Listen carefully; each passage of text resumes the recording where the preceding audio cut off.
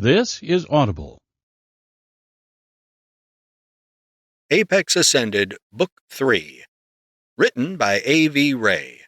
Narrated by Andrew Pond and Kat Riley. Prologue. It was night, and the light of the moon reflected from the rippling waves of the sea beneath me. The air of the Indian Ocean blew past my face at supersonic speed as I flew alongside a nearly invisible advanced jet. A jet being flown by the Wraith, a nighttime vigilante feared by both civilian and criminal alike. Or at least that's who the general public knew her as. To me, she was Jade Kira, billionaire heiress and one of my girlfriends. Sort of.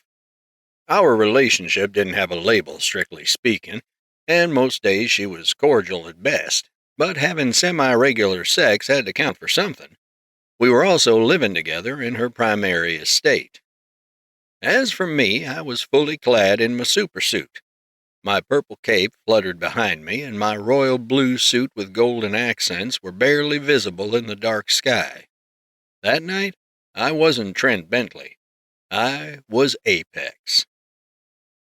I touched my earpiece and slowed down to speak, giving the noise canceling a fighting chance to isolate my voice. "Are you sure it's out here, Jade?" I inquired.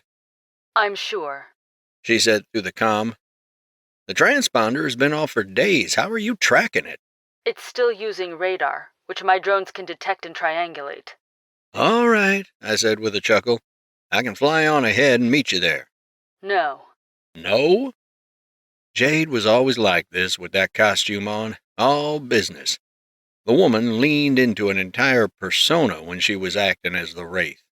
Although some days I was increasingly convinced that the Wraith was the real her and Jade Kira was the facade.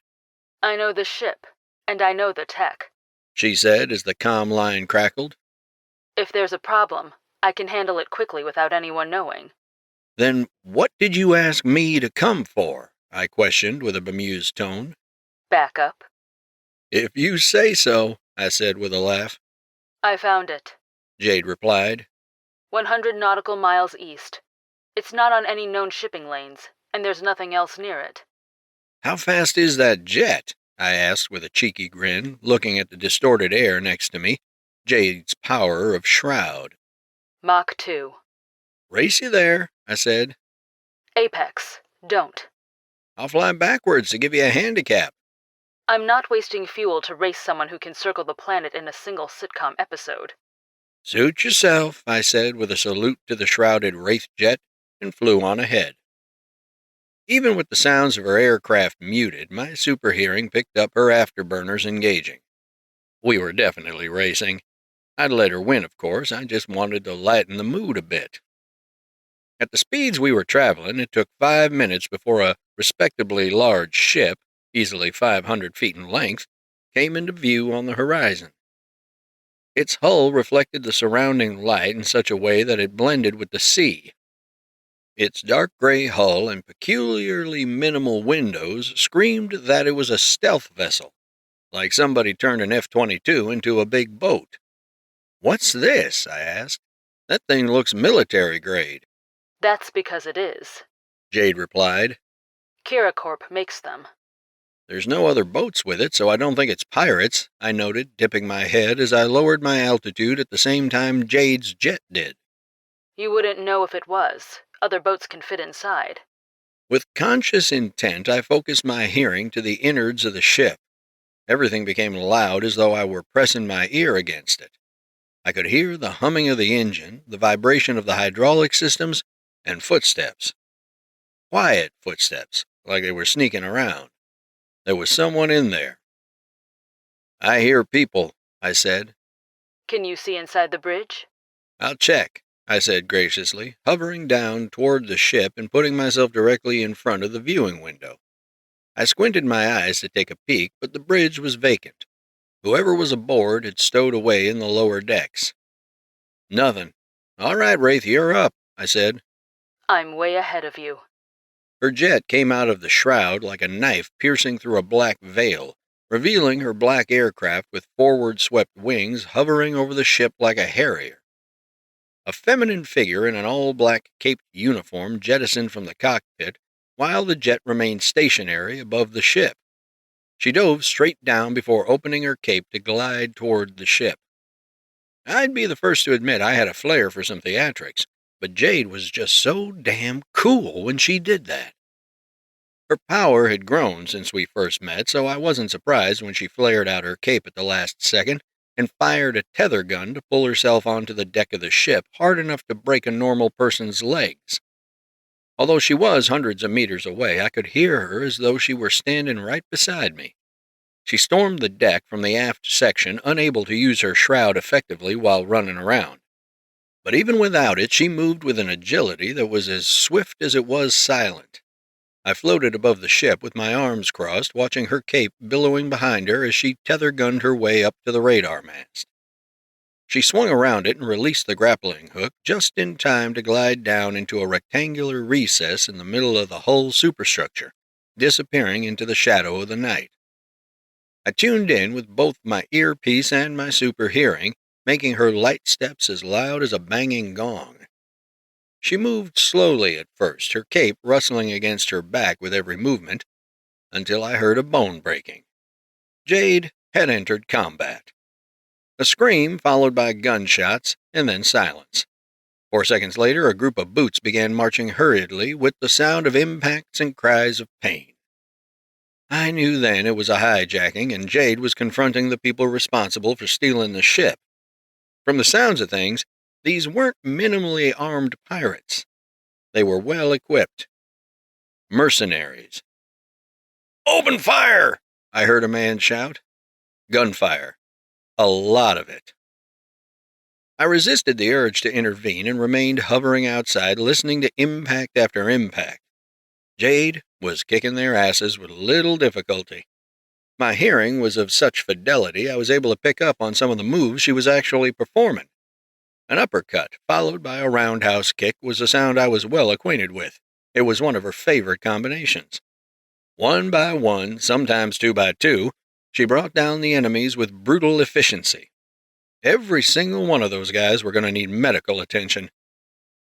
"You done in there?" I asked through the comm. Hold on, Jade replied. One more loud impact noise, followed by a pained groan, and then it was done. Now I'm finished. She followed up. I'm making my way to the... Silence. "What is it?" I questioned. You need to get in here. I found something. She'd barely finished her sentence before I flew down and entered the ship. Rather than rip through the thing like foil, I instead flew through the ship's corridors at high speed. I got lost a few times, having to double back and check a different route, but I eventually found Jade a few seconds later.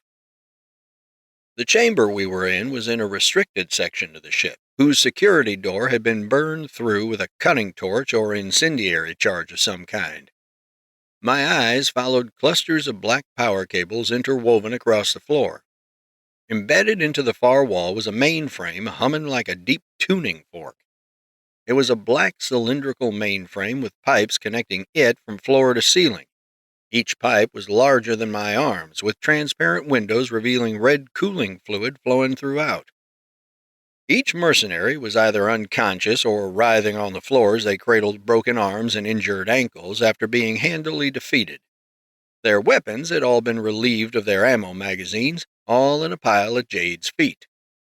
But none of that mattered. None of them mattered. What mattered were the 3 metal capsules filled with glowing purple fluid, and supers in their elemental forms. Supers that I recognized. One capsule contained a dark brown boulder with dried magma encompassing much of it. I knew that one because I once fought him. Slagoth. Overload was there too, taking the form of lightning bolts bouncing around inside it. I didn't know the third one, but it contained green flames or plasma of some kind. "This is a prison ship," I said in astonishment.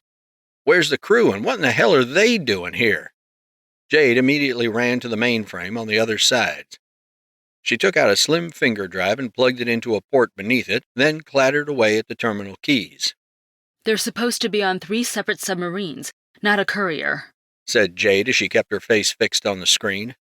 Who gave them the order to move? Who could give them the order to move? I retorted.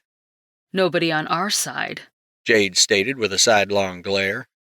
And this computer, this isn't a regular terminal. Then why are you playing with it? It's the kind you use to run an AI, and it's broadcasting. Since when? Since before we came aboard. It's got a satellite connection. I'm cloning the data to see what it is. That won't help, Jade, said a familiar voice through a sound grill in the side of the mainframe. The voice of Seth Mercer. What? I said, stepping toward the machine while Jade sped up. What's this thing doing? Seth's pacemaker, the computer replied. I came online when it stopped. An AI? I surmised. Why are you talking in Seth's voice? Because I am Seth's voice. You could say I am the mind of Mercer, and I'm here to tie up some loose ends. But I needed Jade's codes to unshackle my access, and for you to be here. Of course the asshole would leave some sort of dead man's trigger instead of going in peace. I could punch a person, but I couldn't punch a damn computer program.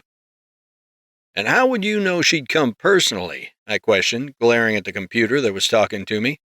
The same way I know everything, by making it happen. He's already uploaded to the net, said Jade, quickly removing her thumb drive and sliding it in her belt. No, I came from the net. I could have heard it coming, too, but my senses were so focused on that room that I didn't hear a torpedo until it cracked the ship with a concussive explosion. Although I could use my powers to extend my perception of time, my reaction speed was very much human if I wasn't expecting something fast. In this case, barely enough time to wrap my arms around Jade and fly straight through the ship until popping out of the top. I carried Jade to her jet, its canopy sliding back on our approach. Are you hurt? I asked. No, Jade responded with a quick head shake. She hopped away from me to land inside her cockpit, seating herself as I looked out into the open ocean, trying to listen for a submarine. Don't bother, Jade said with a beleaguered breath, flipping switches and toggles above her throttle. Even if you found it, what can you do without destroying it? Jade had a point. In that moment, all I could do was rescue the ship and downed mercenaries inside. I flew away in a blur, arcing around the ship before diving into the water. I headed toward the hull breach, grabbing the edges of the mangled opening and stabilizing myself against the pressure. Beating seawater rushed over my body as it flowed into the ship. On impulse, I acted, lurching forward so my hands could find purchase on any metal surface within reach. Like peeling the lid of a tin can, I tore entire chunks out of the inside of the ship and used heat vision to weld them onto the hull. Piece by piece, I fastened them amongst each other like a patchwork roof, sealing the breach before moving beneath the ship. I flattened my back against the bottom of the boat and pushed, lifting the boat slightly before its own handy design and buoyancy were allowed to handle the rest. Although the act only took a short time, by the time I'd flown back up to check on Jade, it was already too late. There were 3 more holes in the top of the ship, each one scorched on contact by the supers who'd surely flown out of it. The supers had broken containment. Chapter 1. The men in black sure knew how to take their sweet time. It had been days since the ship containing the supers had been recovered, but we left the ship and the injured mercenaries to be handled by Uncle Sam.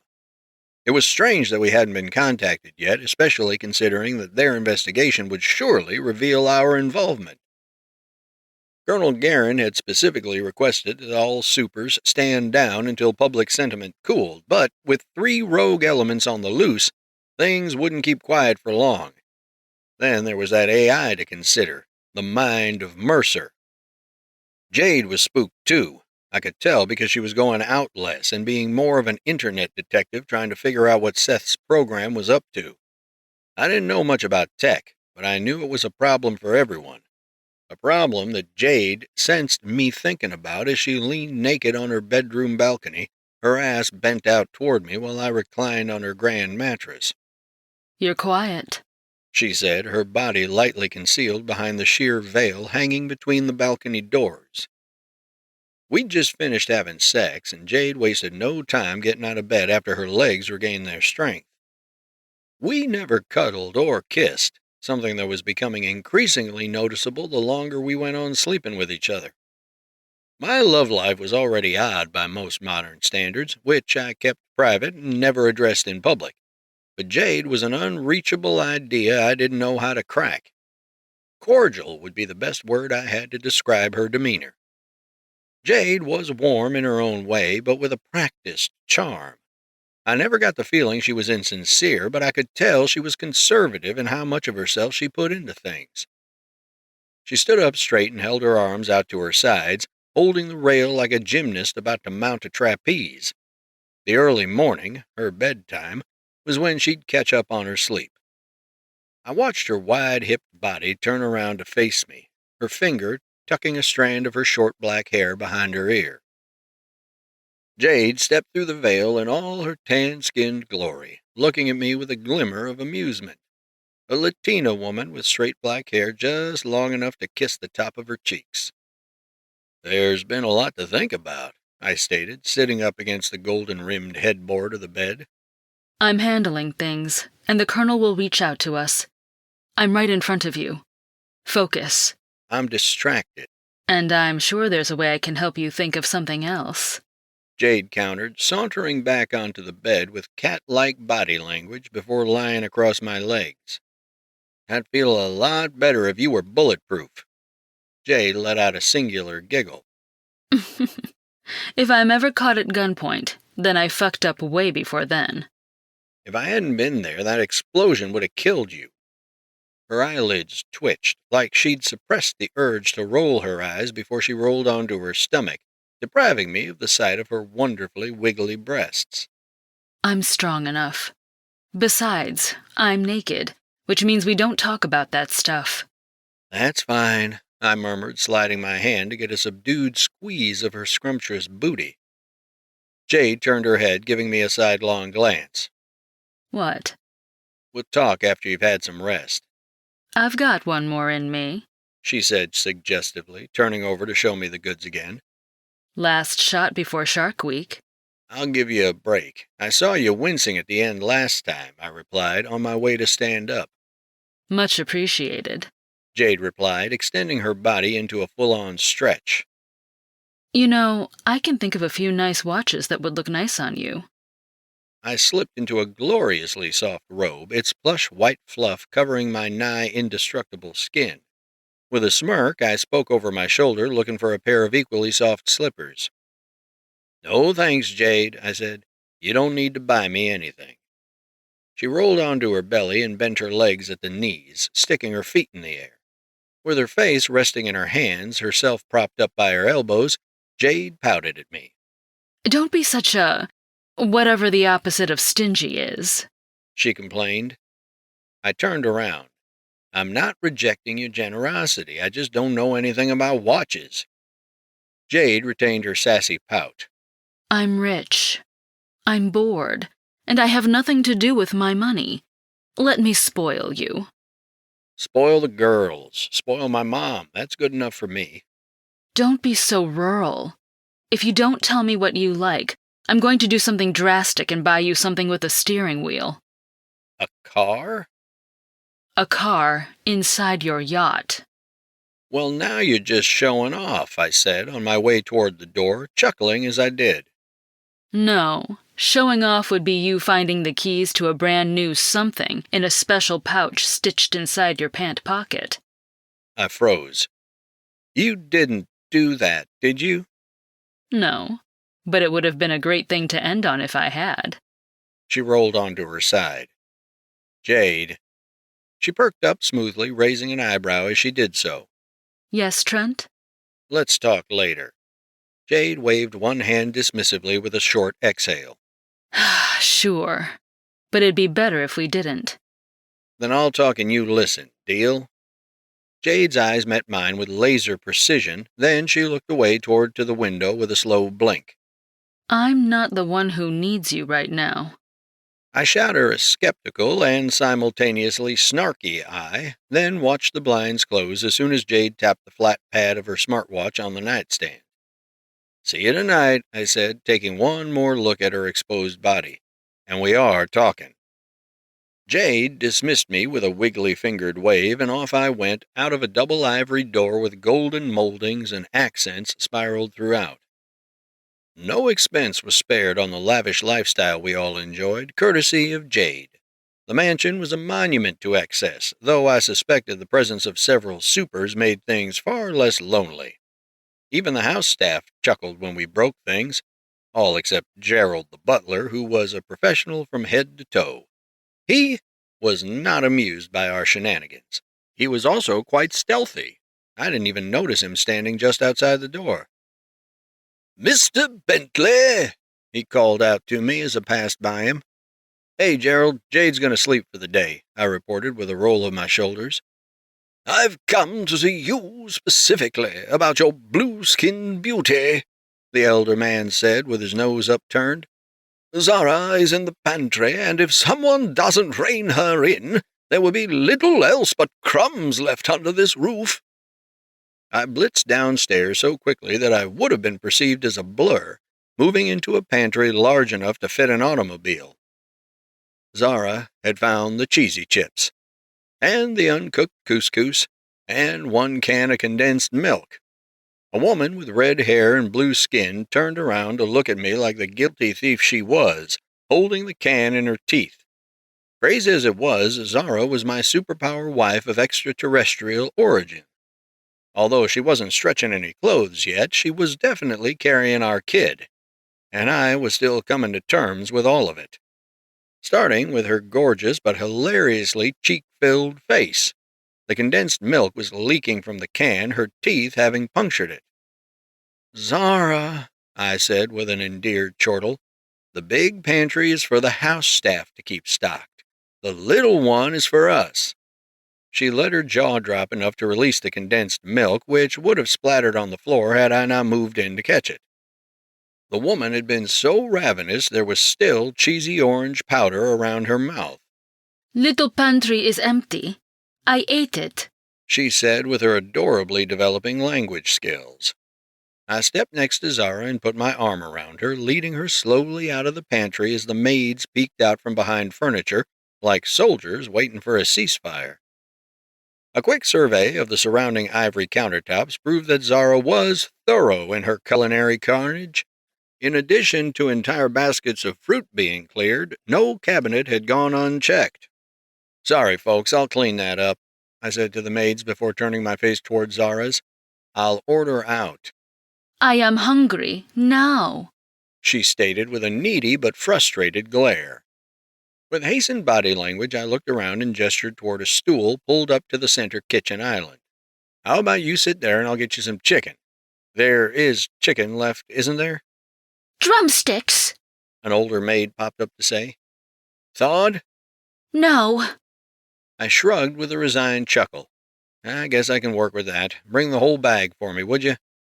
Heat vision never ceased to be a handy thing. I had a dozen wings roasted up and ready to be seasoned faster than she could glance toward the last remaining wheel of Stilton cheese, which was being kept in the clutches of a blushing maid. After devouring 6 pieces of chicken, Zara leaned sideways against me. She was still chewing, her mouth covered in barbecue sauce along with everything else. "It is getting worse, Trent," Zara managed to say after swallowing. "Mostly I am fine. Then I become so hungry." "Are you feeling better now?" I asked, rubbing her back in reassuring circles while one of the maids confiscated the remainder of Zara's plate. I took a handkerchief and wiped her mouth for her as she nodded.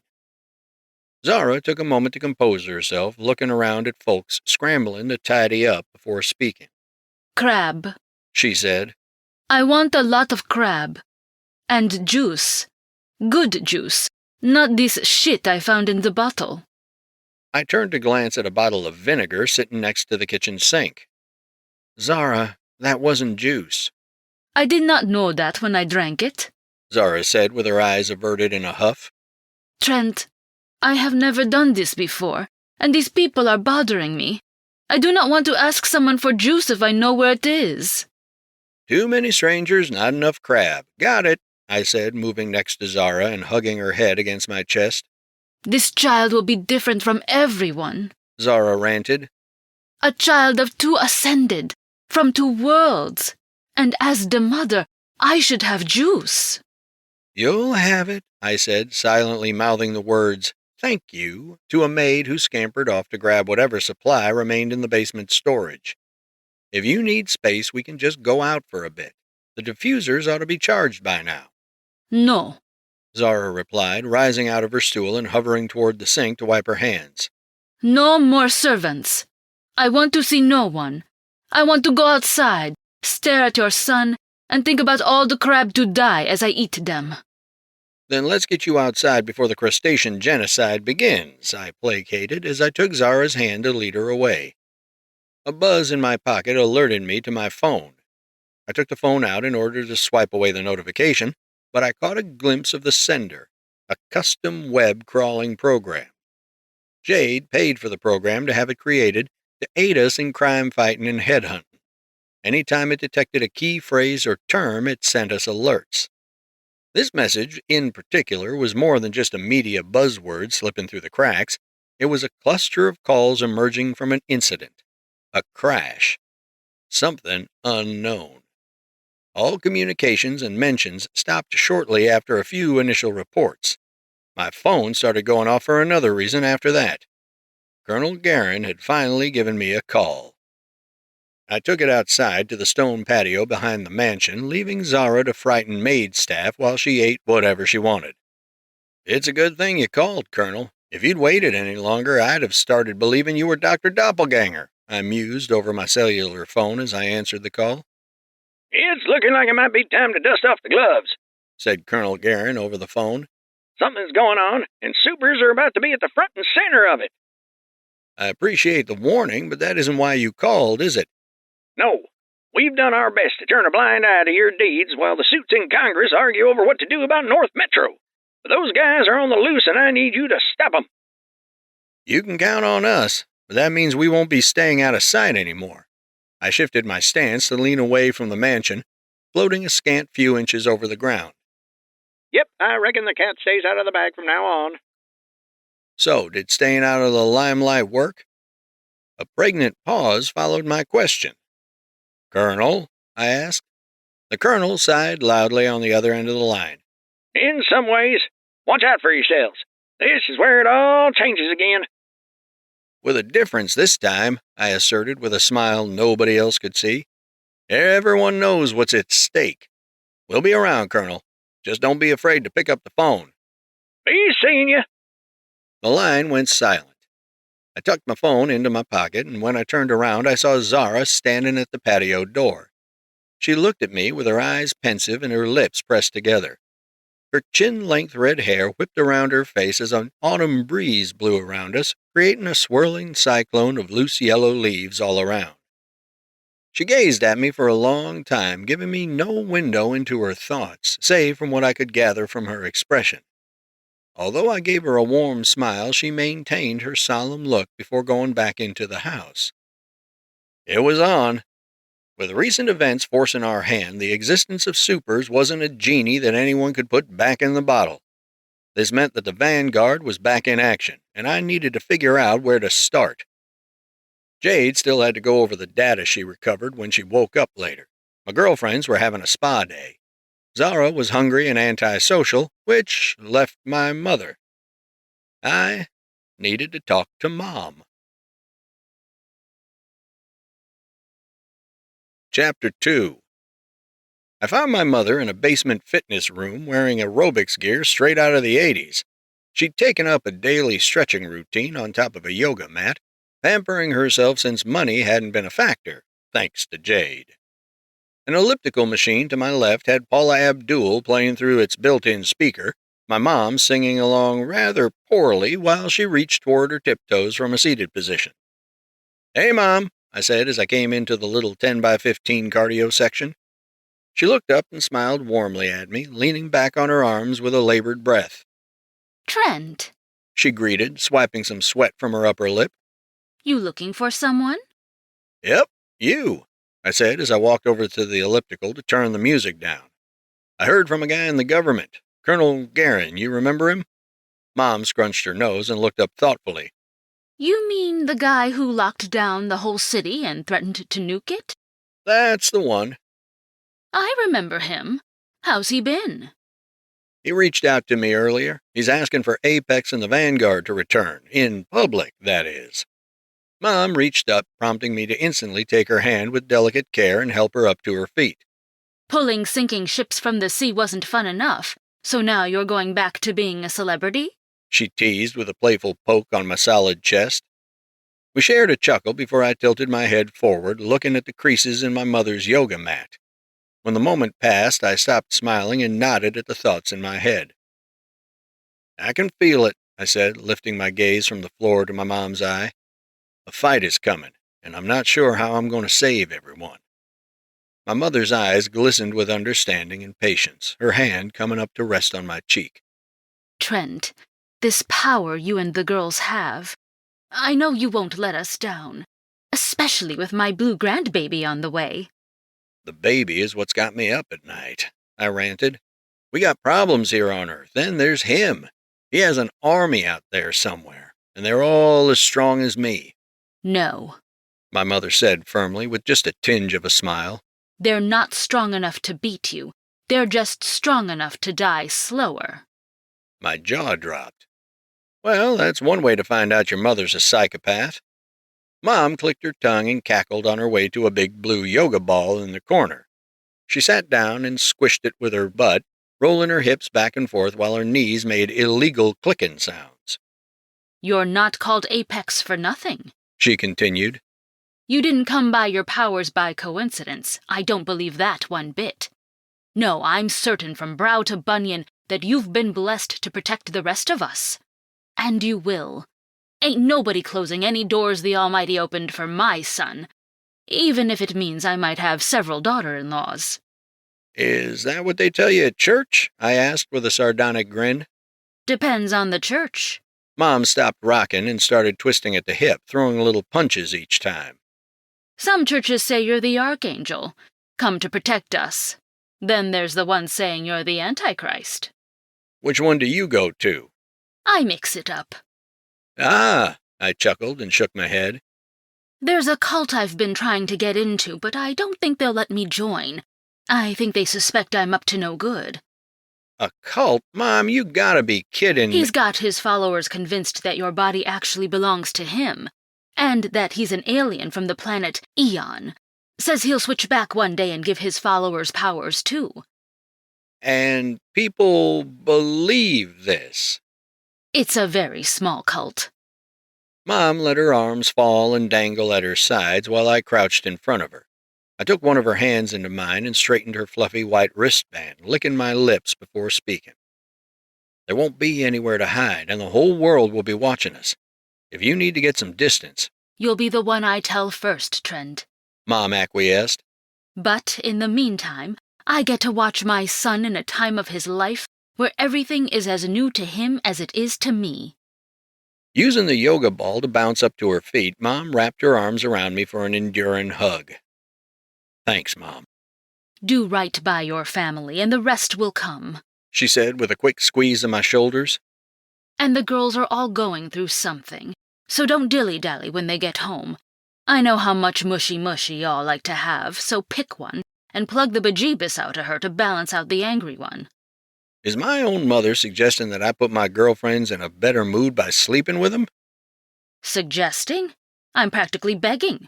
They break more things when they're in a mood, my mom said with narrowed eyes of mischief. Just don't crack foundations, like you did at the cabin. I sighed. Not that you need to know this, but that wasn't my fault. I was, pulled. It was Ivy, wasn't it? I'll never forget what she did with the bubbles. Excuse me? Mother inquired with her hands on her hips. I flinched, realizing that I had absent-mindedly referenced something I was never going to share with my mom. The inside joke, I fibbed. Anyway, I just needed to bounce my thoughts off somebody, and this helped. Thanks again. I'm going to take off. I kissed my mom's cheek with a dash on my way to the door. My mom called to me at the last second. What are you going to do? She asked.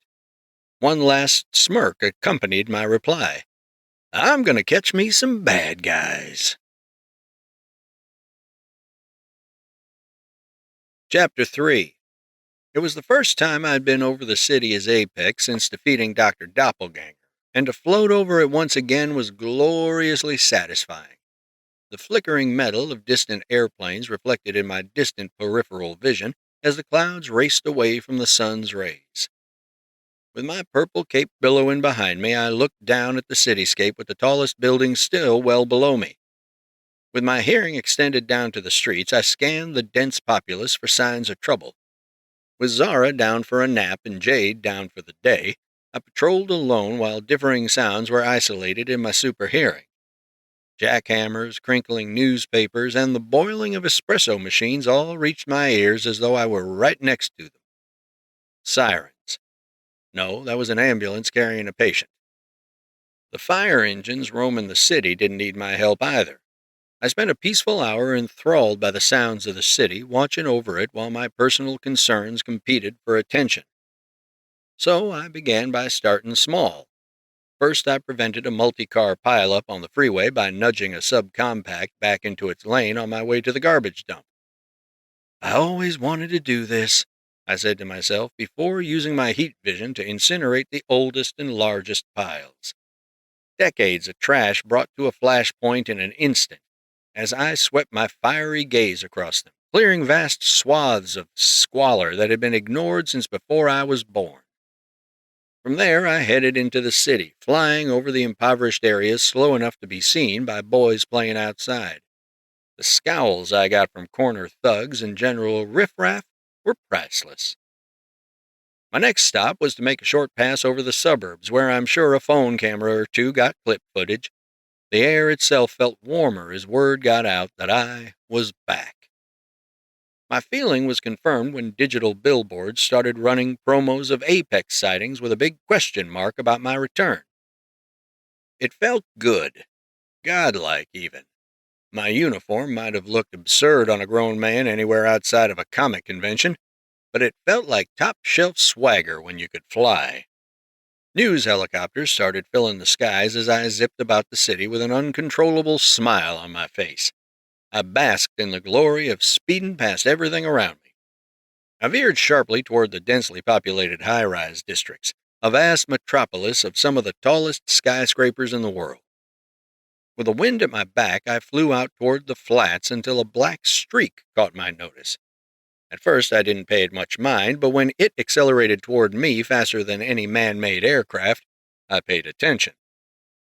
Halting in midair, I steeled myself for a collision and instead saw the familiar face of Agent Bronner flying up to me.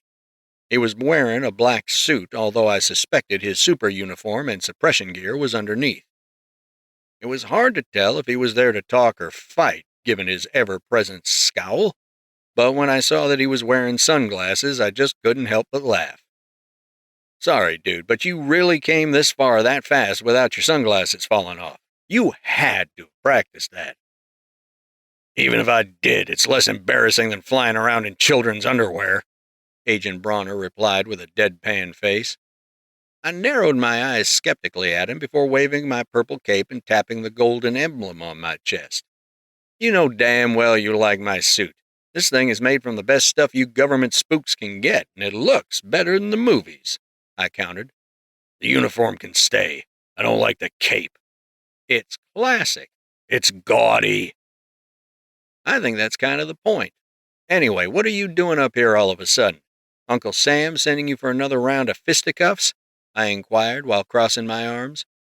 Agent Bronner reached slowly into his inside jacket pocket and retrieved a simple white card before holding his arm straight out to me with the card pinched between his first two fingers. I reticently took the card and brushed my thumb over its surface. This is regular paper, I said. It is, Agent Bronner confirmed with zero emotionality. Seriously? A superpowered government agent comes up here with a paper card?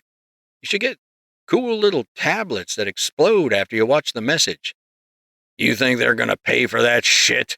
Agent Bronner spat as he carefully adjusted his suit jacket. Besides, I can think of 6 ways that's a dumb idea off the top of my head. Cool factor trumps all. Hence the sunglasses. I nodded in agreement with a thoughtful eyebrow raised. Touché, I said, looking at the card which had a series of numbers I recognized as latitude and longitude. What's this? The new location of Cobalt's wreckage, Agent Bronner said as a commercial airliner flew over our heads. You moved Zara's ship? I asked with thinly veiled discontent. That wasn't the deal. We have reason to believe its location has been compromised and that bad actors intend to obtain it. So we are taking steps to prevent that from happening. Where have you been, anyway? What do they even have you doing? I know you won't answer, but it's strange that you aren't paraded around publicly. The DOD doesn't have superheroes. It has assets, Agent Bronner retorted before rotating his body so that I was to his right. You're going to want to memorize those coordinates. You might need them sooner than you think. Who's coming after her ship? I questioned sternly. Agent Bronner rotated the rest of the way to turn his back to me before speaking over his shoulder. Something Seth Mercer left behind. I glared at Agent Bronner before taking a look at the card, only for him to fly away at such speed that the sonic backblast ripped the paper to shreds while it was still in my hand. Good thing I memorized the numbers. And he wasn't fooling anybody, he was definitely trying to be cooler than me. Challenge accepted. I was going to need to pay that ship a visit, what was left of it anyhow. That meant that after a proper conversation with all the girls about my daily doings, I was going to be bringing someone special along for the trip. Someone much smarter than me. Someone who also had superpowers ever since I deposited a series of radioactive samples straight from my cock. Dr. Vanessa Spencer. Chapter 4. The pool water behind Jade's mansion rippled as I landed beside it hard enough to make a loud impact. Any harder and I would have cracked the thing, but I'd gotten a much better handle on my powers since I first had them. However, the noise of my arrival hadn't gone unnoticed by anyone with super hearing. In this case, a short, skinny ginger girl with short hair swept off to one side. And she was wearing her supersuit, fully decked out in a red bodysuit with a black cape. Wildfire. She'd come from inside the house through a window and moved to intercept me at a speed no human eye could register before suddenly appearing in front of me. Her arms were crossed beneath her petite breasts, and her expression was a red-faced, scrunchy-nosed scowl. "Hey, Ivy," I said with a chuckle. "What's up?" A haze of undulating flames appeared as an aura around her body, the ends of her eyebrows cocked all the way up. Seriously? She said, with a voice that sounded like it had either been doubled or was followed by a quick echo. It's all over the news, and you went without me? I floated forward and put my hands on her hips, my skin completely invulnerable to the effects of the mild flame situation she had going on. It started with me the first time, so I thought it best if I showed my face before you upstage me with that cute little face of yours, I replied with a sly grin. Ivy was placated enough for her flames to abate, but her sour disposition remained. She kept her arms crossed while I playfully rocked her side to side like a weeble-wobble to cut through her mood. So then, when do we get to go? She questioned. Whenever you want. What, you're itching to be famous again? I teased. She punched me in the chest hard enough for it to sound like a thunderclap, looking outraged. I didn't flinch. You know I don't give a shit about being famous. I'm talking about getting out there without having to sneak around like Jade. Ivy spat before averting her eyes. We've never teamed up before. We've teamed up plenty of times, I argued. Ivy didn't lean into my embrace, but she didn't budge either. No, I'm talking about Apex and Wildfire, not Apex and the entire fucking Vanguard. It was never anything against you, babe. It just worked out that everyone was together for our big fights. Ivy re-engaged solid eye contact with a light blush of her cheeks. Then let's go on patrol. Right now? The others are going to want in if we wait. Come on, let's go, she whined. Ivy started to take off, but I caught her just in time by the hem of her cape. Hold your horses, kitten tits, I said while pulling her back down to level with me. Now that everyone knows we're back, I suspect there won't be much crime for the rest of the day. Give the news cycle the night to spin their stories while you and I can use the hot tub." She cracked a brief smile, then shook her head. Hot tubs aren't even hot to me anymore. "Then we'll find an active volcano." Ivy balled her fists in front of her face and stood up on her tiptoes. You mean it?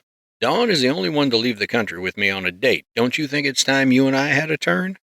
Appeased, Ivy let her guard down and grinned. Okay. I like your answer. "Why, tell me when you can show me," I suggested with a flirtatious smirk. Ivy flew straight into me and planted a kiss on my lips, then suddenly looked skeptical with her arms still wrapped around my shoulders. Wait, what have you promised the others? "Tonight? Well, Zara needs a little time to cuddle while she copes with some things. I won't see Jade until she wakes up later, so other than a quick word with Vanessa, my day is pretty open." Ivy groaned to the sky and stomped her feet hard enough to crack the concrete 6 inches in all directions. Ugh, then we don't have time. You need to talk to Dawn and then talk to Casey. "What's the matter?" I asked with reticent curiosity.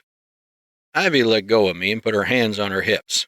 You said it wasn't personal that we never teamed up, and I believe you. So they might be feeling like you're mad at them. "Mad at them?" I blurted out. "What could I possibly—" "Ivy, what did I supposedly do this time?" You didn't hear this from me, but Dawn feels like she's third-wheeling it, and the only reason you're with her is so she doesn't feel left out. I pinched the bridge of my nose and sighed with my other hand on my hip. With a slow shake of my head, I collected my wits about me and asked the pertinent question. "What started this?" I inquired, pressing my palms together as I waited for the inevitable.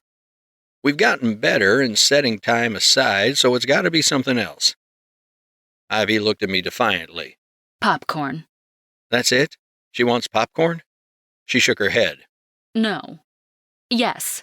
I mean, you didn't have popcorn with her on movie night. "Yeah, so?" I questioned while crossing my arms and floating slightly to the side. You always have popcorn on movie night, but you did it with us and not with her. "That's because Zara ate all the popcorn before anybody knew to go to the store that night. Seriously, that's what started her fussing? We had nuts and chocolate." Ivy narrowed her eyes as the flame aura returned. You had two snacks on movie night with Dawn and not with me? My ears rang like an angel was shouting at me to escape. "Before you go there, you know what Dawn and I didn't do on movie night that only you did?" What? Ivy said in an impertinent tone, tapping her right foot impatiently. I pulled Ivy close to me, ascending a few feet as I did. "You poured boiling hot caramel on my cock and sucked it off through a hole in the bucket." She laughed. Asshole. Okay, I get it. Sorry. That isn't what I want to talk about anyway. Just communicate that to Dawn and then check on Casey. That way, I don't feel guilty when I steal you later. "Will do," I said, pecking Ivy on the lips to punctuate it. "Catch you later." You think you can? Ivy sassed. You might be faster in a straight line, but you still can't tag me. "I don't have to. You'll come to me," Oh, yeah? Ivy said with an intrigued expression. "Yeah." I reached behind her and squeezed her little booty. "We can use that bed Vanessa invented before I make my rounds." Ivy smiled with satisfaction. We're fucking right now? "We are, right now. Be naked in the basement and I'll come down with some towels." Ivy's body shimmered and vibrated for a split second, and then she was suddenly standing in a completely different posture. It's done. "What's done?" I already got the towels. Come on, you said we can have sex. Ivy whined.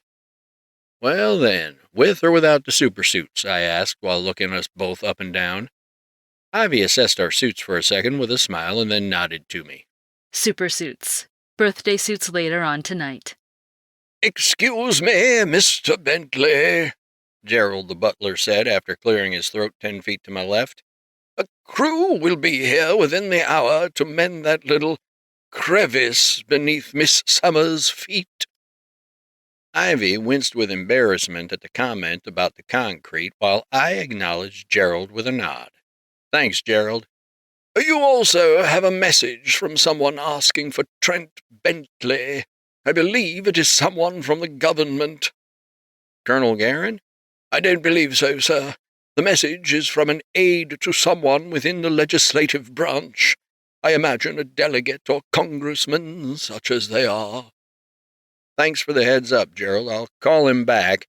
Ivy shot me a look that could incinerate atmospheres in half an hour. Chapter 5. I retrieved a little folded piece of white square paper from a silver tray on a hallway lamp table, wearing nothing under my bathrobe, following some one-on-one with Ivy. With the number dialed into a Wi-Fi burner number, I called the number Gerald provided and was answered by a young woman. Senator Harris's office. How may I help you? Hey there, I'm returning a call I received from someone in your camp. The name's Trent Bentley. I tucked the paper into my robe pocket, taking care not to crinkle or crush it. Yes, Mr. Bentley. Would you be available to meet with the senator? Any travel concerns or considerations can be addressed at our expense. This is all very random and sudden, I replied. How has he even heard of me? You were the head logistics technician at Remedium before the incident, and Senator Harris is seeking justice for victims of the destruction.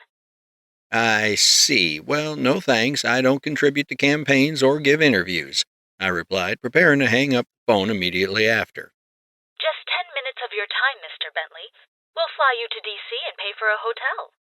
My internal alarm bells started flicking on and off. I knew this senator was just looking to further his own career, and politics were the last thing I had interest in. The whole thing reeked of drama waiting to happen, so I shut it down. Justice for the victims of destruction sounds an awful lot like a smear campaign against supers. Without them, those malefactors would have overrun the planet. You can tell Senator Harris that I'm not interested. Bye-bye now. Click. Call ended. I had a feeling that wasn't going to be the end of it, but I sure as hell wasn't going to contribute to that kind of circus. We already had enough problems to deal with, so politics felt petty by comparison. Then I heard someone walking around the corner at the end of the hall.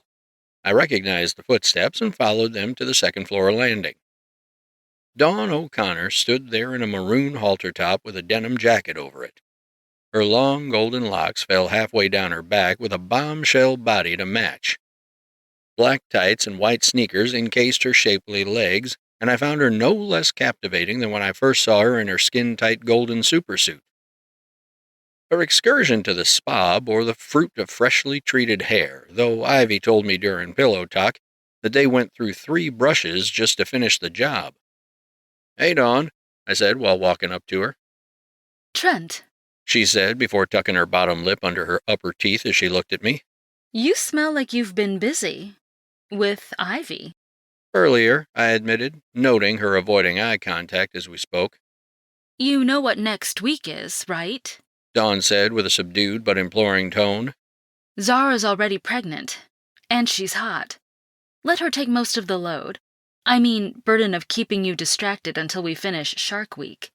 Crossed my arms and smirked at her, deciding to lighten the mood with a little teasing. You make it sound like all of you are interchangeable. You're not. But I take your point. My pull-out game could use some improvement. Your pull-out game is non-existent, Dawn said with a mild giggle. I didn't hear you complaining last time, I said in a low voice as I stepped into her. She averted her eyes with body language like she wanted to leave, but I doubled down on lightening the mood. Come on, Trent. Not here, Dawn said with a rapid series of flustered blinks. I replied while putting my hands on her hips. You haven't smiled at all since we started talking. You know I gotta do something about that. It's fine, Trent. I'm just thinking about things. Dawn's eyes remained avoidant. I persisted. Then let's make a little time right now to help you get some things off your mind. Did you eat while you were out? Dawn raised both eyebrows. We had to. Zara eyeballed her sword a little too hard the last time we had dumplings. So then no going out for a bite, all right, I said while touching her chin and waiting for her to make eye contact. Come on, sunshine, talk to me. If you didn't want me to notice you in the hallway, you'd have stayed out of sight. Dawn searched my eyes while holding on to my arms, then closed her eyes and nodded. I'm still learning how to do this, she admitted. So am I said, opening my arms so that Dawn could step in and be wrapped in my hug. As long as we look out for each other, we can always work out the details. Okay. I lifted Dawn's face with my finger beneath her chin. We're the first of our kind, and we're making this up as we go along. Who else gets to race to Paris for their first date? Dawn smiled brightly after that, her eyes stricken with the memory of where we had our first kiss. That was a really good day, Dawn remarked softly before looking up at me with endearing eyes. I want another like that. But not Paris. Somewhere close to Paris. Paris adjacent. Consider it done, I vowed before sealing our agreement with a kiss. I'm gonna go look at maps, Dawn said with a big smile and barely contained excitement. A burst of air and one streak of gold later, she was gone, flown off. Relieved that I'd managed to smooth things out, I decided to try and continue my winning streak by finding Casey. She was nowhere to be found on the second floor, so I opened up my super hearing and listened out for her. Her jingling charm bracelet gave her away, along with the sound of her cell phone playing a video. It was a news report. Senator Harris had put together some sort of committee and was seeking to subpoena or outright charge former employees of Remedium for damage done at the hands of supers. There were even accusations of conspiracy, given that both supers and malefactors appeared publicly on the same day. Pure theater, and I knew it, but it gained enough traction that this guy was clearly going to need to be dealt with. My phone vibrated the very instant every screen in the house was triggered by the emergency broadcast system. After a round of immensely grating electronic screeches, a message appeared. An unusual weather system was rapidly forming over the center of North Metro, and everyone was being advised to remain indoors. Trent! I heard Casey shout from downstairs. I swiped my screen to a live stream of the atmospheric disturbance, at a freeze frame of what looked like a humanoid figure moving through the clouds. It was Overload. Chapter 6. I'd never seen this kind of weather control before. A funnel of gray clouds swirled over the demolished ruins of Remedium, a torrent of rain and sleet bearing down on the city. Strobing blue flashes of electricity permeated the cloudy skies for miles in all directions, demonstrating a far greater power than when I'd first encountered this guy. While my hair became wet from the barrage of huge raindrops, my waterproof suit remained gloriously dry. I cut through the water fast enough to leave a splashing tunnel of droplets in my wake. I made a wide turn toward ground zero, then shot abruptly up into the eye of the storm. Stopping right in the middle of the maelstrom, Overload disappeared and reappeared all around me like a gallery of silhouettes. "If you're after my attention, you've got it," I said in a blaring voice out into the forming tornado. The flashing lights and thunderclaps didn't stop. "Where's the rest?" Overload questioned in an electric voice while his rapid movements continued. "Don't worry, they're watching. Even if you get past me, you won't get past them," I replied. "Where's your buddies?" "Didn't come. Don't need them. I've learned a lot since last time." "I'm not sure if I should be offended, but I guess that makes things easier," I said while looking around to follow his movements. "I've made some progress, too." With my chest out and my biceps flexed, I parted my lips and took a deep breath. When I exhaled, my wildly billowing cape fluttered straight back at the same time I unleashed a torrent of raw force from my open mouth. It sounded like a deep bass at first, then crescendoed into a rushing hum, as though a giant tuning fork had been struck. The clouds in front of me gave way to blue skies as my power breath blasted it clear. Wisp by wisp, plume by plume, I dispersed the clouds faster than they could reform until my eyes started glowing red as I readied an optic hotshot. "Now's the time to tell me what you want, then I gotta bring you in," I said. The turbulence abated and Overload came fizzling to a halt in the air ahead of me, adorned in his blue armor with overlapping panels like some kind of techno-knight. This time around, he didn't have a condensed skull of electricity, he had a normal face and hair. Mostly.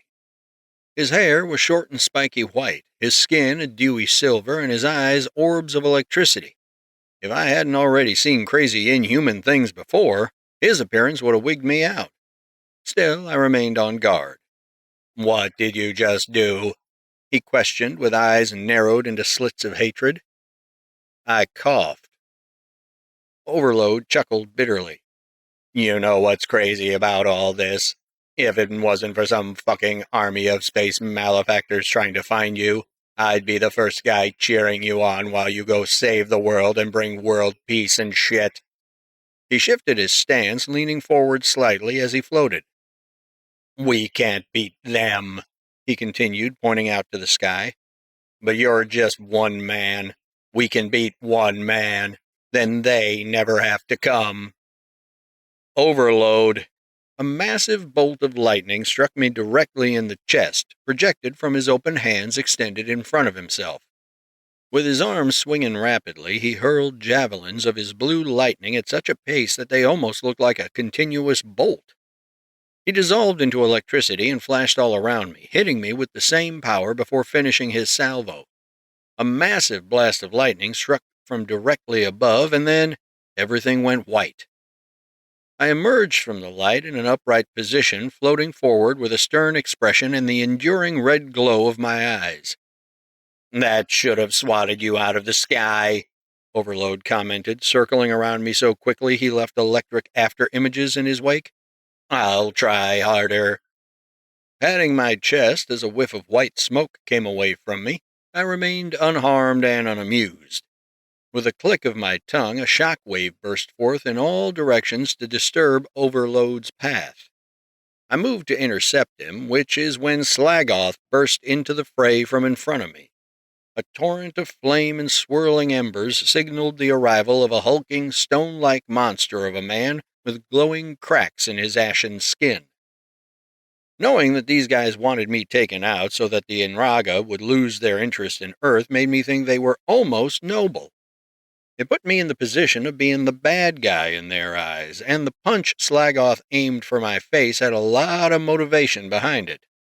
I caught his large fist on my palm rather than take it on the chin, a sharp thunderclap occurring on contact.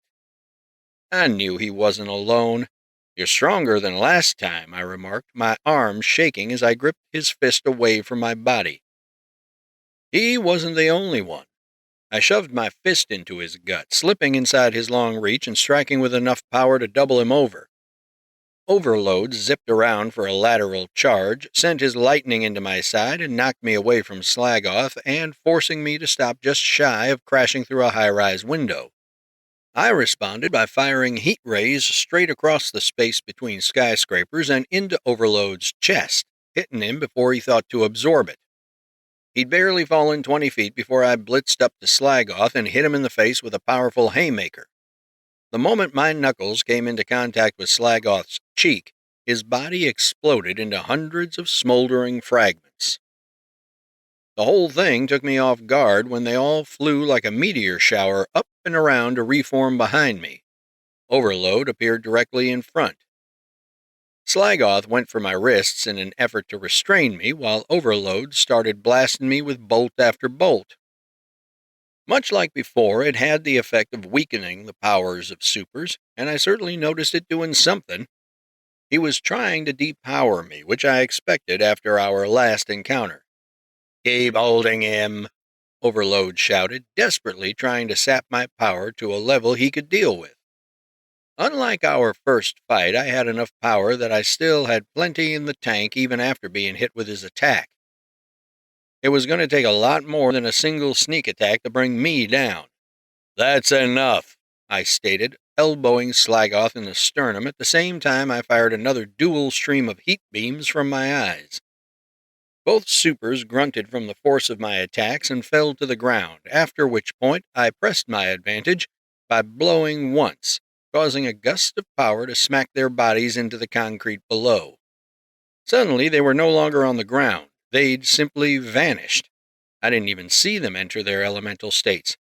Then a fist hit me in the cheek, from Overload this time. He was right next to me. The blow was far stronger than anything he'd hit me with before, and then Slagoth was suddenly behind me. When did he get there? Overload came with the lightning again, but it felt different that time. Hotter and more explosive.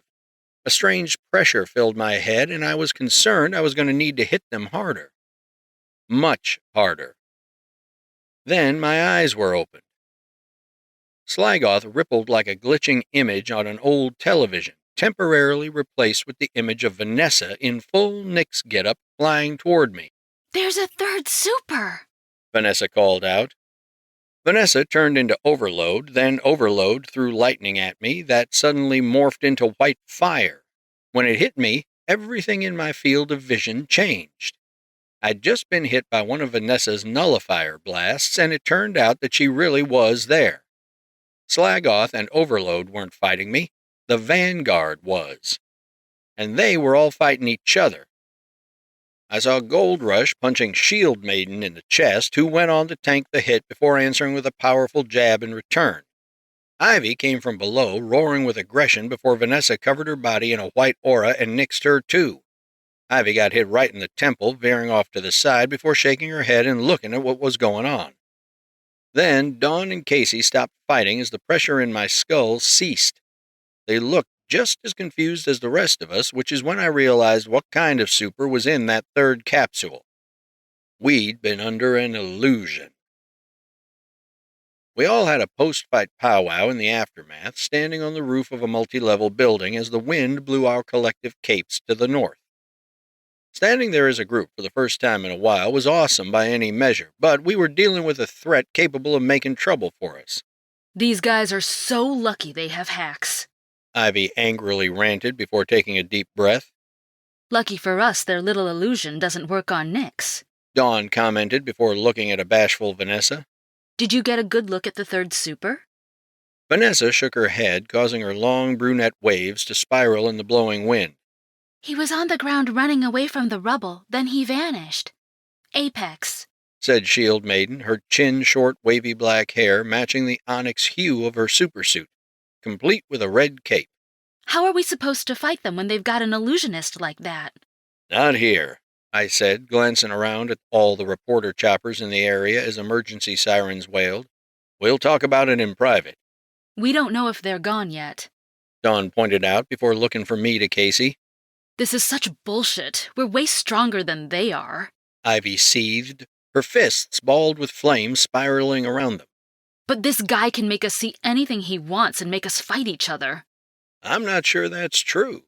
The second part, I reckoned. I didn't see anything about the world change, just us. "He's right," Vanessa said with a back-and-forth gaze. "His abilities must have limitations. I need more samples. Another fight."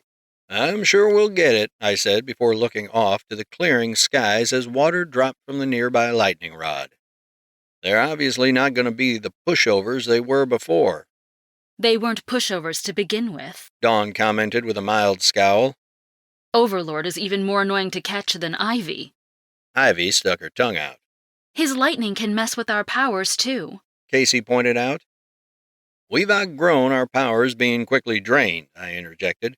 His lightning had some kick, but we're much stronger than before.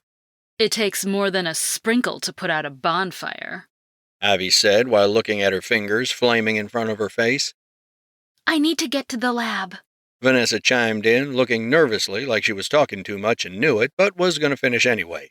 "I don't know how he's putting images in your minds, but I have some ideas about how to counter it."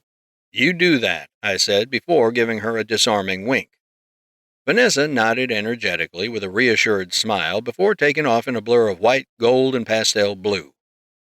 Damn, her thickness looked good in that suit. I was looking forward to seeing her in her signature rectangular glasses later, which she wore solely because I liked the nerdy look on her. Dawn put her hands on her hips and looked at me with exasperated realization. "This forces us to fight alone." Casey shook her head. "That just makes it easier for them to overpower one of us." We'll need the Wraith to help us stop the illusionist. She has the shroud, I stated. Dawn scoffed. "Little Miss I Am the Night doesn't fight during the day." She will if I ask her, I asserted. Casey stifled a giggle. "Wraith wants the wiener." Ivy groaned. Ugh, I'm going back. I'll change direction a few times on the way there. She was gone after that, vanished in a trail of fire. So, are you going home, or? Dawn asked, while Casey went to the edge of the roof and looked down toward the former fight site. Yep, I don't think those three are going to come back out. They're going to regroup and do the same thing we're doing, I replied. I'm not worried about them, Casey offered before turning away from the horizon to look at us with a warm smile. They can be practice for the real showdown. Her confidence and faith in our team brought a smile to my face. I nodded to her in agreement, with Dawn's harder expression faltering into a smile.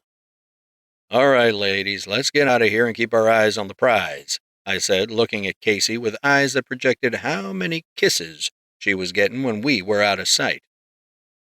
The three of us formed up, me at the center, planted our feet, and took off for the mansion. Chapter 7. The news coverage was a mixed bag. On one hand, there was much fanfare about the return of myself and all the girls, but it was the super-powered free-for-all that took over the airwaves. Although the footage showing the girls being badass was otherwise captivating, none of us liked it. Nobody except Vanessa and Jade, who watched and rewatched every angle of footage they could find on the internet. Zara giggled incessantly at the enormous display in the underground laboratory, watching a clip of Dawn punching Ivy in the face while everyone was under the illusion. Vanessa was shown doing a sort of dodging dance to avoid Casey's kicks before the illusion switched opponents. All in all, it was far from our best showing. It's not funny, Zara, Ivy complained with her arms crossed. Dawn's got a mean swing. Sorry, Dawn said with a cringe, sucking air through her teeth. Zara pointed at Vanessa. Ha! Ha ha ha ha ha ha! You are very bad at fighting. Vanessa looked at me, blushed, then shrugged. Casey put her arm around Vanessa's shoulder and gave her a little side hug, while Zara remained amused at our expense, her entire way upstairs. None of you are skilled fighters, Jade commented while turning a dial on the giant console to rewind the footage on one of 10 video screens. Dawn frowned while Jade kept her eyes on the screen. That's not true. We've been trained. Trained in what? Patty cake? Jade retorted. Every other woman's jaw dropped. Casey and Dawn both traded a look of incredulous shock, then Dawn defended her honor. We had a 6-week kickboxing camp. I never said you weren't trained. I said you weren't skilled, Jade said, freeze-framing a shot where I exchanged blows with Casey. There. That's when the switch-off happens. The way he made you all change targets was deliberate.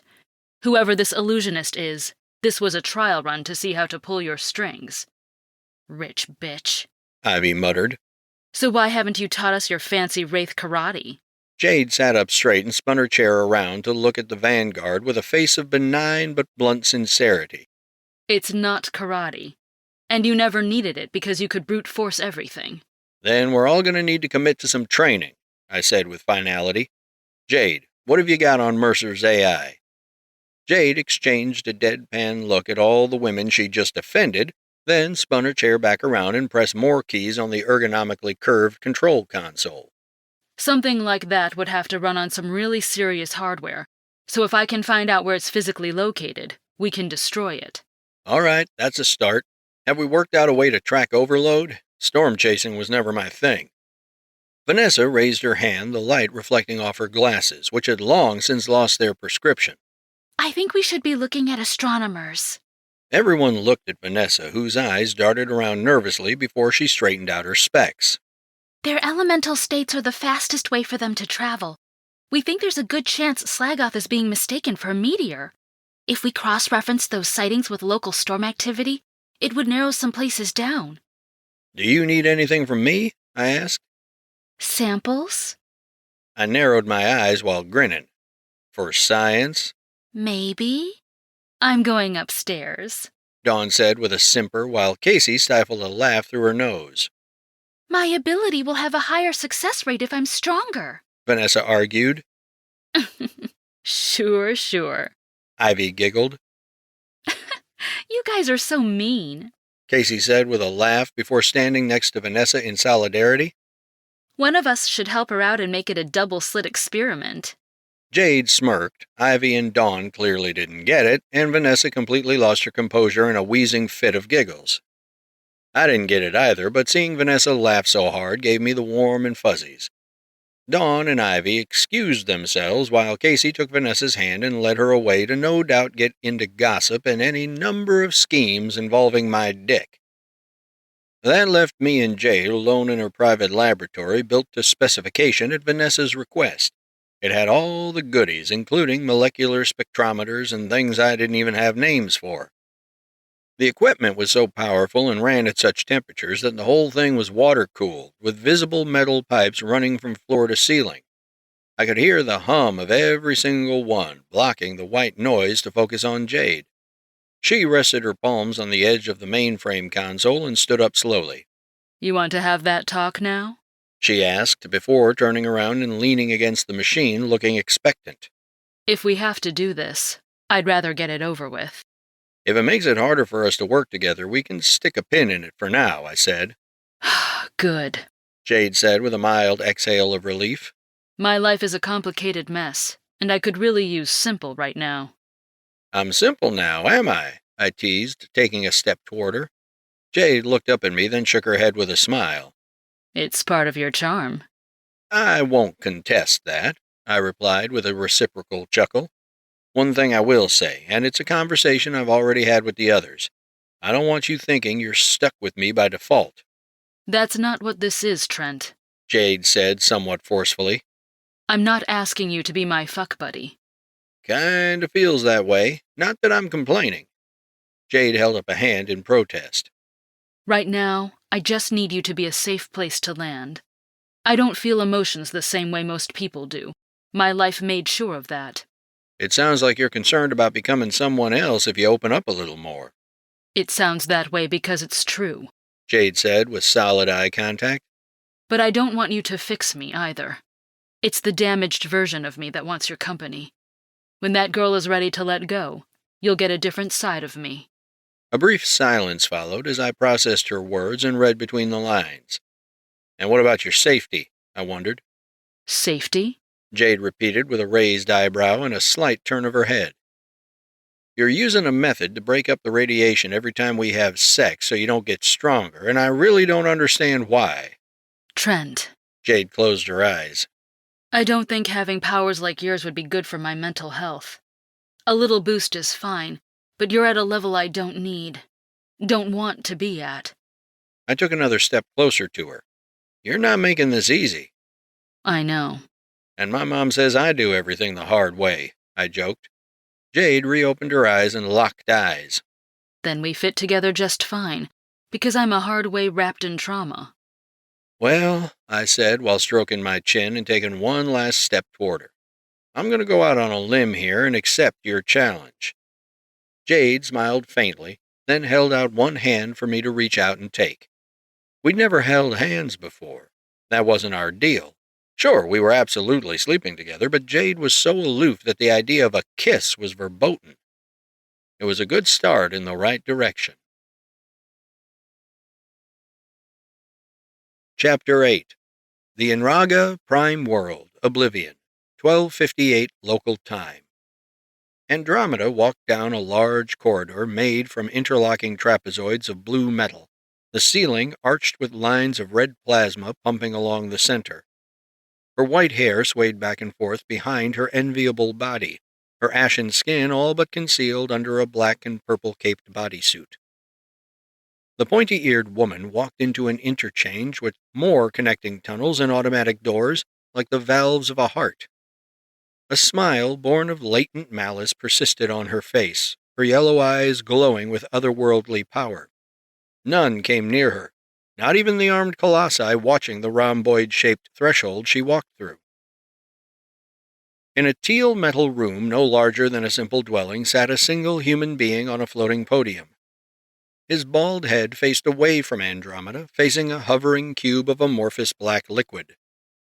The cube's edges were framed in a golden metal, each one rotating to a new size as countless glyphs and symbols protruded from the dark substance. The information you gave us has proven truthful, Andromeda said, her boots clicking as she stood by the exit. Your re-education is complete, Seth Mercer. The podium fell away from him before receding into the ground like it was never there. Then he turned around with his own eyes glowing yellow like Andromeda's. "Did you send the probe?" he questioned, smoothing his hands down his black trench coat. Andromeda nodded curtly. Earth is found. The fragments will soon follow, and the portals opened. "It is absolutely essential that I be taken to the location we spoke of," Seth said with narrowing eyes, approaching Andromeda with his arms tucked behind his back. "My contingencies are no doubt active, and if I am to lead your army effectively—" Calm yourself, Mercer. My father allowed you to keep your higher intelligence so that you could divulge your planet's defenses, not so you can flaunt your ambitions so soon after tasting the malevolence. "And when do I get to speak with Nemesis?" Andromeda giggled, holding up a palm like she was offering something. Never, she said, mocking with a sinister tone. You will never address my father, not as a subordinate nor anything else. Your presence here is a fortuitous convenience, not a requirement. "Then why don't you go to Earth right now and take it?" Seth questioned with a stoic expression. Andromeda glared at him for a moment, then walked around him before holding her hand over a holographic construct of yellow glyphs shaped like a dome beneath the floating cube. A representation of Earth popped out of the shimmering liquid, then an image of a black box appeared next to it. The Ascender is in the hands of that Kilarian woman. "Kilarian?" Seth repeated. "You mean Zara, the one they call Cobalt." Andromeda balled her hand into a fist, and the hologram shattered like glass. The cube folded in on itself, one vertex at a time, until it ceased to be. 1 became 2. 2 became 5. 5 became 9, and 7 of those you helped create. How many more will we find? Andromeda questioned, turning her head slowly and looking at Seth with scathing accusation. Seth grumbled quietly. "Even in a worst-case scenario, your forces outnumber them." Andromeda stood on her tiptoes and lifted off the floor before gliding across the room to get in Seth's face. The mill has stabilized. Your apex is a problem not easily solved because we need him alive. Seth moved one arm from behind his back to glance at his fingernails, brushing his thumb over all 4 fingers before tucking his hand behind himself again. "You don't need Apex to use the Ascender." Andromeda blinked slowly, then floated back toward the threshold. You don't know anything, Mercer. Not about me, not about my father, and certainly not what the Ascender actually does. Andromeda spun around quickly, her yellow eyes glowing brighter. If your vaunted superhero ever learns of his true potential, it will force my father's hand. When Nemesis sets foot on a world, he doesn't conquer it. He destroys it. Seth stood quietly for a moment, a single bead of sweat rolling down his left temple, while Andromeda looked at him with disdain. "Apex can be subdued," Seth stated in a measured tone. Understand my meaning, Mercer. If you lose me the Earth, my father's favor would never survive the disgrace. But you and your entire species would not survive at all. Chapter 9. I couldn't sleep. Too much had gone down. I'd spent so much effort putting out fires with the girls, literally in Ivy's case, that by the end of it I needed some peace and quiet to wind down. While Jade performed her digital forensic work, I went upstairs to the room I shared with Zara on nights she needed me alone. Zara was nowhere to be found, and not even a crumb of the snacks she kept in a basket on the dresser was missing. I went over to my bedside nightstand and took out a tablet coded to the frequency on Zara's bracer. She was on the property, the roof to be precise. It was an old habit from when she was hiding in the attic of my ranch so my mom wouldn't see her. I opened the largest window, a little double door leading out to the bedroom balcony. Using the curved half-moon ivory guard railing as footing, I launched myself into the air in my pajamas. One kick was all it took to get me onto the roof. I didn't even need to fly. Being that the house was a mansion, the roof was flat rather than angled or arched. Sitting with her legs dangling off the north end of the roof, Zara sat in her nightgown and reclined with her arms as support. Her face looked incredibly serene, with her head leaned back and her blue-skinned face taken in the moonlight. There was a slight haze about her, an aura lingering just over her exposed skin. When I walked closer to come sit next to her, I saw something I'd never seen from Zara before. Her skin was still an alien blue, but there was a twinkling effect happening on her skin. The closest thing I could compare it to would be a perfectly symmetrical rash made of glitter. What in the world? Zara, what's going on? Zara opened her eyes and lifted her head to smile faintly at me. It usually takes longer, but the baby has made me more sensitive. Sorry, I still struggle with your words, she said with a welcoming smile. Were you looking for me? I noticed you weren't in bed, I admitted as I got comfortable next to her, our bodies facing the rolling fields behind the house. Anyway, what's going on with your skin? You're not sick, are you?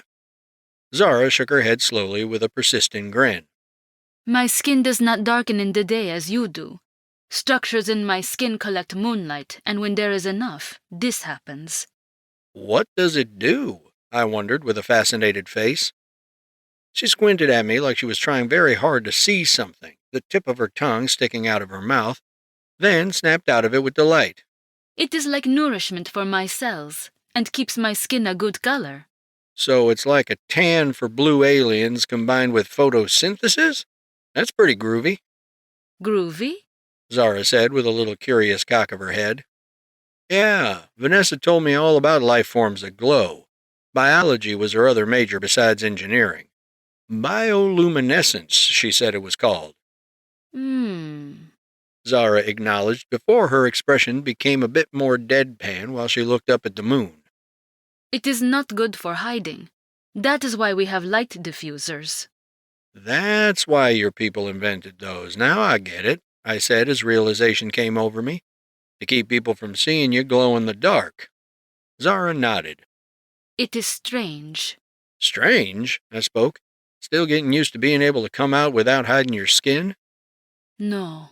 Zara said softly before turning her head to look at me with a look of lament. I came here to die, and now I am making a life of my own. I put my arm around Zara, restraining the urge to frown too strongly in confusion. I'm not sure what you mean, Zara. 1 tear. 1. That's all she gave, and that's all it took for me to know.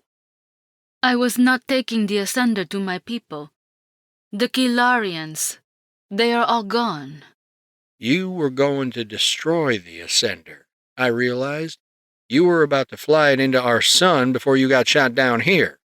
Yes, she said with a quiver. Even though you might be the last of your kind? Zara nodded. There was nothing left for me, but I could at least stop the Anraga from taking it back. All I could do in that moment was squeeze her tighter, holding her against me while she reached around my waist and clutched onto my skin. I hate to say it, but I'm glad you crashed.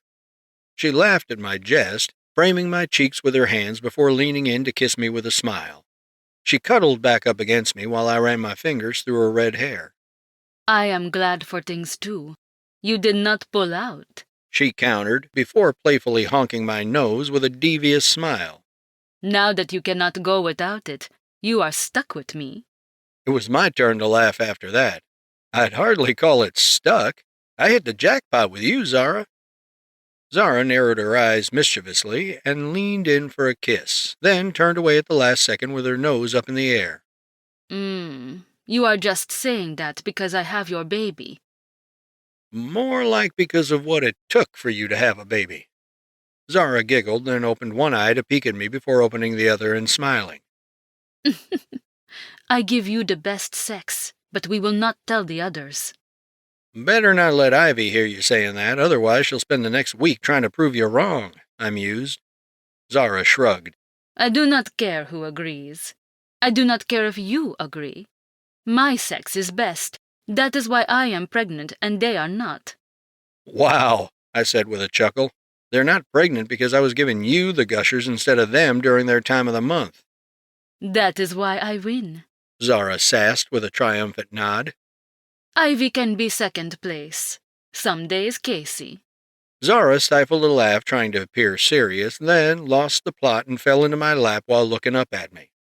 Holy moly, her beauty was intense. Her eyes as blue as her skin, with those plump and perky titties teasing me with glorious cleavage. I wasn't a cursing man, but damn, this woman had beauty in spades. With the light diffusers fully repaired, I was eager to show her off in public. And having her within kissing distance triggered every instinct I had. You know, a man might take that as an invitation, I said, resting my palm over her tummy and lightly squeezing her hips. Trent, kiss me, she said with a flirtatious gaze. All I had to do was slip my hands under her back, then I lifted her effortlessly to press my lips against hers. Unlike the rest of her skin, Zara's lips were one of the few things on her that weren't blue. They were pink. Actually, pink was putting it lightly.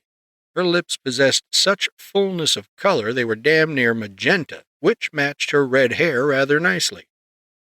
The way Zara kissed, on the other hand, was unique. A closed-mouth kiss was like an exchange of blows when it came to her. I'd pucker up and kiss her completely still mouth, then she'd suddenly pucker up and kiss back. And back and forth we went, one smooch at a time, until tongue got involved. When it came to open-mouth kissing, Zara was a natural. She didn't lick around like a wild dog. Her tongue darted in to dance with mine before our connection sealed it. She even nibbled my bottom lip for good measure. Our kiss ended only for eye contact to take over. Buzzing from the experience, I looked at her enchanting expression and became filled to bursting with affection. I love you, Zara. She bared her teeth for a big smile. It was a word that didn't specifically exist in her native language, but she understood what my heart was trying to say. Zara pressed her hand against my chest and cooed before responding. If there is a stronger word, I do not know it. But I do know that I will not live unless you are there with me. Do you understand, Trent? I reached for the palm she touched me with and took it into my own. Then we agree. There isn't a universe out there where you and I aren't together. There cannot be, Zara said sternly, but with a glimmer of a grin. I would hunt every god your people have until they fixed it. We both laughed hard enough for Zara's glowing moon tan to brighten up a bit. I'm taking you into the city tomorrow before we see your ship, I finally blurted out. Zara looked both fascinated and nervous. I thought you did not want me to fight until the baby is born? I don't want you fighting even after the baby is born, but that's beside the point. No, it's not for patrol. We're going in disguise so we can go out on a date. She smiled excitedly and sat up straight in my lap. Does this mean all-you-can-eat buffet? And then some. Zara wrapped her arms around me in a constricting hug that would have killed a normal man. We bring our suits just in cases. Cases? I repeated. Adorable. We continued to sit there, watching the sky and basking in the oasis of each other's affection. A streak of red light zipped across the sky, the brightest shooting star I'd ever seen. An unsettled feeling prevented me from admiring the show, especially since I knew what was really out there. They were coming, and knowing that Zara was the last of her people bolstered my conviction to keep her safe. Not tonight, I said under my breath to the stars. Zara chimed in. I snapped out of my reverie and gave her a quick smile. Just talking to myself. Come on, let's get you to bed. Although Zara was more than capable of flying herself back into the house, she let me carry her back inside and lay her down. We spooned for a while, my mouth close to her neck, while my hands clutched her against me. I kissed the space below her ear with no real agenda, but I was hopeful. And rewarded. You are not going to sleep with that thing poking me, Zara said suggestively. Put it in, and do not take it out until it is soft. Then Zara rolled over to face me and make out like we were horny adolescents. She hooked her leg over my calves and pulled herself closer, roaming hands undoing the buttons on my boxers after the slacks came off. Far be it from me to deprive a woman of a proper groping. A simple flick of her shoulder strap slid it down to expose her large breasts. Her nipples betrayed her arousal, ripe for the pinching and licking. My mouth paid tribute, as did my hands. I kissed, licked, and sucked her breasts as she slipped my underwear down. Zara was never wearing underwear to begin with, making it easy for my finger to slip toward the other pink part of her body, the inside of her pussy. She released a trilling whimper, a sound unique to Zara when I made her feel good. We had to go slow this time. The new bed wasn't coming until Thursday. Our kiss forced our breaths through our nostrils. Zara broke away to gasp as I pushed the tip of my dick just between the lips of her pussy. We both exhaled loudly at the moment of penetration, where Zara's pussy clung tightly to the cock that owned it. I got myself halfway inside before thrusting slowly as we had sex on our sides. Ah. Ah. Ah. Zara moaned airily. There were no half measures when it came to Zara, and this was especially true when she was horny. Her juices flowed from her pussy in such abundance that I could feel the occasional drop flow down the side of my shaft.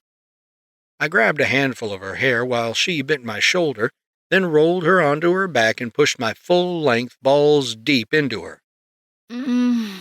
Oh! Zara cried with wide eyes.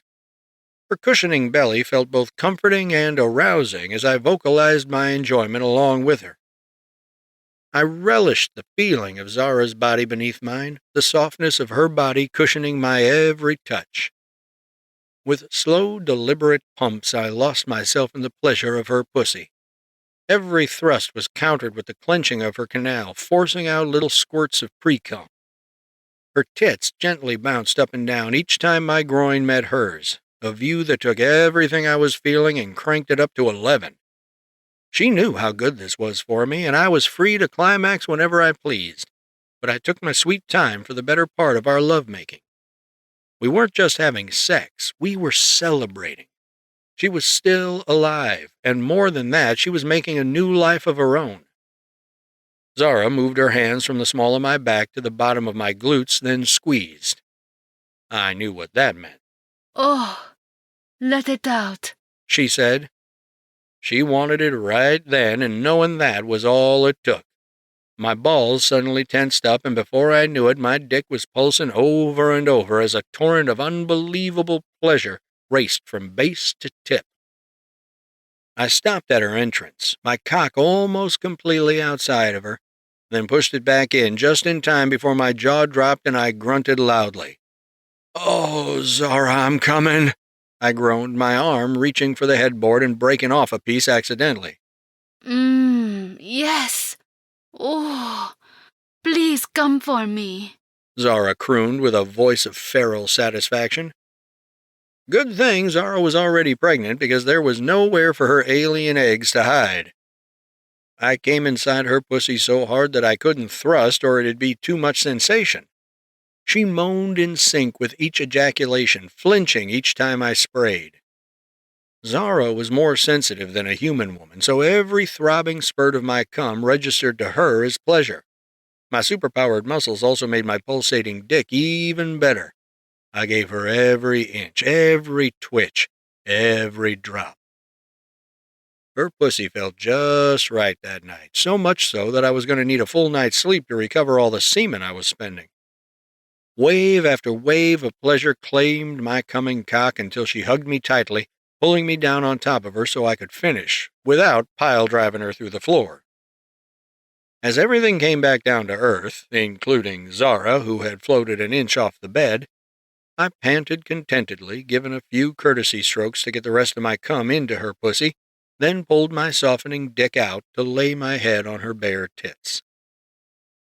Zara grabbed the fabric of her nightgown bunched up under her breasts and tore it right open. The whole thing fell away from her body and flattened on the bed, allowing her to be completely naked under me. She held my head and stroked my hair lovingly while I played with the nipple right in front of me. She giggled and cooed while her big jiggly tit became my plaything, eventually resulting in me rolling us both over to switch places. Zara laughed before giving me a quick kiss. You have made me very leaky. Yeah, I replied with a chuckle. We're going to need a towel to clean all this up. No. Zara shook her head enthusiastically and then reached down next to me to grab her torn nightgown. Here.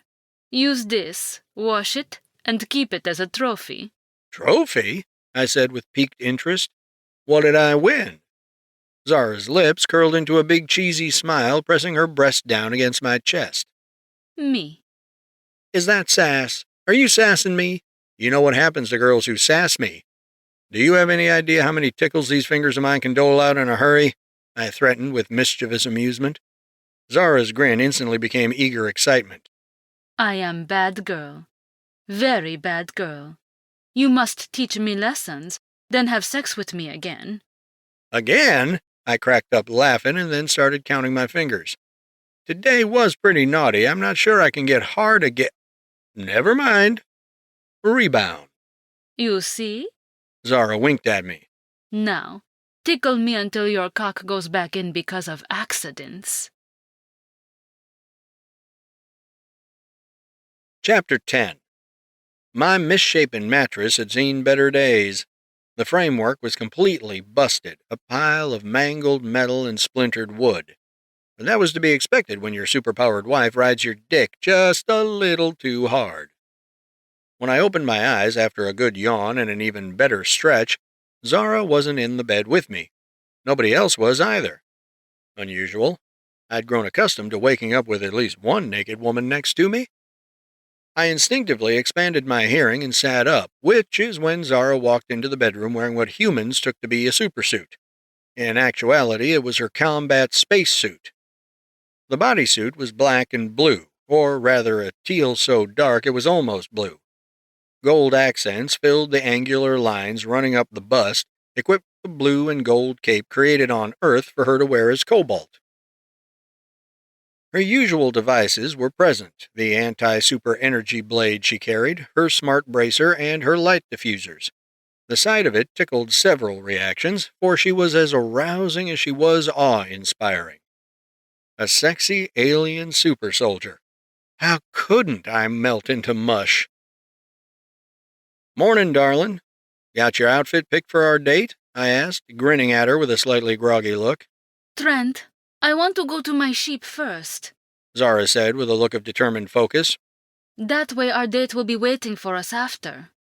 With a brief nod of agreement, I swung my legs off the bed and chose to walk around the room normally. Too much flight could tempt a man into being sedentary, and it was something I shared with Casey, who preferred to walk everywhere she could.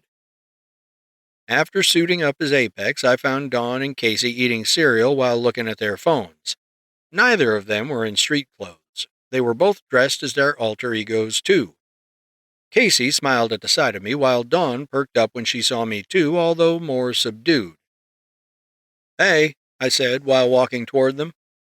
I may not have been a psychic, but I could read the room and see what Jade was talking about. These two were going to need a little extra attention, and I was perfectly good with that. Hi, said Casey. Zara made a break for a nearby bowl of bananas while I moved between their stools to put my arms around them. Dawn had the more severe abandonment issue, so I gave her the first kiss on the cheek. Casey immediately followed. You're dressed, I said, relinquishing my hold to turn around and lean against the counter. What's the occasion? I want to get out there, said Dawn. I decided I don't care what people think about the fight downtown. They can laugh at me, but at least they'll be safe. They wouldn't laugh at you, Casey insisted with sympathetic eyes. I've seen the comments. People who watched the full footage, not just random clips, are already figuring that it was something serious. Dawn was technically team leader of the Vanguard, a role she never stopped leaning into. From the look on her face, I could tell how anxious she was to get out there and do some good. Casey was no different in that regard. They were superheroes inside and out. Sounds good, I said. Is Ivy going with you? She's going to hang out and watch the mansion, Dawn replied. I'll be fine. I've got Casey. Casey affirmed it with a happy nod, then leaned in toward me with an expression screaming scandal. She stayed up too late and didn't want to get out of bed. I chuckled. Works either way. Woe be unto those who would dare to wake her. Jade too, Dawn remarked. The house will be safe, and so will we. Do not save dogs from any trees. Zara stated like it was common sense, standing with her arms crossed against the refrigerator. I tried this once. It bit me and broke a tooth. Then the owners say I hurt it. That's awful, but, are you sure it was a dog and not a cat? Asked Casey. Which one is cat? Casey swiped and tapped away at her phone and then held it up to show Zara a picture of an orange tabby. This. Zara cringed.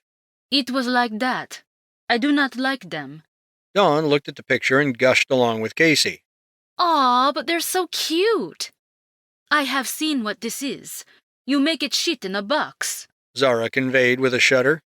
Animals should not be kept inside. They're pets. Casey protested. You have said this before, and I still say animals go outside. Not near baby and not near me. I'm getting you a puppy, or maybe a hamster. That was my cue to come around and smoothly grab Zara by the waist. All right, let's get on out of here before you all rehash this again. Vanessa ought to be somewhere. Here. Vanessa interjected as she hurriedly speed-walked from the great room to the kitchen in her supersuit, looking fine as a fox. I was looking for my glasses so I could put them away, and forgot that I still had them on. Part of me wished I'd woken up earlier to get a piece of Vanessa. The woman was packing a couple of extra pounds in places that only made her sexier. And her supersuit couldn't possibly conceal how well endowed she was in the torso department. I didn't know exactly what it was about Vanessa, but her look really did it for me. Maybe it was the glasses, or her hips, or her height, or her adorably insecure genius. I didn't care. I had me a sexy scientist with a body that made me want to breed her on principle. It was a shame we had things to do because she'd been working so hard lately and I wanted nothing more than to hop under a blanket and watch the fireplace with her. Naked, of course, but it'd be a very cozy affair. Rather than tease Vanessa for her usual quirks, I came around the counter and gestured for her to come closer. Am I getting kissed? Vanessa asked while pointing at herself and then shaking in realization. Oh, I am getting kissed. She moved with just a little too much gusto, and a single step sent her flying toward me fast enough to total a car. I opened my arms and caught her just as Vanessa slammed into me with a reverberating clap. All of the fine china and cutlery vibrated while everyone else's hair billowed away from the impact. I didn't budge, not even a flinch. Vanessa slowly lifted her face from my shoulder and looked at me with a blush. Oops, she said. No worries, I said before kissing her on the lips, to which she automatically returned the smooch. What do you say we get out of here? Zara grabbed a cluster of black grapes from a cornucopia basket sitting on the kitchen island and then skipped over to me and Vanessa. We'll check in every hour, said Dawn. Meet up later? I'm looking forward to it, I replied. Casey blew me a kiss, and with our objectives sorted, we parted ways. With me in the center of our formation, the three of us stepped out onto the patio and took flight. Our launch took us straight up to cloud level before we leveled off and accelerated beyond the sound barrier. We weren't just going to check on her ship, we were going so that Vanessa could go over the notes as its technology was studied. I was after a Hail Mary. A way to turn the Ascender into an anti-nemesis weapon. Chapter 11. The Nraga Prime World, Oblivion. Same day. Andromeda flew across the blasted crevices of a tectonic plate protruding from a gaping wound in the dark world of Oblivion. The skies showcased a never-ending night, with a massive moon in geosynchronous orbit above her. There were no clouds to speak of. All of the terrain was a perilous mountain range as far as the eye could see in every direction, a feature the entire planet shared. Every mountain and surface was a dark blue mineral, a hue of such saturation it was nearly black. Not a single tree nor creature nor speck of fungus anywhere to be found. Beyond a field of floating magma masses oozing out of the planet, she passed into a large canyon where a metal structure of interconnected geometric nodes awaited her. In the center was the black obelisk she headed toward, one large enough to contain legions on a single floor. She headed for the top, where the top tapered sideways into a flat platform. Andromeda landed on the platform with minimal clicking of her boots and strolled inside where Seth Mercer stood in front of a series of overlapping gray squares rotated sequentially. A portal. "Your device says this is Earth, but how are we supposed to take an armada through something this size?" Seth inquired. Andromeda looked at him coldly. "We are not. Yet. The beacons have landed, and the distance is great," she explained as she went over to stand beside it. "A force this large requires a portal on the other side, to hold it open." Seth grumbled. "Every attempt by your malefactors to open a portal has been dependent on power. If that's your bottleneck, you could use more power to make the portal to Earth stronger. Then you have no need of an anchor gate." "If I wanted to destroy the entire planet, then yes, I could do that," Andromeda said in a patronizing tone. "No, lower energy levels will suffice to reach the beacons. Then I will do the rest on the other side." Seth frowned. "You are leaving me on Oblivion and going to Earth by yourself?" Andromeda moved to stand in front of the portal, smiling with anticipation before looking over her shoulder. "Only for a moment. You will be pulled through after the link is made. Then we will balance the energy necessary to summon the rest." Seth grumbled. "I should be the first one through. I have told you all that you need about my world's defenses, but meeting them is a far cry from just knowing about them." Andromeda giggled, turning around to face Seth fully. "I know how badly you wish to return to your homeworld, but such a thing would make things far too easy. For you. Wait here." She walked off to the side of the ramp leading up to the portal, heading to a series of green metal boxes with arcane inscriptions on them. She took one. "Your hesitation is rather telling," Seth noted, walking over to pick up one of the cubes, only for it to do absolutely nothing. "You make it sound as though my loyalty is a concern." Andromeda cackled to the ceiling before her cube began to spin and shift into the shape of multiple hexagonal plates compressed into a two-dimensional alignment. "Never let a child help you cook. They always make a mistake." Seth chuckled to himself at Andromeda's condescension, choosing to bite his tongue with a slight simper of mild amusement. "As you wish, Andromeda. I will await your instructions." With no more words exchanged between them, Seth nodded curtly as Andromeda turned her attention to the forming image within the portal's light. Earth. One of the beacons, a round orb of opaque dark metal with gray pylons shaped like spider legs, sat in a crater with a number of humans in military uniforms surrounding it. A milky white tent had been erected around it, with countless cameras and weapons all pointed at the device, until the portal opened. Now they were shooting directly into it, their frantic orders being shouted to each other while blue lights struck the interstellar tunnel. "That's drain tech," Seth alerted Andromeda. "Go now before they destabilize it." Andromeda stood unflinching as bullets bounced off her body completely, grinning as the human weapons failed to even scratch her clothes. Streaks of blue pulses made it through, assaulting Andromeda's body while she tossed her high-tech alien cube through the portal. The vortex flashed and strobed as the small object made it inside. Then Andromeda herself stepped in just before the portal vanished behind her. Silence. Andromeda looked around and saw that the human defenders had since cleared out. Her device split into its geometric fragments before arraying themselves in a spherical grid around the beacon. Men were yelling and running about outside of the tent, with several spotlights shining through the milky membrane. The sound of rotary craft alerted Andromeda to the sound of rushing rockets converging on her location. A sphere of distorted space appeared between the floating fragments, shielding Andromeda and the beacon as the entire area erupted in fiery explosions. The concussive blast wave rippled across the shield on contact, reducing the tent to a pile of burning tatters.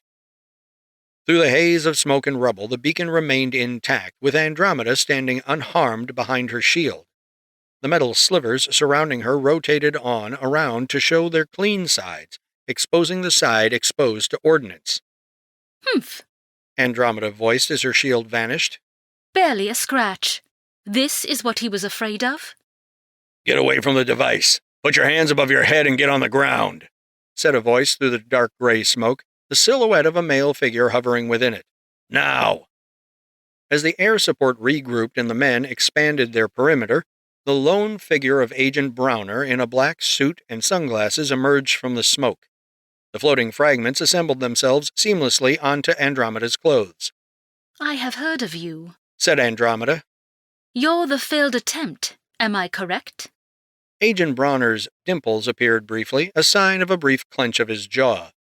He slowly reached up to his sunglasses and removed them from his face, revealing that the irises of his eyes had the color yellow bleeding into them. Carefully, he tucked the sunglasses into his breast pocket and then clenched his fists. "You shouldn't have come to this planet," Agent Browner said in a voice devoid of warmth. "But now you won't be leaving." Show me, Andromeda declared, her body lifting off the ground as she matched his altitude. Agent Browner flew directly at her, and she him. Both combatants cocked their fists back with opposite demeanors. One scowled, the other smiled, and then it started. The first clash. A shockwave. The battle for Earth had begun. Chapter 12. Thunderous claps of kinetic energy followed every blow being exchanged between Agent Browner and Andromeda. They fought on the ground, with the human super agent unable to catch Andromeda with any decisive blows. You are skilled, Andromeda remarked while slipping his jabs, remaining evasive and only blocking when she needed to. But you have limits. She enunciated her point with a powerful underhand punch into Agent Browner's abdomen. The force of the blow sent him from stationary to flying up and away with an immediate sonic boom. The sound barrier broke right in front of Andromeda, blowing her white hair wildly behind her as the dirt around her was displaced. Agent Browner went up an easy 100 feet, then circled back around to fly back down and stop just above the ground. His suit jacket had an entire jagged patch blown out of the side, revealing his black bodysuit underneath. His eyes looked strained, with more yellow mixing into his irises. He tapped a clicking switch on a power cell attached to his belt, then his eyes became a bit less corrupted. You truly are bound for servitude to the Enraga, aren't you? Andromeda taunted, walking slowly toward Agent Browner.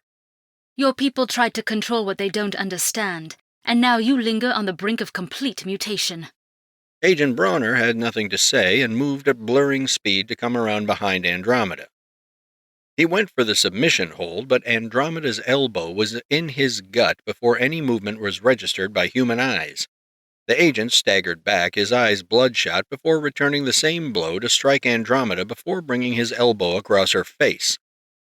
It knocked Andromeda back several feet, who never took her eyes off him before she flew straight upward. Agent Browner pursued, brandishing a purple knife rigged with a taser battery. He went for the throat. She didn't try to tank that one. Her eyes registering the weapon in his hand, she flung her arm out and struck his wrist before snatching the knife from him and throwing it at his face. Agent Browner dodged sideways and landed a direct punch across her face, eliciting a look of minor annoyance from Andromeda.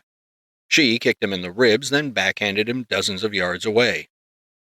"Damn, this bitch is strong," Agent Browner groused. Rather than continue to fight over the impact site, he flew toward the foothills outside of North Metro where the beacon had crashed. Andromeda followed him a mile away from where she arrived, then Agent Browner suddenly went backward at full speed. He threw an overhead punch full bore, but Andromeda caught his fist in her palm and clutched it, her arms shaking from the effort of holding him still. Agent Browner didn't wait for a counter. He spun into Andromeda, his back to her, then grabbed her by the same arm she stopped him with. Diving down to fly, he took her straight down at full speed, pile-driving her into the ground hard enough to send a mushroom cloud of dirt into the air. Agent Browner was just getting up when Andromeda's hand grabbed him by the throat and lifted him up, before tossing him through a group of trees. This is boring me, she said, turning to look in the direction of the beacon in the distance. The humans were attacking it, and the beacon had limited defense capabilities. Before she could come to its rescue, Agent Browner came in from the side, delivering a knee straight toward the side of her head. A shock wave powerful enough to bend trees away burst from where his knee met her forearms, which she moved to block him in the nick of time. Agent Bronner's formal suit had long since blown to tatters, revealing a black, form-fitting outfit with sleek power cells running all around his utility belt. His skin had turned a bit paler, with dark veins running down his forehead. He rained down blows with his fists, putting her on the defense until Andromeda slipped a single jab through to get him in the throat. If this is the extent of your strength... Andromeda abused his ribs with direct jabs and kicks so quick that she landed them all before the burst of concussive force knocked him away. Earth will fall within the hour. The agent was back before long, albeit a bit worse for the wear. Breathing heavily as he turned the dial on his batteries, increasing power to his radionic inhibitors, Agent Bronner got his hands up and got ready to engage again. A massive detonation alerted Andromeda to the beacon's destruction. That was brief, Andromeda remarked of the military, glaring at Agent Bronner. But we sent others. It happened too fast for him to react. Andromeda landed a punch center mass with so much power that the sounds of cracking came from inside the agent's chest. His eyes widened as his arms and legs went limp. The collision generated a tree-flattening aftershock, but she grabbed his arm before he could fly away. With ferocious strength, she slammed him into the ground on his back with enough force to compress the ground into a crater 10 feet deep. He couldn't talk after that. He was completely out. Andromeda didn't bother to verify if he was alive or dead, her metal placements reforming into a shifting cube in front of her. Find the other one, She commanded of it. It vibrated and spun wildly in acknowledgement, then zipped away while leaving a single piece with an imager behind. A beeping sound captured Andromeda's attention as Agent Bronner switched off his inhibitor, his body writhing and contorting as the transformation into a malefactor began. His body swelled inside his bodysuit, tearing the stitching at the seams while his face morphed into a hideous gray monstrosity. Andromeda didn't run. She simply sighed. Using the mutation to heal your body? Clever, but now you become one of us, She said. Agent Bronner's left shoulder bulked up 4 times its normal size as he reached on his belt with his still normal hand, chuckling. A big dose of anti-super radiation is going to hurt, but I'll take the chance, he said, rotating one of his batteries on his belt, causing all the others to rotate and click in place. Maybe I'll take you out, too. What? No answer. Click. Agent Bronner's belt suddenly exploded into an orb of blue light, engulfing both of them in an energy wave so bright it was visible from the city, where the Vanguard was flying high enough to see it. Chapter 13. Meanwhile, they knew we were coming. All of the surface-to-air defenses around the hidden base housing Zara's ship remained on standby.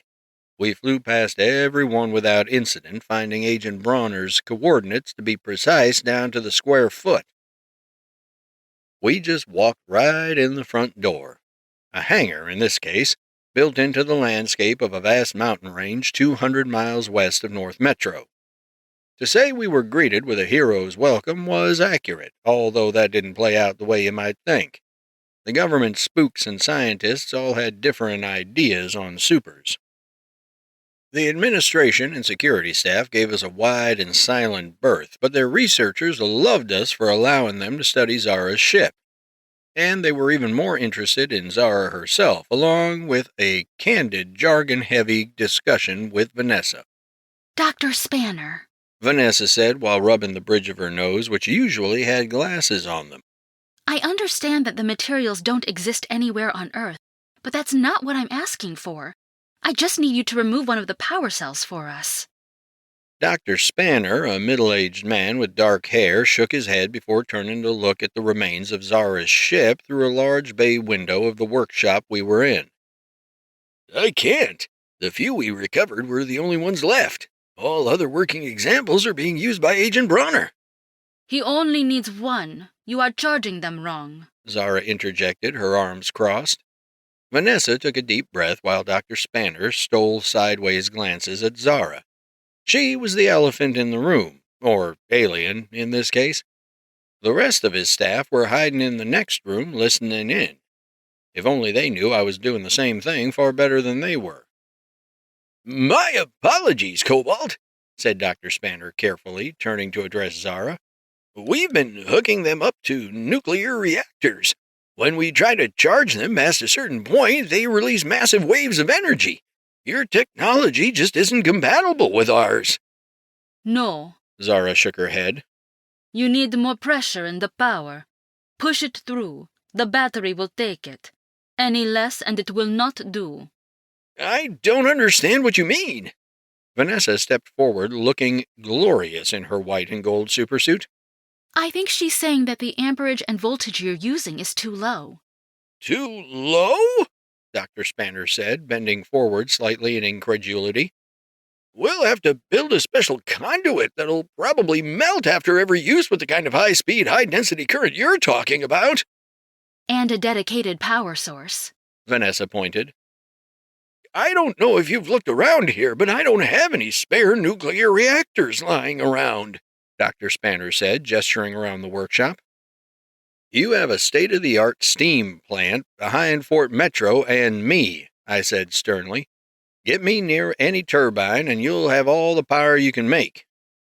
"That solves the power problem, but we would still need to deliver it with something that doesn't actually exist. We'd have to invent it." "Then do it," I replied. "We're going to need them." I don't have the resources to commission something like that, or the authority." You have the first, and you won't need the second, Vanessa said with a cheerfully smug smile. I'll get you the best materials money can buy and help with the engineering, now that I know you have at least one empty power cell lying around. One will not be enough, Zara said while looking away with disdain. If it was, I would have beaten the Enraga already. I came around to pat Zara on the back reassuringly while Vanessa looked sympathetically at her. Then she snapped out of it and got real curt real quick. She put her hands on her hips while addressing her peer, demonstrating her change in persona. As Vanessa Spencer, she was quite shy and uncomfortable around people. But as Nyx, she had more confidence in herself and her expertise and didn't take shit from anybody. Especially ever since I banged her on her boss's desk. That was something special. Dr. Spanner, I don't expect you to build what we need out of things that don't exist on our periodic table, Vanessa said with deliberate patience. But I do expect some professional courtesy. Give us what you can now, and I'll make sure you get what you can. We need it. Earth needs it. After a long pause, Dr. Spanner took one last look through the window at Zara's ship. Crews were painstakingly using plasma cutters to remove small bits of the ship's outer plating, collecting them into large black crates. "Building an untested and unproven apparatus on an unsafe timetable with the looming threat of an alien invasion." Dr. Spanner faced us and stood firm. "The professional in me says that I shouldn't even be talking to you, let alone the miles of red tape and possible prosecution I could face." And the scientist? Vanessa inquired. Dr. Spanner grinned slightly. "The scientist in me says I'll build any damn thing you guys want me to. Inventing hybrid technology with no time to spare, an unlimited budget, and for actual superheroes? Just tell me when we start." Zara and Vanessa exchanged looks of approval before looking at me with a smile. I offered my hand and Dr. Spanner took it and shook it. I didn't even bother squeezing. I let him control the interaction so his hand remained unbroken. An enlisted soldier entered the room in full urban camouflage, his face red and his brow covered in sweat. "We got a problem," he said. All of us perked up. "All right, slow down," I said, turning around to address the man. "How can we help?" The soldier looked from Dr. Spanner to myself, then glanced at Vanessa and Zara. "North Metro, there's been some kind of attack at one of the impact sites, and Agent Bronner's locator just switched off." Chapter 14. Back in North Metro. The stone-laden incline where Andromeda and Agent Bronner did battle had become riddled with craters and cracks. The flash from the battery outburst had since faded, the aftermath having kicked up quite a bit of dirt. Andromeda walked out of the rising smoke and dust, looking somewhat annoyed at all the little pebbles in her perfect white hair. What remained of her opponent, however, was face down on the ground 20 yards behind her. His malefactor attributes were in flux, but his body was still very much human. His supersuit had been ripped in places, and the power cells on his utility belt were smoking. Agent Bronner was down. Well done, said Andromeda as she dusted herself off. I felt that. Unfortunately for you, that frequency cannot strip me of my power. In fact... Andromeda raised her right palm, then Agent Bronner suddenly lifted off the ground like an invisible hand had picked him up. She curled her index finger, gesturing him to come closer, and the barely conscious super agent suddenly floated over to Andromeda and hovered in front of her. This power doesn't come from the malevolence or from the Ascender. It comes from me, she warned. A simple backhanded wave sent Agent Bronner flying backward like a rag doll. Then an invisible force slammed him down onto the ground and flattened him against it. Can you still hear me? She asked. Don't tell me you're done already. I didn't even get to learn your name. Something blocked the high sun, casting a shadow onto Andromeda from above. Andromeda turned around and looked up just in time to see a flash of golden light, which exploded the moment the energy pulse struck her. It came from the flying blonde bombshell in a golden bodysuit and red cape, who floated from the sky to land gently outside of the blast radius. His name is Agent Bronner, said Dawn as her boots touched the ground. Hi, I'm Gold Rush. And what's your name, bitch? Andromeda waved her arm to clear the dirt and debris, resulting in a bubble of clean air around her body. Her eyes were narrowed, her chin tucked. She reached up, and within seconds, Dawn was telekinetically yanked down into Andromeda's grip. She had Dawn by the throat, looking the superhero up and down with a cold expression on her face. Andromeda, she stated, pulling Dawn close enough to lick her cheek. Dawn tried to pry the hand away, but Andromeda's grip had her good. Instead, she twisted her body and swung her leg for a powerful kick. Forced to let go, Andromeda moved her hand to catch the kick telekinetically, freezing Dawn in place. She flinched and strained, with Andromeda showing a look of surprise before thrusting her other palm forward, too. Dawn was sent hurtling backward, but caught herself in midair, bracing her arms and hovering 50 yards away. Rather than fly, Andromeda started walking. None of you can win. You haven't even managed to hurt me yet, she taunted. Funny, Dawn retorted. I was about to say the same thing. Andromeda giggled menacingly. If pain is what you're after, I'm more than happy to help. She clenched a fist and lifted it up, causing a large boulder to rip out of the ground like a bullet through paper. The next gesture was a simple push of her palm, and the stone, big enough to crush a truck, went flying toward Dawn with a sonic boom. A thin veneer of semi-opaque energy appeared between Dawn and the boulder, stopping it instantly. It broke on contact with Dawn safely behind it. Then Andromeda turned to look toward the source of the obstruction.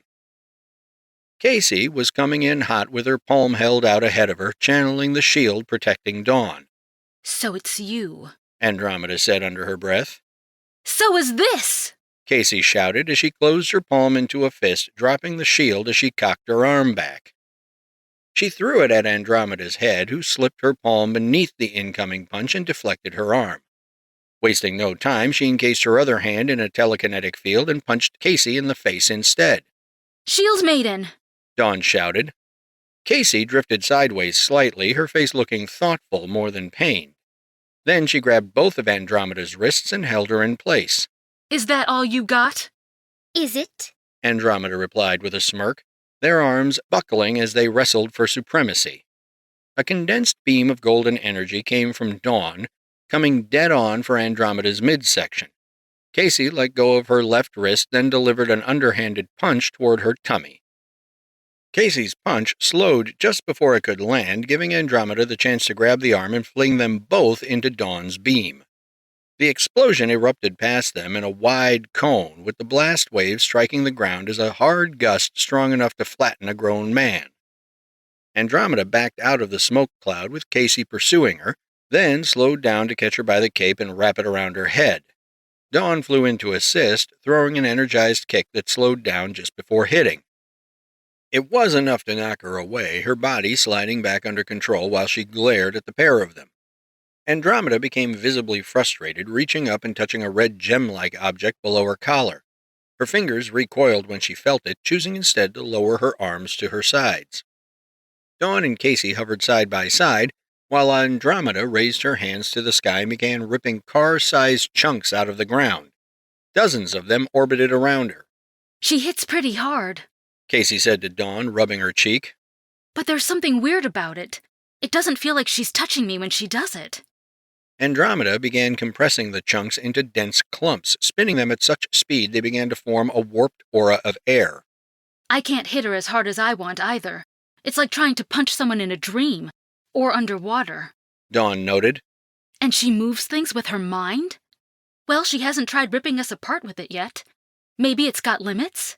Casey offered. A sudden tremor rocked the landscape like a cosmic stomp had just struck it. The dense chunks of earth fell to the ground, then fell suddenly. Andromeda dropped them. You think I can't? Andromeda questioned irately. I was trying to be sporting, but if a slow death is your preference.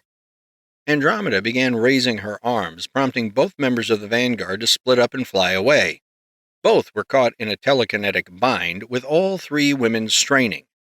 Casey grit her teeth and vibrated as she tried to escape, while Dawn began to glow as she channeled her energy. "Let them go," said a booming male voice, "while I'm still asking nicely."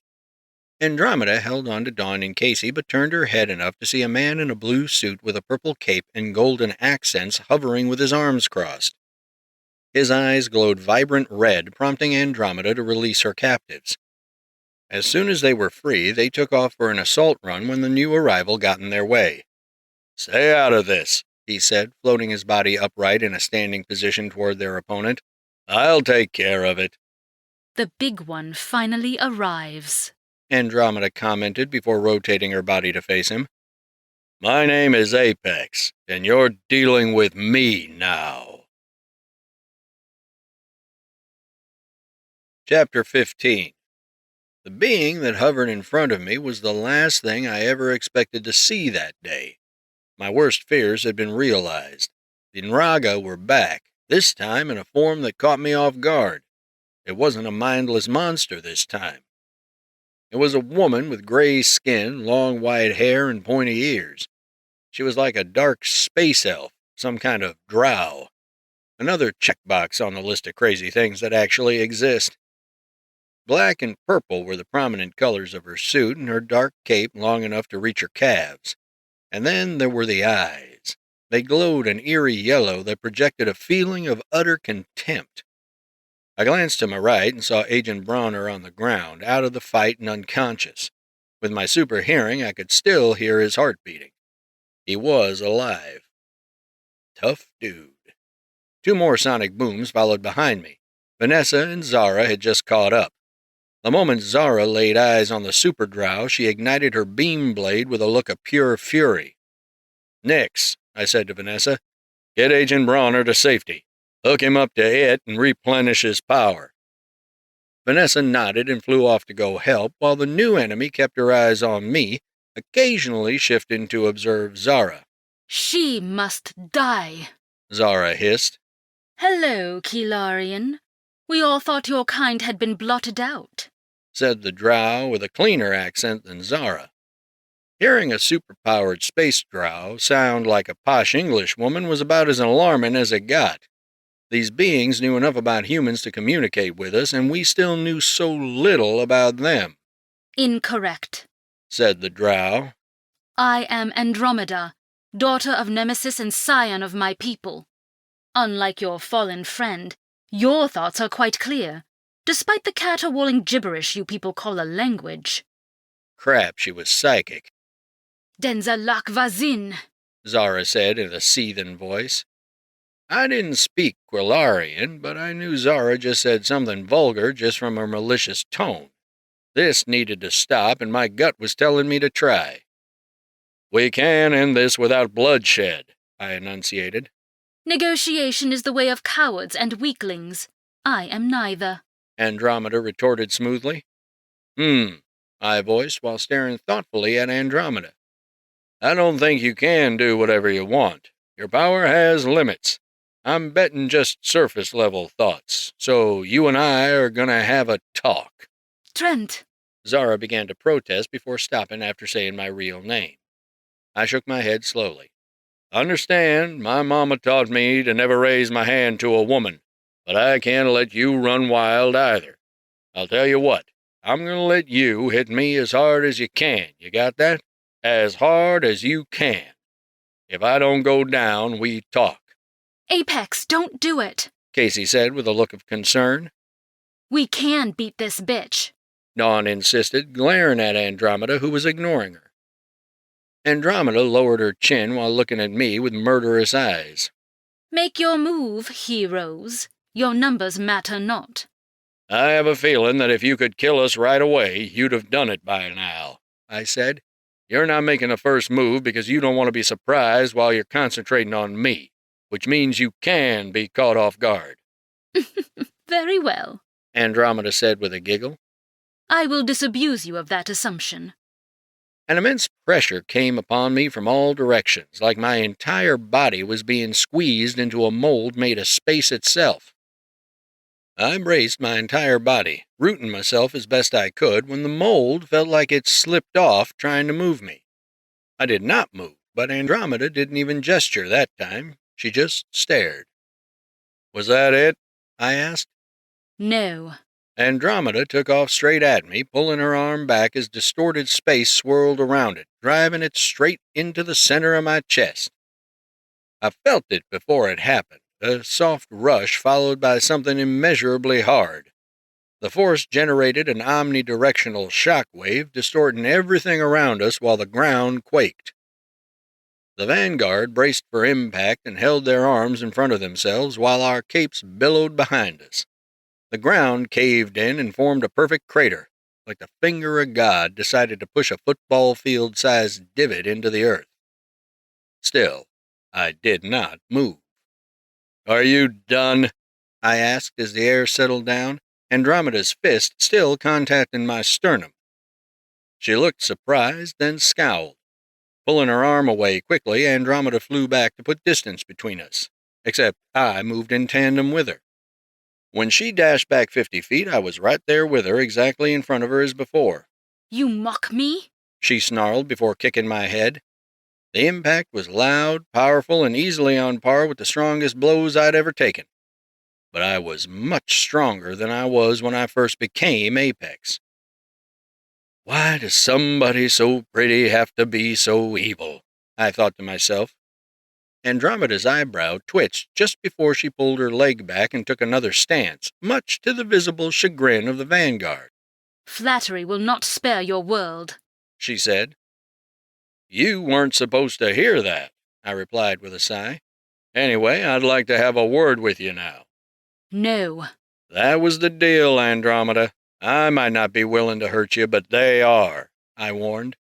Andromeda went for the gem below her neck, pinching it between her fingers and plucking it from its embedding. Is that a weapon? I questioned with a disapproving glare. Andromeda simply looked at me with enmity. This is a psionic sequencer. I crush this, and the fence around my full strength falls. This cannot be undone. Why are you telling me? I don't scare easy, I replied. It will also release more of the malevolence into my mind, causing me to turn. My power will be unbound, and any hope you had dies along with my sanity. No! Zara screamed. I'd never seen her move so fast before. By the time I reacted, Zara had flown in with her blade ignited. As though in slow motion at the speeds I was perceiving, Zara drove her energy blade toward Andromeda's throat. While I lifted my arm to parry her wrist, Andromeda aimed a finger to bind Zara in place. It didn't work. Zara had already transitioned into a throw. We both saw it happen.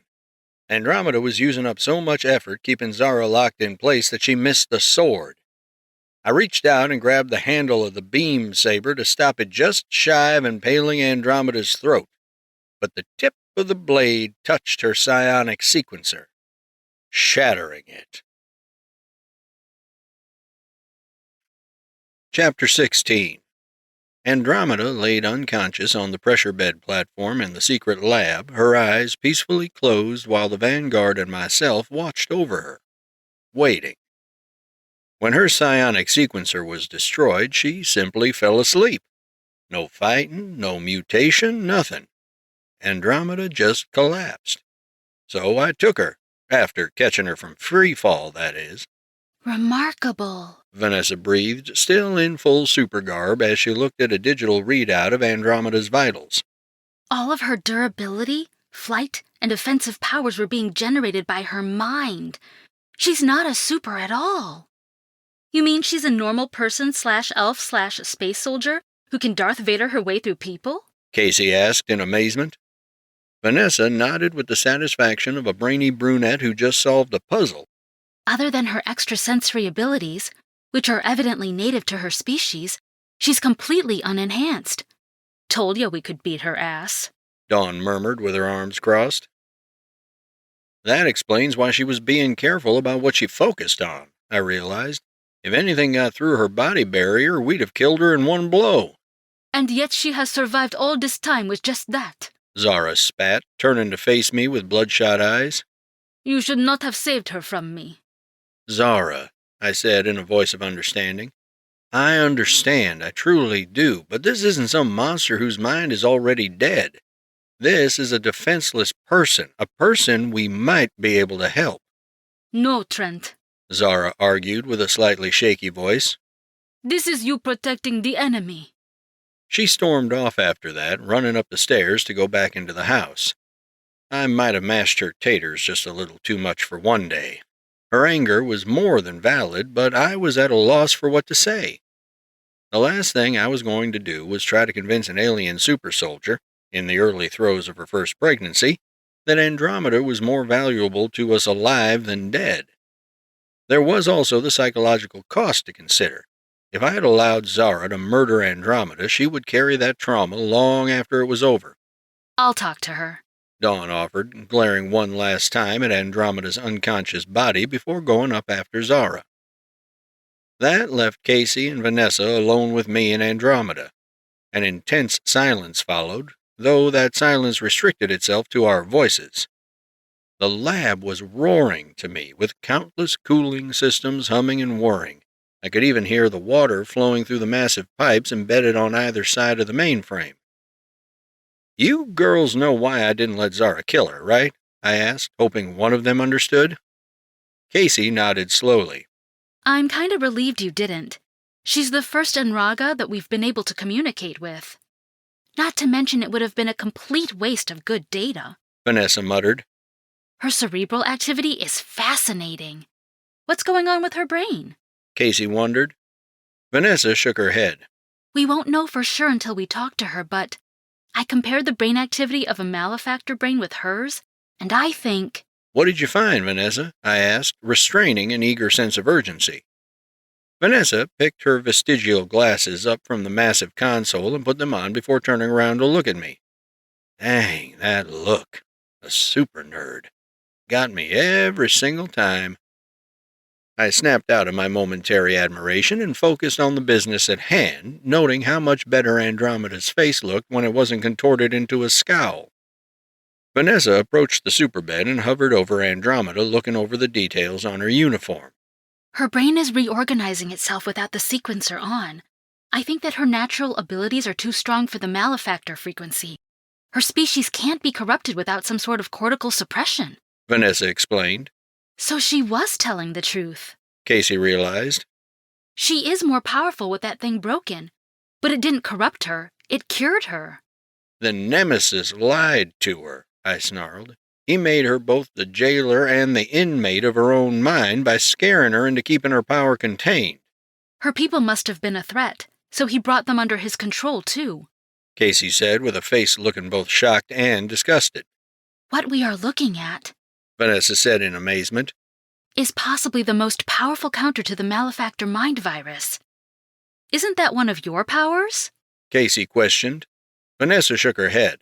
I can neutralize energies I come into contact with, but her mind is specifically protected against it. And with her psychic brain unsealed, She can diffuse the frequency just by being near it. She said she was his daughter, and I've seen what Nemesis looks like, I interjected, making eye contact with Casey. He ain't no drow, I can tell you that. You're saying he adopted her? Casey breathed. To keep her close, yes. Why, though? Casey replied, looking down at Andromeda with confusion. I looked down along with her. We'll have to ask her. Do you think she'll still be evil? Vanessa asked, her eyes shifting back and forth between Casey and I. Probably, I conceded, but at least now she'll have a choice. What the fuck is that? Ivy voiced from behind us. We all turned around and saw Ivy standing there in her long-sleeved pajamas with Jade standing next to her in a black nightie. I'd like to know the answer to that one, too, Jade added, putting one hand on her hips and staring at me with killer eyes.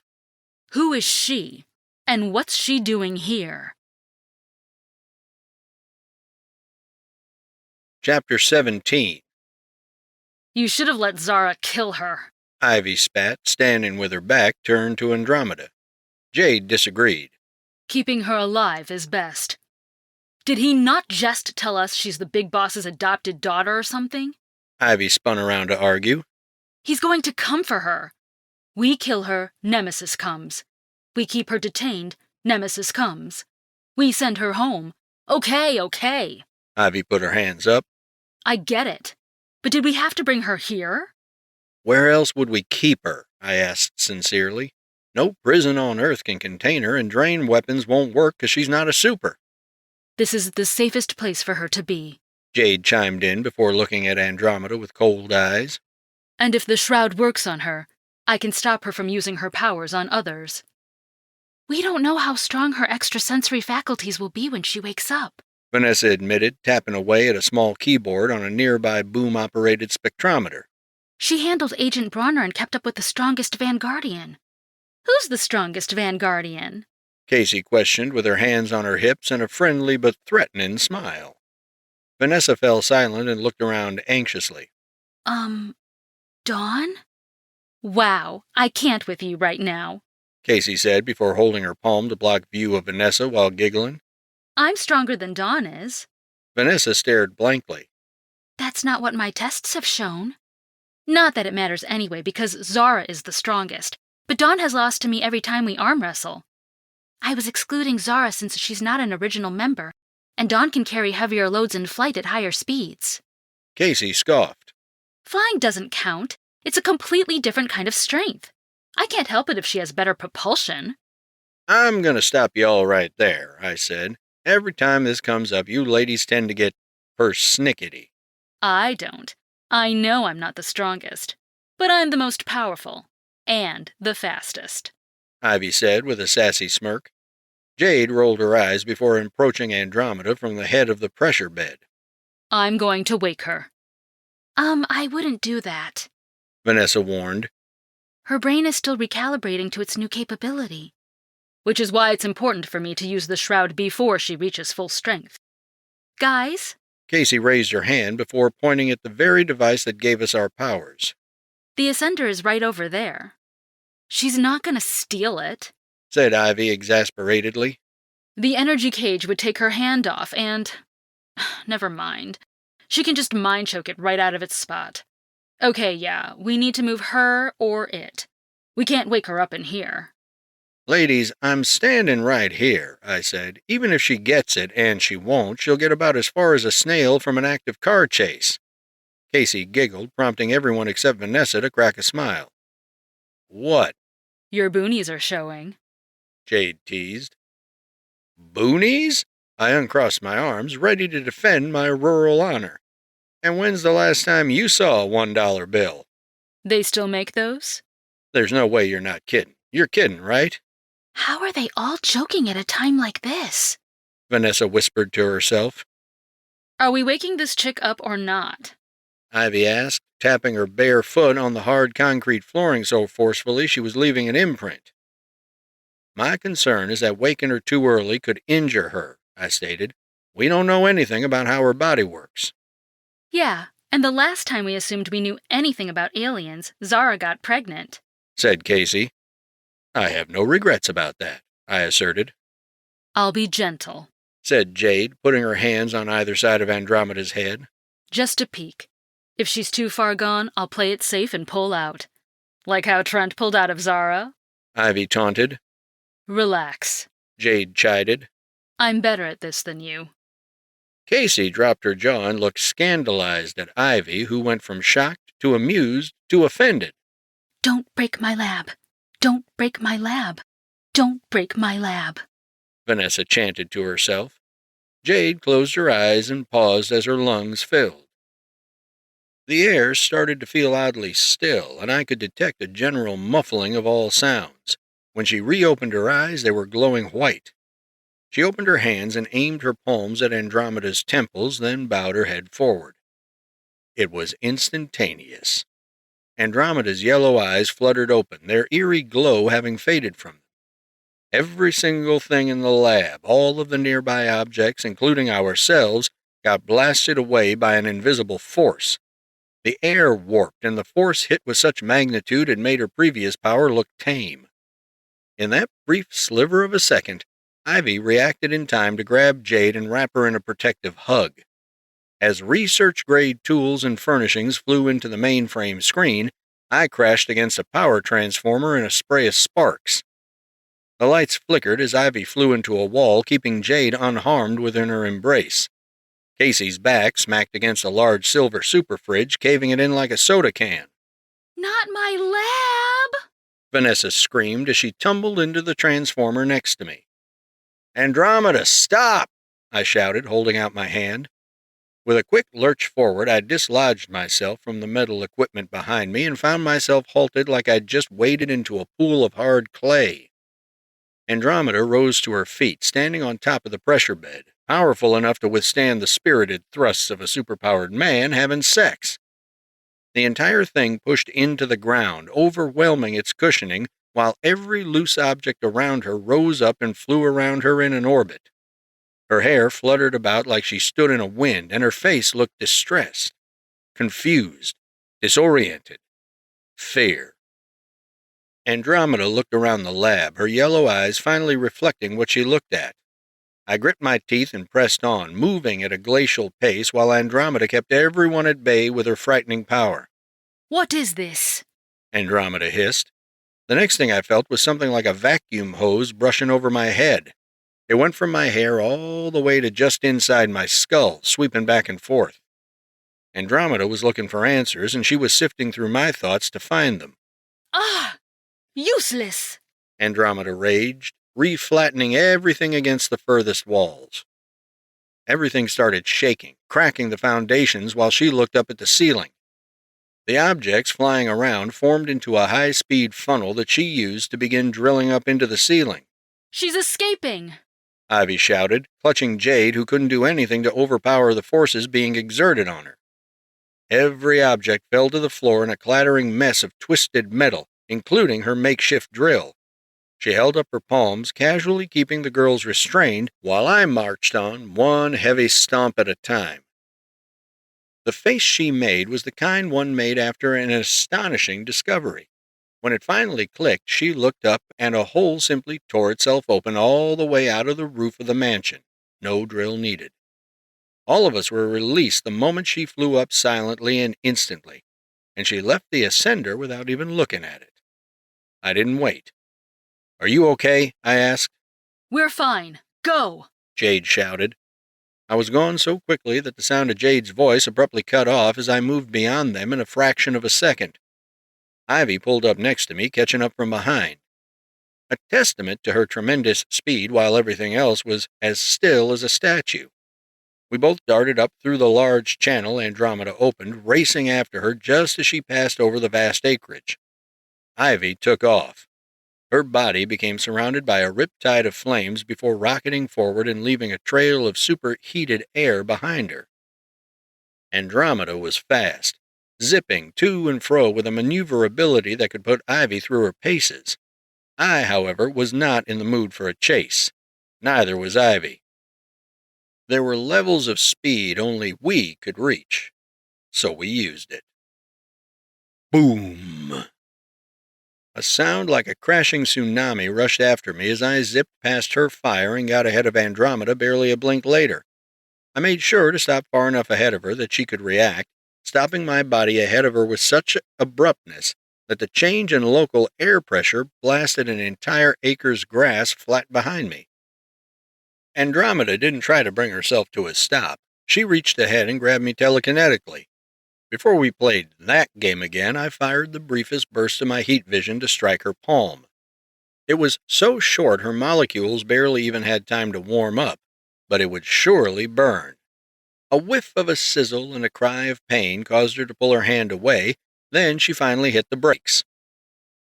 Just before she could fly in any direction, a burst of orange and red formed a burning sphere around Andromeda, flashing with ever-rising heat. It was Ivy, using her fire aura as a cage while moving at a speed beyond Andromeda's perception.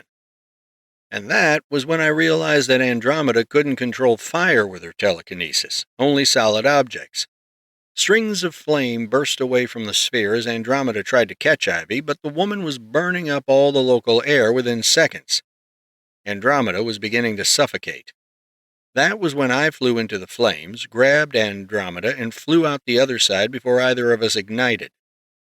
With her lungs temporarily deprived of air, Andromeda was too disoriented to fight. I dropped to the ground and landed with a large thud just as Ivy came down, bringing her flames down to a simple hot zone around her body.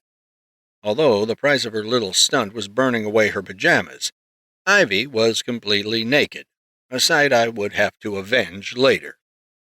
Andromeda caught her breath in a panic, then froze when I gave her a gentle squeeze, one strong enough to communicate that I wasn't playing around. "Calm down," I commanded. "If I wanted to hurt you, there's nothing you could do about it." Andromeda remained carefully still, despite the somewhat awkward position of being cradled in my arms like a damsel. I set her on her feet, then took a step back while Ivy crossed her arms and stood behind Andromeda. "What have you done to me?" she crooned through clenched teeth. "You tricked me. You cut me off from the malevolence. But not before." Andromeda giggled. "When he knows his daughter is with child, he will tear the cosmos apart to claim it." My stare narrowed into a glare. "What are you talking about? You're pregnant?" Andromeda cackled bitterly, shaking her head slowly before lifting her arm to point a long finger of accusation. "Ha! I'm not pregnant, you buffoon. My sister is pregnant, and whatever you have done to us will be punished when my father realizes I have not returned." Ivy's eyes widened. "Sister? You can't." Dread began filling my chest. There was no way. Andromeda threw her head back and howled at the sky. "Zora Zenala!" Chapter 18. The flight home was as tense as it got. Ivy kept a firm grip on Andromeda's arm, ready to fry her at a moment's notice if she tried anything. Her lithe body was wrapped in my purple cape like a toga, covering her nudity as we returned to the mansion. Meanwhile, I was at my wit's end thinking of the aftermath of this whole thing.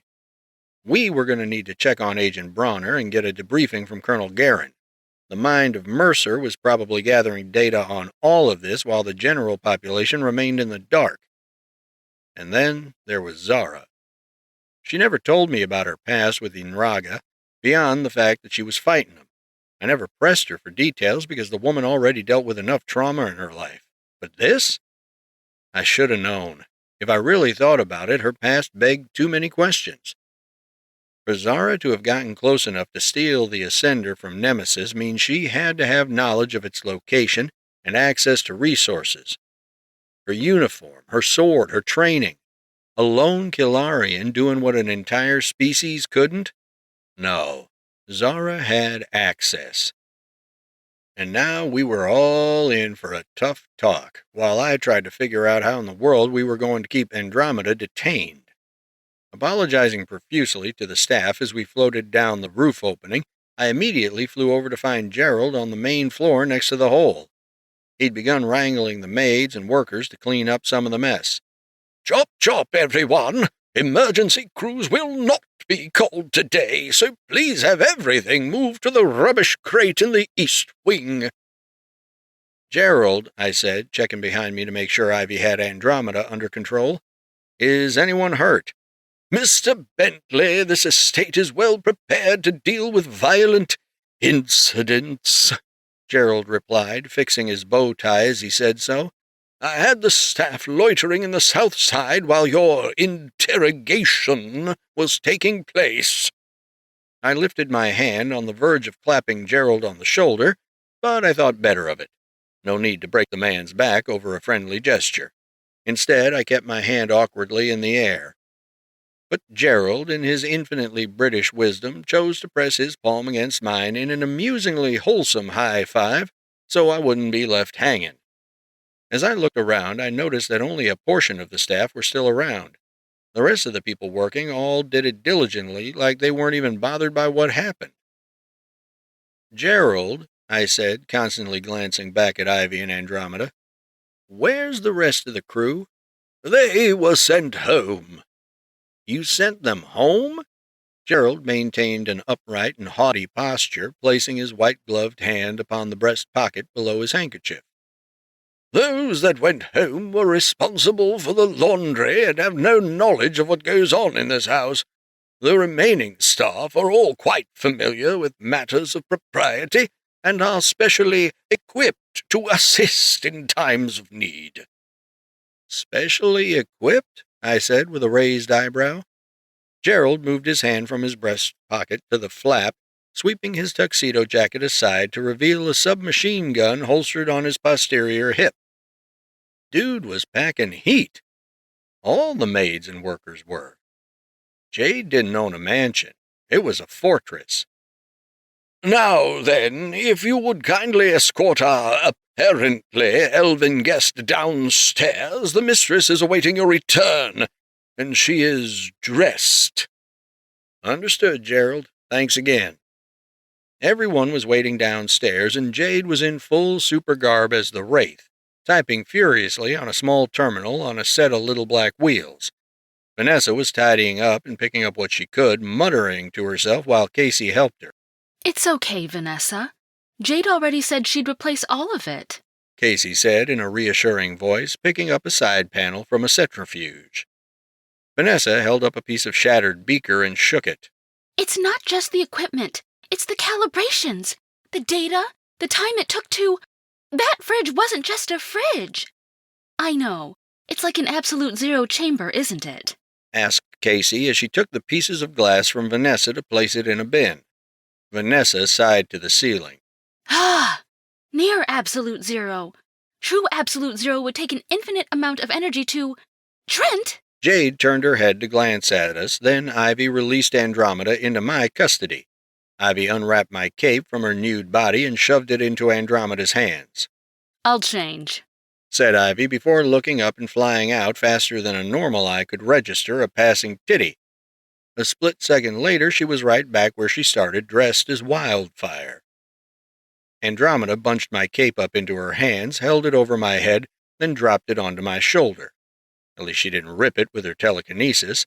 That would have sucked. My cape was friggin' nice. You! Vanessa stormed over with a bent metal rod and wagged it in front of Andromeda's face. Do you have any idea how hard it was to get this? Do you know what it's even made of? The metal rod instantly straightened, clearly the work of Andromeda, who looked too bored to even acknowledge the complaint. Oh, Vanessa said in sheepish surprise. Well, sorry for yelling in your face. Don't apologize, said Dawn as she came down the stairs with Zara. The bitch deserves it. The look on Zara's face was spiteful, but when her eyes met mine, it was clear that I was less than enthused about what I'd just been told. Everyone assemble, now. Jade, get off the computer and come over here. We need to talk, I said. I was seldom this stern, so everyone obliged and gathered around promptly. With all 7 women standing before me, Andromeda to my immediate right with Ivy on the other side, I had the floor and the proverbial microphone. Oh dear, Andromeda said churlishly. Someone sounds like they're in trouble. Shush, I said with a furrowed brow. You're already in trouble. Am I in trouble? Vanessa asked quietly, raising one hand. No, Vanessa, you've been an angel, I replied warmly but with firm finality. Now then, Zara, are you going to tell him, or should I? He has done this many times, Zara detailed, staring off into the distance as she recalled the tale. When he takes a world, he makes the natives choose the one he spares. The Kalarians, they knew this. They chose me, prepared me. I was young, did not understand. I just wanted to help. He said that my service would save my people. He would spare them. He would help them. What did he do? Casey asked softly. He gave me power while my people suffered. Trained me, taught me. I planned to take the Ascender and make all Kilarians strong. But then... Father did help the Kilarians by giving most of them the malevolence. He kept his word. Andromeda added before glaring with malice. You did not, and your betrayal sentenced the rest. Zara bared her teeth. And it was you who told him. You who were taken even younger than I. You betrayed me. Andromeda took a step forward, causing all of us to brace for a fight. And you betrayed us all. You were my sister. Zara got in Andromeda's face. You are my sister. Andromeda screamed back. Zara hissed and turned around, crossing her arms and shaking scornfully as she held on to herself. You could have saved them. You betrayed your own kind, and now we are both the last of ours. Zara? Vanessa chimed in from across the lab. It might not be her fault. Nemesis was controlling her through some sort of object. She couldn't go against him even if she wanted to. Then how did she? Asked Dawn, nodding her head sideways at Zara. She doesn't have psychic powers. Why didn't the malevolence affect her? It could not. I was ascended by then. But he never sent me out to fight. He kept me close. Zara replied, continuing to stare ahead. You've been privy to their inner workings and you didn't tell us. Jade criticized. I have told you how to fight them. Zara argued while pointing back at Andromeda. I told you to kill her. So you could get away with never having to say anything? Ivy inquired with a raised eyebrow. Zara spun to face Ivy. Do you lay your pain out for the world to see? Do you know how many lives I have failed to save? Why should you know me? Ivy immediately looked hurt. Not offended. Hurt. So, we're keeping secrets now? After everything we... You know what? That's fine. That's just... fucking great. Ivy rose up from the floor, preparing to fly off, which is when Dawn reached up and tugged on her cape. Stay, she said. We're having this out now. Stop it! Vanessa screamed, stomping the floor and making a new crater each time. Stop it! Stop it! Stop it! Casey immediately ran over to Vanessa and put her hands on her cheeks, grabbing her focus while making eye contact. Hey! Talk to me, gorgeous. Vanessa tried straightening her glasses, but bent the frames when she pinched them. In a fit of frustration, she took them off, crushed them in her hands, then threw them over her shoulder. I can't take all this fighting anymore, Vanessa ranted. I think I've done a pretty good job at keeping my cool, but now my lab is ruined, and there's another alien, and everyone is shouting, and... Where the hell did my notebook go? Right here. Right here. Ivy called out, zipping over to grab it before offering it to her. Thank you, Vanessa said with emotionally overwhelmed tears, taking the notebook and clutching it to her chest. Dawn went over too, putting a hand on her shoulder. I didn't mean to freak you out. They started hugging it out while Andromeda averted her eyes in disgust, keeping her malicious eyes locked on Zara. Jade simply stood still, watching everything with her body covered in her black cape. Zara! Vanessa shouted in a voice that was done being mousy. What is it you want? Zara said, refusing to indulge them. Stay put, I said, pointing a finger in Andromeda's face before taking a sidestep toward Zara and speaking to her. Don't ignore them. They're your family, too. Vanessa immediately launched into a tirade. Zara, if you don't come over and hug me, I swear to fucking God, All right! Zara shouted in an outburst of frustration before going over to hug Vanessa directly. Vanessa was officially consoled. Never upset the nice one. That left Jade and Andromeda to watch each other carefully. One wrong move and we were going to find out just how strong Jade's shroud really was. So then, I began, we need a place to keep her. No jail is strong enough to keep her locked up for even a minute. Andromeda cackled sardonically. You've got me as your prisoner and don't even know what to do with me? Oh, this is going swimmingly. My father will make short work of your planet, regardless of your individual strengths. Jade, can you sleep her? I asked. No answer. Jade? I repeated. Andromeda clicked her tongue twice. Tisk tisk. You've been trying to penetrate my mind since I came down here. You can't, can you? Not with the power I have now. A slight smirk formed on the corner of Jade's mouth. Her eyes flashed white. Then Andromeda dropped limp on the floor, completely unconscious. What the? I reacted while kneeling to check on Andromeda. How did you do that? Jade's smirk remained. She wasn't concentrating. Well, slap me in a pair of overalls and call me a monkey's uncle, I marveled. Better keep her down for a while or we might not get another opening like that.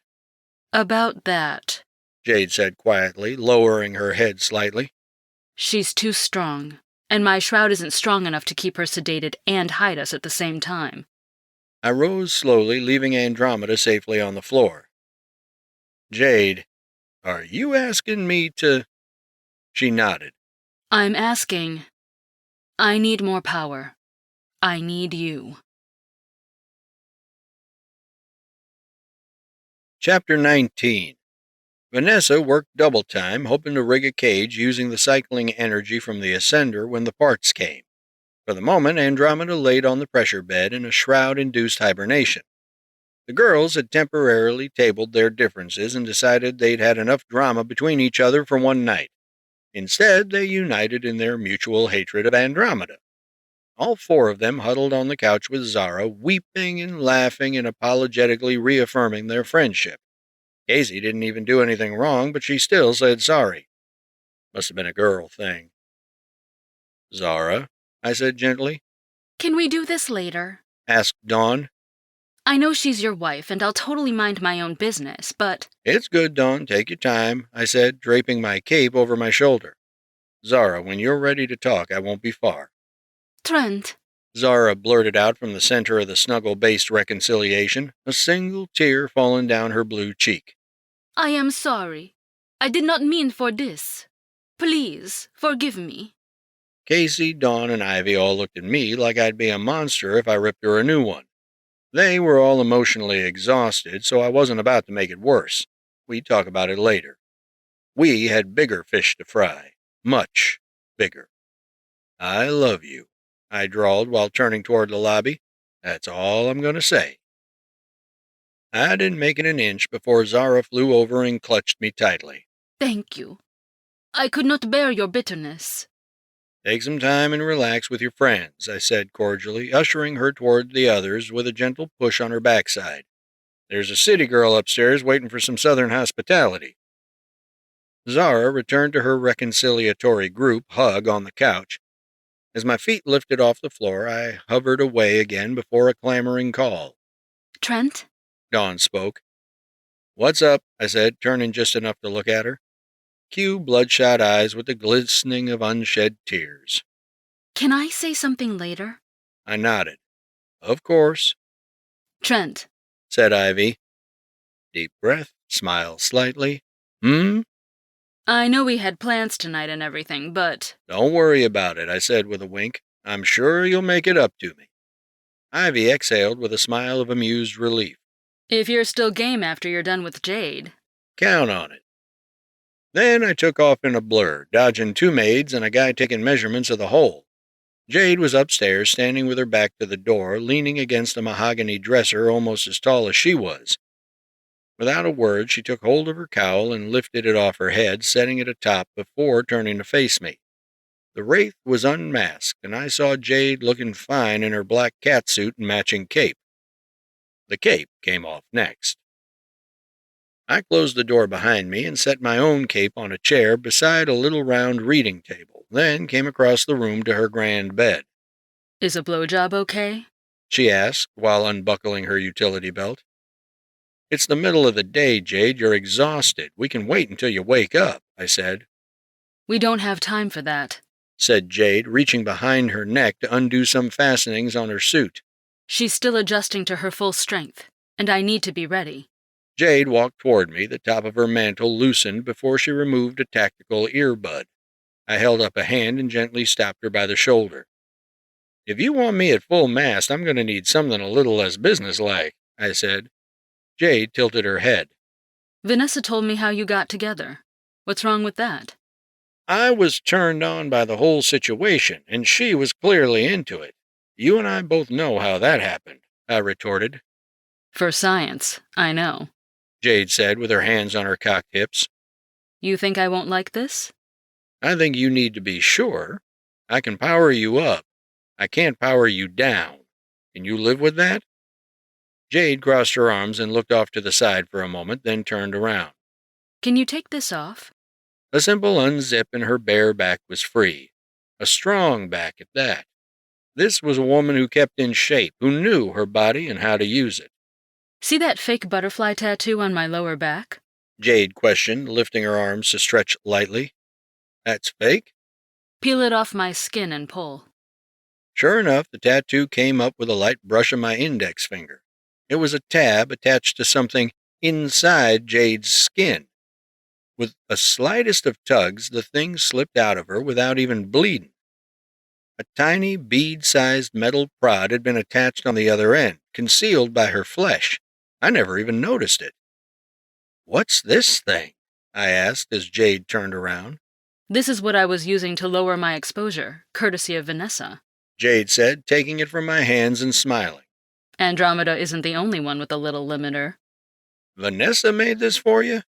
She didn't know she was making it for me. I designed this using her discoveries. She just took the blueprints I gave her and never asked questions. Jade dropped the miniature device to the floor, then stepped into me as the top of her suit began to fall to rest on the top of her breasts. You take that top off and I'm going to need more than just head, Jade. Jade put her hand on my chest, using her fingers like little legs to walk it up to my shoulder. We'd be cutting it a little close, but I was hoping you'd say that. Is that so? She used her free hand to pull off her torso covering and exposed herself down to her leggings, standing topless before me. Jade's Hispanic-complected breasts had a lovely part down the center of her chest, with nice teardrop breasts punctuated by pinkish-brown nipples. And for a woman of modest height, those hips were wide enough to die for. She told me how it felt, how her body came alive. One time won't make me bulletproof, will it? She asked. No, I said, but it could make you pregnant. Jade stepped into me and led with her pelvis, arching her back just enough to give me a better angle of her gorgeous goodies. I'm not afraid anymore, said Jade, dragging her fingertips lightly down my arm before looking up at me. Don't you see? I have to face it now, because if they win, nothing else matters. So you're not leaving this room until you come somewhere inside me. With deliberate restraint, I brought my hand around to rest it on Jade's waist while she started undressing me. Everything came off between the two of us, and then I pulled her into my arms and flew us both up to land us gently on the bed. I knew she was running on just a couple hours of sleep, so I decided not to make her work. No blowjobs, cowgirl, or getting up on all fours. My tongue slathered around each nipple, my self-control reminding me only to lick, not to suck in case I used too much pressure. Her breasts were easy to massage, being so soft and perfectly squishy. She'd even given me a tit job or two before. Those I wouldn't hurt. I knew exactly how much I could squeeze. And soon her body would be strong enough to withstand more spirited sex. With no complaint from her, I reached down to grip my hardened cock and slipped it into Jade's pussy. That was where I wanted to come. And yes, there was certainly an element of risk contributing to my arousal. Our bodies sunk into the luxurious sheets as Jade exhaled in pleasure. She wrapped her legs around mine and gave me a sensuous expression as I withdrew to the tip, revealing a cock covered in her wetness. Little by little, one pleasurable inch at a time, I plunged my dick all the way into her pussy, and made sure not to thrust into her body at all. I let my body weight do all the work, pulling me back into Jade over and over again. Jade moaned just above a whisper. Oh, like that. She squeezed her vagina tightly around my dick, which was enough to pleasure me as it sunk between her impressively proportioned pussy lips. Jade held her legs as wide as she could, gripping my buttocks and imploring me to come fast so the remaining rounds could be more fun. Planting one hand in the pillow next to her head, Jade reached up and grabbed me by my upper back, pulling me down and bringing her face close to mine. And she was getting wetter. Jade whipped her head back and forth, indecisively facing from left to right, squinting her eyes shut. Don't play with me. I want it now, she whined. Jade made her point by gyrating her hips up and down. She was in a hurry. She'd heard the stories, I know she did. Her groin smacked against mine as she topped from the bottom, servicing my cock to full depth inside her. I knew the risk, but my body translated that little anxiety into an overwhelming pleasure building in the base of my shaft. This woman was one of my staunchest allies, and I'd grown to care for her despite our differences. "Oh, God, Jade," I grunted. "You're going to make me come. Open your mouth, I'm almost there." Jade growled her next words through clenched teeth directly into my ear. Come inside me, right now. She moved her legs from hooking my ankles up to my thighs, then used them to pull me in so hard that I bottomed out in her. I couldn't resist. I needed to fill her up. The moment our loins pressed together, I howled with relief as my cock spewed a continuous stream of cum inside Jade's pussy. I tensed my entire body, keeping myself from driving her through the bed. The energizing was instantaneous. Jade's eyes had never been so wide, crying out while my pulsating cock ejaculated for half a minute inside her. Oh, what a rush, Jade gasped, like she was desperate for breath, her typically low alto voice getting higher and higher. Oh my God, don't stop. Come for me. Oh, shit. Her pussy gripped my cock tighter and tighter with each shot. Her body was strengthening in real time. Even her grip on me became noticeably greater, her hips bucking wildly against mine. Jade stuck her tongue out and giggled at me, her eyes wild with the need to keep going. Oh, don't you dare stop. That felt so good. I want more.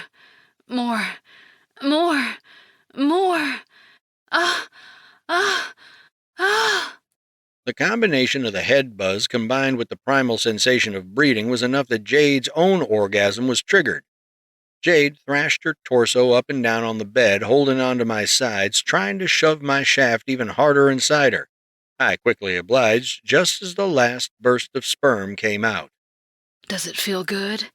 Coming in me raw like this? Jade moaned, occasionally babbling in Spanish. Oh, God, yes. I want you to come again. Do it again. Oh, make it yours. The next thrust was deeper. Once I'd sunk my soaked dick all the way inside, I pushed just enough to embed her into the mattress and then withdrew again. Jade was fully awake and looked like she had jitters, her increasingly tight pussy clinging to the skin of my cock. It was feeling even better for both of us. Then Jade lost herself and grabbed the back of my head. She pulled, having no power to move me if I resisted, so I went with it until our lips collided. Jade kissed me for the first time, maybe without even realizing it. There was no time to think about it before I blew a second load into Jade, fortifying her each time. She found the strength and motivation to pull some sort of wrestling move to hop on top, rocking her hips back and forth, my cock engulfed in her pleasure treasure. I fondled one breast, she played with the other. Jade babbled in Spanish, grinding her clit against me hard enough to bring herself to orgasm. We lost another 10 minutes before I exploded in her again, and I was a man on a mission. It was the first time Jade let me really cut loose, coming inside her as much as I wanted without regard for safety. We still had unresolved emotional tension to work through, but at that moment Jade felt less like a stranger and more like an actual girlfriend. After the stress we'd all been under, my dick was more than happy to ejaculate one last time before slipping out of her pussy. Jade went down, right next to me. A rapid mess of cum poured out of her like she was an uncorked champagne bottle. Jade looked gorgeously bred, her arms and legs limp on the bed as I moved her onto her back. Oh my God. Oh my God. Jade exhaled with her eyes rolled up in her head. You should be strong enough for this now, I said in a low bass. I finally indulged myself in playing with Jade's pussy without it hurting, and I got to suck on her breasts, squeezing them against my face with ravenous fervor. I played her body like a violin, smearing my cum and her juices together into the lubricant I used to flick her clit with merciless persistence. Jade always was a fan of being vocal in bed, so I indulged her with a bit of tease and encouragement. You like laying here with your legs spread full of my cum and about to squirt? I voiced in her ear. My arm's endless stamina came in clutch, my hands moving back and forth as her canal gushed with both arousal and semen. Oh no. She breathed. No. It's too much. I'm not ready. I'm not. Oh! Jade climaxed again, writhing and clamping her legs down to stop my hands from moving. They did not stop moving. With all of her might, Jade gripped my forearms, trying to pull my hands away, but instead I slipped my middle finger in and took the liberty of turning her G-spot into my personal plaything. One orgasm led right into the next, leaving Jade completely spent. You... Jade began laughing airily and shivering with satisfaction. Oh no, your cum is falling out. She flicked my lower lip with a deliriously horny face. I think you need to put more in. I'd never seen it before. Jade was totally drunk on dick and buzzing on super sauce. She looked completely out of it, her clit thoroughly tweaked and her voice unstable. Give me 5 minutes, said Jade, her eyes fluttering shut. I'm gonna suck your dick. And then I'm gonna suck your dick. Then I'm gonna... Snoring, Jade was out cold. She was the darkness. She was the night. And she was drooling all over my chest. Chapter 20. You'd think that with the looming threat of a global invasion, one wouldn't be able to think about anything else, let alone sex. Wrong. The mind has a funny way of coping with mortality, and I'd have never believed it if I hadn't experienced it myself. We couldn't think of anything but sex. It was proof that we were still alive. It was our rebellion, our celebration, and our solace. Never before had I made such a concerted effort to power up a person quickly. But oh my God, did it feel good. Jade was so sexy, and our encounters were seldom as long as I would have liked. With the others, we just had sex when we had sex. Well, for the most part. Casey did tend to give me more blowjobs following an argument about who was the strongest Vanguardian. The repeat exposure was having a compounding effect on Jade's body. Her pussy was still a very new thing to me, and it had grown strong enough to truly milk my cock, so she felt even better than she did before. While Jade was more than capable of sleeping, I wasn't as adapted to stress as she was. I couldn't eat, sleep, or think about anything else but waiting for some sky portal to open somewhere and for Nemesis to come stepping through. Agent Bronner still hadn't reached out. Colonel Guerin hadn't been on base, and the news was suspiciously mum about anything except reporting on memes about us. And yet all of that seemed trivial with Andromeda sleeping downstairs. I hadn't even begun to work out what the rogue supers and the mind of Mercer were up to. While the help went about staging the estate for full repairs, I saw Zara and Ivy sitting outside on a fancy stone bench on the back patio. They were talking, their hands holding and with expressive head gestures. I didn't eavesdrop. One of the unspoken rules we all agreed to, and adhered to for the most part, was that we all gave each other privacy. They could have flown off somewhere to talk, but they trusted the rest of us to keep our super hearing focused elsewhere. Hey, Said a sweet voice behind me. Casey. She hugged me from behind, sighing contentedly with her cheek pressed against my back. I had to turn around and take her into my arms properly, greeting her smile with a kiss. Although she could have flown up to reach my face, she chose to stand on her tiptoes instead. Far be it from Casey to miss an opportunity to use her legs. "How you doing?" I spoke, brushing a few wayward strands of black wavy hair from her face. I'm okay. Casey said, using her mouth to blow the repeat-offending hair out of her way, after I'd just moved it. It got a little intense for a while, but cooler heads prevailed. Zara feels really bad about how she acted. "I'm sure she does," I replied with a shrug. "I don't have it in me to be upset at her over it. What's done is done, and she's here now. That's all I care about." Casey slung her arms over my shoulders. I checked downstairs. She's still out. Dawn's down there with her, watching Vanessa's back. My spirit filled with admiration. Dawn was such a noble woman, despite her tempestuous flare-ups during fights. It was a trait she shared with Casey, who was the best peacemaker I knew. "Where were you headed?" I asked. Casey swayed her head left and right. Looking for you. I was hoping you weren't mad or anything. It got a bit testy and weepy for a while. "There's a lot going on right now. Everybody is feeling the strain," I replied with measured temperance. "We can work out the rest." Is she gonna die? Andromeda, I mean. "What do you mean by that?" I looked at Casey with a somewhat mortified feeling. Casey stepped back and did a kind of shy shrug. If we can't lock her up, what do we do with her? The government can't hold her, and even if they could, "We're protectors, not executioners," I said firmly. "I won't murder her in her sleep." Good. Okay, so what now? Jade can't keep her down forever. I put my hands behind my head and exhaled through my barely sealed lips. "Honestly, the only thing I can think of is to give them both closure," Closure? Casey said, glancing out of the window to look at Zara. You mean you want them to, what? Reconcile, or? Something Andromeda said left a bad taste in my mouth. Which would be all of it. "True," I said with a chuckle. "But seriously, during that squabble downstairs, she said she still sees Zara as a sister." Casey grimaced. She could have just been saying whatever to manipulate Zara. "I'm not sure that's it. Andromeda was pretty upset too from the looks of things. There's pain on both sides, even if one of those sides is clearly wrong." But what's that look like for us?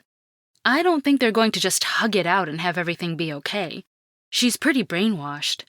"The best way to win over a gal is to show her something better than she's ever had," I said with a confident smirk. "She doesn't have that corruption screwing with her brain anymore. Maybe she and Zara can work things out, if not for our sakes, then for their own." Casey held on to herself by the arms, averting her eyes anxiously. And what if they get into another fight, and Zara kills her? What if Andromeda becomes too strong and you have to kill her? "Are you okay, Casey?" Killing monsters was easy, but this is different, and I really don't want to have to. I pulled her in close and kissed her forehead, calming her increasing distress with a warm embrace. "You won't. We won't. Nobody gives up. We will get through to her." And if we do, and Nemesis gets angry? My resolve did not waver. "Then we'll protect her from him, too." Chapter 21. "Rise and shine," I said to Andromeda, whose eyes opened lethargically. Once it registered where she was, she tried to sit up quickly, which is when Ivy put her hand on Andromeda's chest. At this range, I can turn you into chimney powder faster than you can blink. Ivy threatened with a sassy glare. Lie down. Andromeda looked at all of us with a disdainful scowl, surrounded by the entire roster of Earth's heroes, with me standing at the foot of her bed in a power posture. So, Andromeda spoke. The little shadow wench was craftier than I thought. That little shadow wench can still put you under for another week, said Jade, who stood over Andromeda's head opposite of me. Andromeda looked up, saw Jade dressed as the Wraith, then her eyes became deadened with exasperation. How thrilling. Where is my sister? Is she not among your number? I have no sister, Zara spat, standing further away to Jade's left. Andromeda raised her hand slowly. May I sit up, or must I suffer the indignity of lying on my back for this entire conversation? We're not staying, I said. We're leaving. Leaving? Andromeda said with an intrigued expression, which quickly gave way to a devious smile. And where are you taking me? What structure could you possibly have that could ever contain me? It's not a prison. It's a house. A house? Andromeda sat up fast enough that everyone took a defensive stance, myself excluded. Isn't this a house? It was before you wrecked it, Dawn blurted out. Andromeda took a sidelong glance at her accuser before calmly looking at me. What do you want? Read my mind, I said. I have. My question remains. Then your telepathy sucks, Ivy murmured. Andromeda took a deep breath before slowly turning her head to glare at Ivy. The mind is not a library one peruses at their leisure. I know it is there now. Sometimes I can interpret the past from what I see in the present. Is that how Zara kept her allegiance from you? Dawn inquired. Andromeda remained silent. Zara uncrossed her arms and stalked over. No, I told her what I was planning. I trusted her. Andromeda flipped her white hair from one side of her back to the other, getting off the bed with complete disregard for the fact that Jade was ready to drop her at a moment's notice. Both alien women stood face to face, chest to chest, with seething fury written on both their faces. You were the only one who was chosen the way I was, the only one who understood, Andromeda vociferated. We were to be the salvation of everyone, including our people. But then you left, and you made Father angry. Do you know what he did to me because of you? My people were punished the same as yours. Zara shivered, backing away a step. The Nagani, they are converted. All of them now instruments of glory, but Nagani no longer. Andromeda raged. I am the last, same as you. A cold chill traveled up my spine, but I bit my tongue. This wasn't my fight. Zara started tearing up, but maintained her fierce expression. You could have saved them yourself. We could have faced him, and there is no defeating Nemesis. How do you not understand this? His is a sacred task. He cannot be overcome. Talk about Stockholm, Ivy mused. You're like a cult for your own kidnapper. He rescued me, Andromeda said smoothly. Without him, all is lost. Nemesis must be. The man you call your father is a murderous tyrant who makes his cause sound good to enablers like you, Jade censured. And who are you to say such a thing, Jade? Andromeda said with a pleased expression, triggering a scowl from Jade. Oh, yes, I know. Though you do well to shield your thoughts from me, you've clearly never met someone with my gifts. Everyone glanced at me when Andromeda pointed in my direction. Irrelevant, Jade spat. Pitiful, cowardly little louse. Does he know how you really feel about him? This was where I realized that having an alien psychic around was bad in more ways than one. It was about to get catty again. Don't, Jade snarled. I haven't even begun. You're all so pitiful in your own relationships. Andromeda went from pointing at Jade to Casey. That one wants to get married, but feels that Zara will always be the favorite. Such insecurity is beneath my contempt. Casey balled her fists with reddened eyes. You need to stop.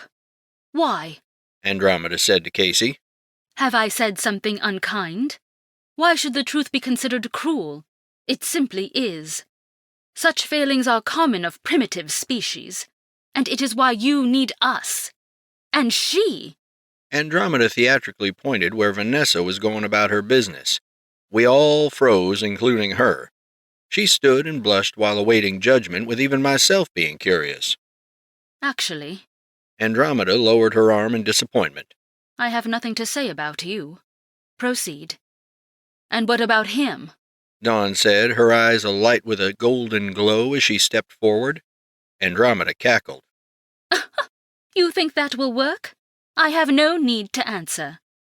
Since we're all so flawed compared to your perfect little zombie army, what do you have to say about Trent? Andromeda finished. You're not asking because you're trying to catch me in some fallacy. You're asking because you were hoping to find out what he thinks about you. This isn't about me. Andromeda waved her hand dismissively and turned her back to Dawn. Such petty prevarication cannot deceive me. I am a Nagani. Lying to me is impossible. Is that why he kept you as his pet? He needed a new lie detector? Dawn spat. It stopped her, did it not? Andromeda said while looking straight at Zara. You are a loathsome, foolish, hateful creature. Zara hissed. And you are never having my child. Tescavo Loenza. Andromeda retorted sassily.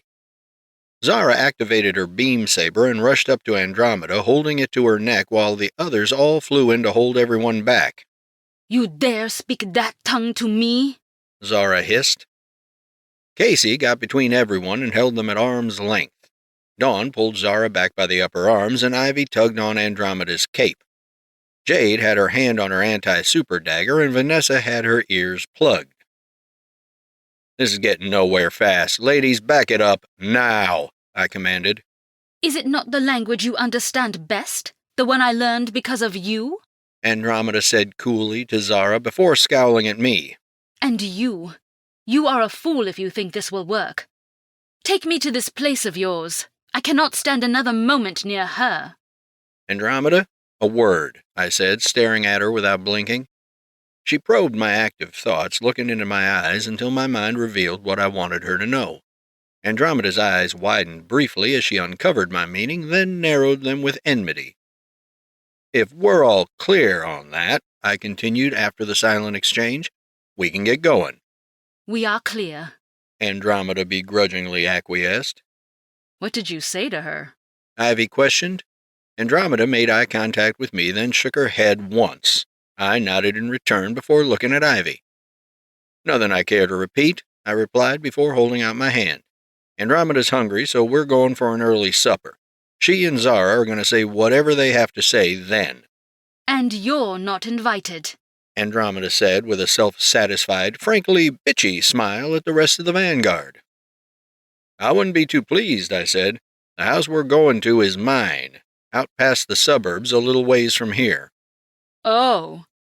Oh no. Dawn laughed with mortified amusement. You're having dinner with her. Vanessa slowly backed away to hide behind a stock cabinet, while Ivy cringed. Andromeda's eyes showed horror as my mischievous smile overshadowed her sense of security. That's right, Andromeda, I said in a grim tone. You're going to meet the baby's grandma. Chapter 22. I don't like it, Jade said to me privately, her cowl down but her suit still on. We were standing on the roof on the opposite side of the damage where Ivy and Andromeda awaited me. The golden hour had arrived, with Jade standing halfway between the light and a shadow. I'll be alert the entire time. She won't get away, I said. Not that, Jade said with a glare. Your mother isn't superpowered. She has no resistance to Andromeda's powers. You're putting her at risk. Not after the conversation we just had, I replied with a smile. Turns out Andromeda can do more than listen in. She can kind of convey her intentions, too. When she promised she wouldn't harm Mom, she meant it. People change their mind. You do know that, don't you? I turned my head to look at Andromeda standing with her hands on her hips, her long white hair swaying in the light breeze. Her eyes were straight on me, although she occasionally looked sideways at Ivy with obvious distaste. I think there's a reason she annoys you all so much, aside from the whole reading our thoughts gimmick. If she was just some hammy villainess... She's hammier than cordon bleu. That's a disgusting food, by the way. You just don't have the palate for it. You say that about everything, like caviar. You pay a lot of money to eat the least flavorful feature on a fish. You thought ketchup on a steak is fine. It still is. On dry-aged filet mignon? That was a weird time in my life. I have since seen the light. Anyway, shush, I'm trying to make a point here. She frustrates everyone because you expect better of her. Deep down, you know she's not rotten. The problem is that she doesn't know that. Jade maintained her stare, but it softened somewhat. When are you going to ask me about it? About what? I asked, feigning innocence. Jade's deep brown eyes felt like black holes about to suck me in. About what she saw in my mind? No. Why, did you want me to? Jade crossed her arms and cocked her hips off to the side. Her black cape fluttered across her back as the light encroached upon the shadows, concealing nearly half her body. She now stood further in the setting sun's rays. What you are to me has been a sticking point for you for a while. It has, I conceded, before turning myself so that the front of my body was in the light, looking sideways at her. The juice isn't worth the squeeze? It is. It's just not ripe yet. So you're unhappy? I'm happy that you kissed me, and how you take care of everyone, I said with a wink, and I'll let that be good enough for now. Maybe that's the problem, Jade lamented, the angle of the shadow shifting such that she stood more in the dark. I'm not good. I didn't put on this suit because I wanted to save the world. But you did keep it on to make sure what happened to you never happens to anyone ever again, I said with a resolute expression. You're not a bad person, Jade. Your choices can attest to that. Are we getting something to eat or not? Andromeda complained in a sonorous tone. You sound like your sister over there, I teased with a smile. Andromeda bit her tongue after that, looking away disdainfully. Amused that I'd gotten on her nerves, I turned around to face Jade just in time to get grabbed by black gloves and pulled in for a kiss. With her hands on my face and her body pressed against me, I got the first real taste of Jade's affection. It ended all too soon, and she pulled away to stand in front of me, fully in the light with me in her shadow. I offered to buy you a yacht, but you're still more interested in me, Jade spoke with a sensuous smile. I don't know what to do with this, but I'm glad I have it. I'm glad I have you, Trent. Zara rose from the chasm in the roof, dressed for dinner in a simple red and white sundress, and armed with her beam saber. She dropped down next to me as Jade stepped away, which is when I grabbed her arm and pulled her closer. No, I said while pulling both her and Zara against my side. Don't do that. Don't act like it's Zara and then the rest of you. It's all of you. I gotta set Casey straight about that, too. I was just giving you room to take off, said Jade, her eyes shifting back and forth in awkward confusion. Right, I said. Well, at least I got my bases covered. Hey, Andromeda, try to keep up. Is that a challenge? Andromeda inquired with faint surprise, her posture being adversarial to Zara. Not really. I just like to go fast sometimes. I took advantage of Jade's momentary opening and stole a quick kiss from her before she stepped away again. Time for dinner with Mother Bentley, said Zara before looking at Andromeda with acrimonious energy. And you will conduct yourself like a sapient being. I have no need for lessons in etiquette from you, sister. Sustain your silence, Andromeda quipped. And do not touch her yogurt. What have I to fear from a feeble old woman? A thorough tongue-lashing? It is the eyes. Zara's eyes widened as she contorted her face into some kind of facsimile of utter horror, looking at all of us with uncomfortable closeness. She makes this face like you should not have been born. And if you look too long, you will wish it was so. Both Zara and Andromeda made the same face of dread, then shook it off and turned away from each other. You sure you don't want me to come along? Ivy chimed in. Andromeda might be able to outrun my mom, but she can't outrun me. We'll be fine, I said warmly. Oh, thank God, Ivy said with a loud breath and rolled eyes. Every time her gum goes missing, she thinks I swiped it. I don't know what she has against me. I'm sure it's just a misunderstanding. We'll work it out. All right, everyone, time to fly. Zara, how many other children does this Mother Bentley have? Andromeda asked begrudgingly. There are no others. Trent is both her oldest and her baby. And now, I am her baby too, Zara stated with contempt. Her big blueberry bombshell, I remembered fondly. Andromeda looked ahead with a face of utter mortification. Oh. Take it up, I shouted. I went first, flying straight up into the air, with Zara immediately after me. We made it 20 feet before I looked down and saw Andromeda rising up with otherworldly smoothness. Once she matched her altitude, she held her palm out expectantly. Lead the way, Trent. I locked eyes with Ivy and Jade one more time, conveying my feelings through the amorous gaze I gave them both. Then we were gone, with Andromeda on her best behavior. My hope was increasing. We were going longer and longer without fighting, and I clung to the belief that this war needed to be won not only with superior force, but with heart as well. That and my mom's chocolate raspberry cheesecake with caramel chunks. If Andromeda insulted my mom's cooking, we were all in danger.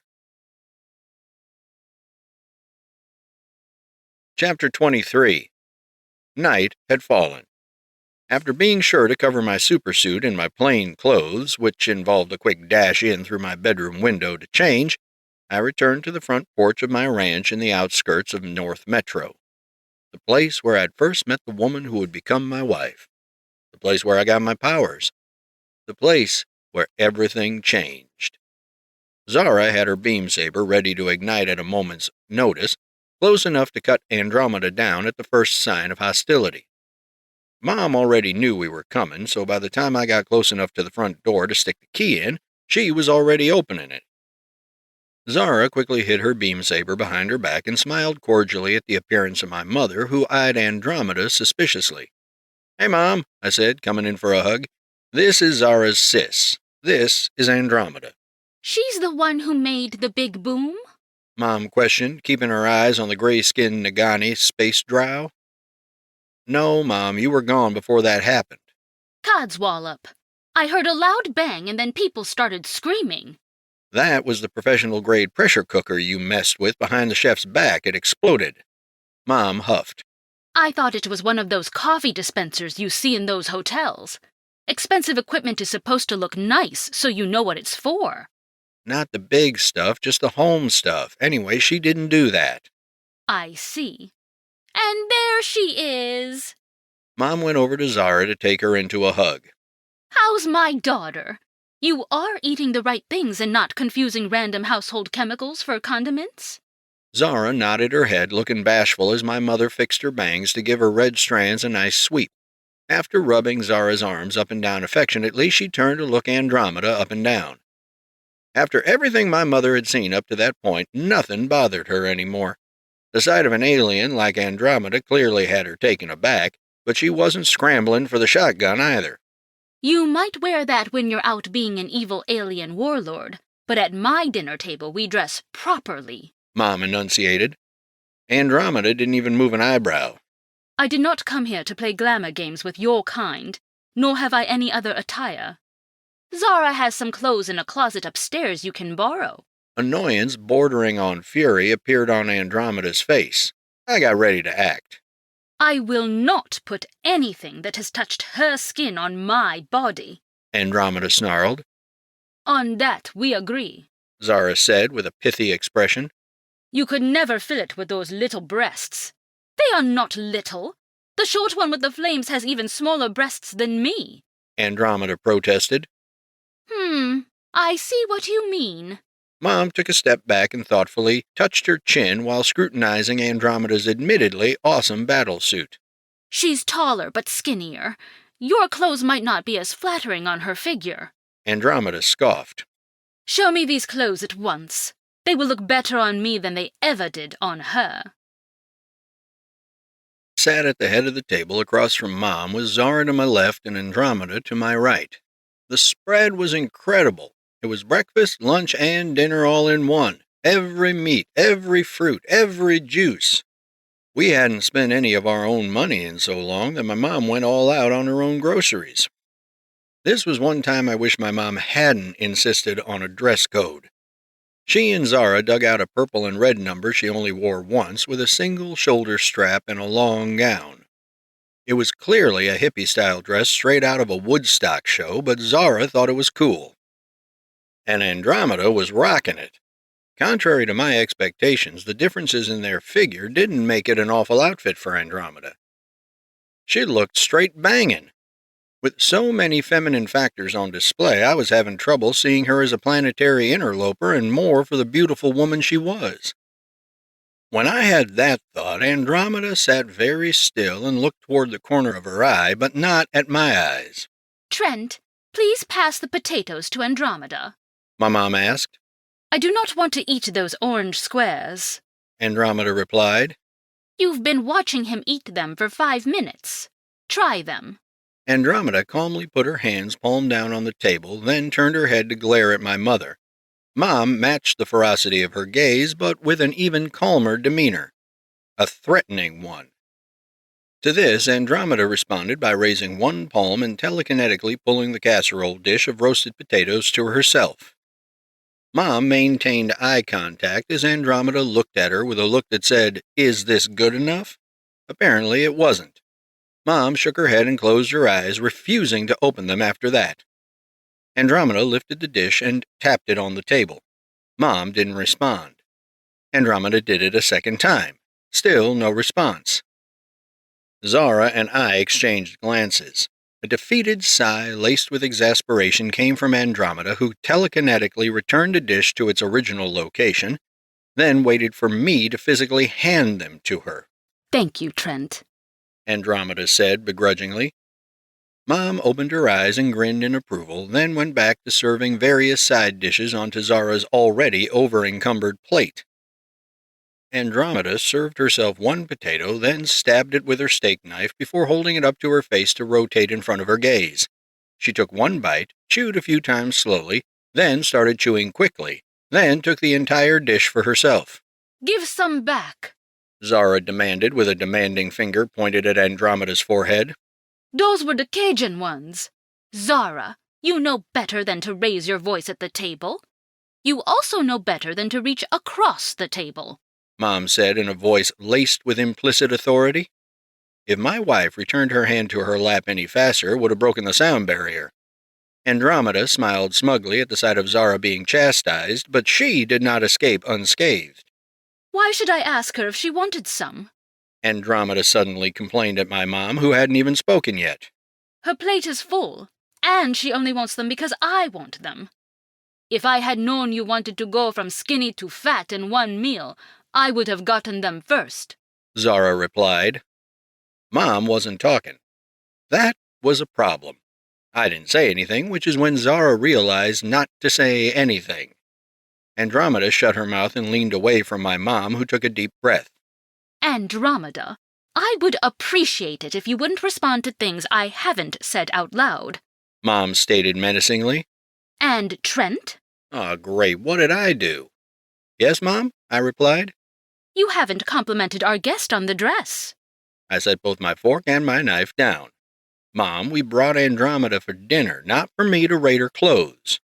He has already done so, Andromeda spoke. multiple times in his head. Mother Bentley, this woman is evil.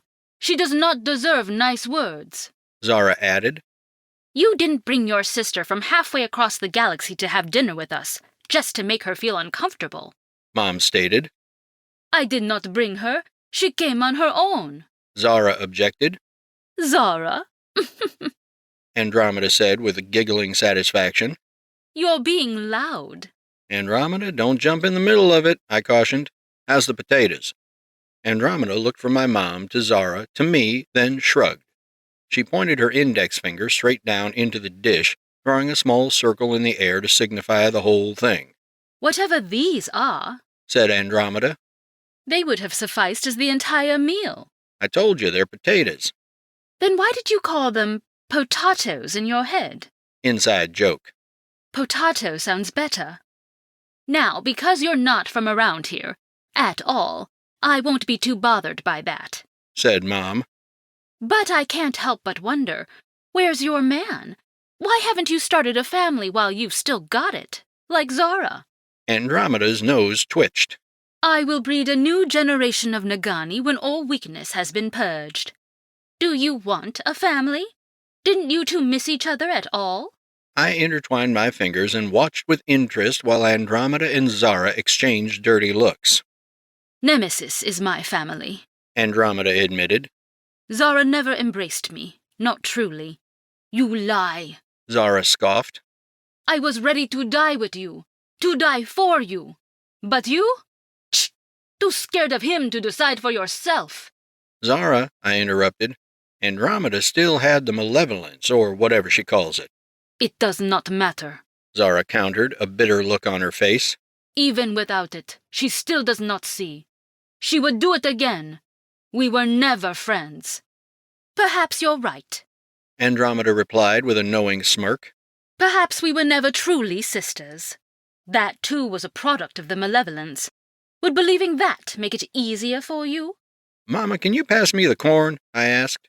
No. Mom said in a voice that washed over us like disapproval incarnate. These ladies aren't going to work it out. No siree. Now, I want this to be a nice dinner, so if y'all really want each other dead, then take it out to the yard. Zara jumped up along with Andromeda, as did I.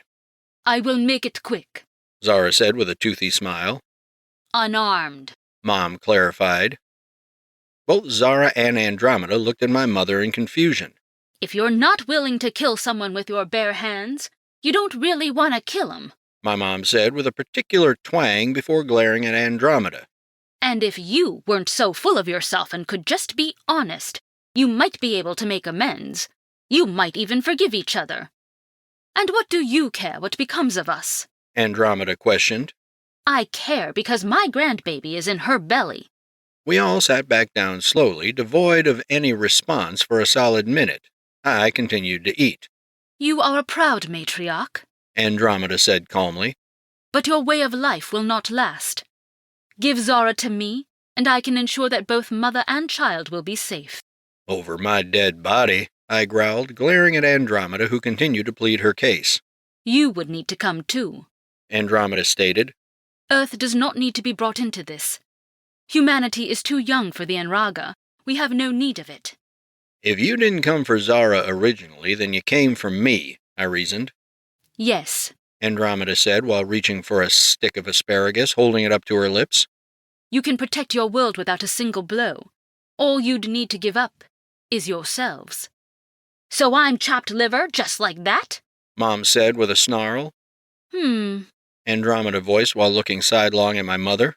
You could be my personal food preparer. You're yanking my chain. Are you yanking my chain? Mom said, slowly rising to her feet. Zara, can you use that fancy glow saber to discipline your sister without killing her? Maybe just a toe, or the tip of her ear. A loud thunderclap boomed outside. Bright blue light shone through every window on the front of the house, followed by the sizzling of electricity. There were no storms on the forecast. Knock, knock, knock. Someone was at the front door. "Hey, Apex, get your ass out here," shouted the voice of Overload. "I don't want to make a mess in front of your mop, but you are going to give up the visitor you're hosting. Both of them." Chapter 24. The nerve of this man to show up at my house. I shouldn't have been surprised. These guys did work for Seth Mercer, and his AI freed them. Their knowledge of my identity wasn't a surprise, but it was an unwelcome inconvenience. "Stay inside, I got this," I said, coming to my feet slowly. They're certainly not here for the potatoes. Andromeda mused before doing a double blink at my mom. Now they're taters? Trent, they know who you are. Zara said with concern. "I'm gonna count to 3, Overload shouted. 1, 2. A burst of super speed, and I was already opening the door. 3, I said with a hard stare. Overload stood on the porch in his full blue battle suit, his eyes fizzling with little electric sparks. "Let's take this elsewhere," I said. "Oh, sure," Overload said mockingly. "Let's go fight somewhere that gives you the complete advantage." "Nah, here's fine." "Your problem is with me." And the new arrival, and the blue-skinned bitch you got. I lasered him right in the chest. Overload exploded into an electrified mist of smoky blue flame before reforming into his unharmed body. Anyway, he continued, as I was saying, they are here. That means y'all gotta go. I can't hurt you, but you can't hurt me either, I warned while listening out for others. Where's your buddies? I know you didn't come without backup. They're doing their job. I wish I could say the same for you. Have you gone to the media with this? Are you kidding? Overload narrowed his eyes. What I do is off the books. I crossed my arms. What's this about? He pointed at the door behind me. First Cobalt shows up, then the malefactors show up, then Seth Mercer disappears, then 2 alien probes land. Now there's a second alien who disappeared after a scuffle with a government super. I'm seeing a pattern here. Want me to keep going? No, I said. You're stalling for time while your friends get in position. Am I even talking to the real you? You are, Overload replied. He's the one you gotta worry about. A hulking figure of smoldering rock flew in from the side and threw an overhead punch at me. I lifted my arm to block it, which is when I felt something hot and sharp on my skin. I wasn't being punched. I was being cut.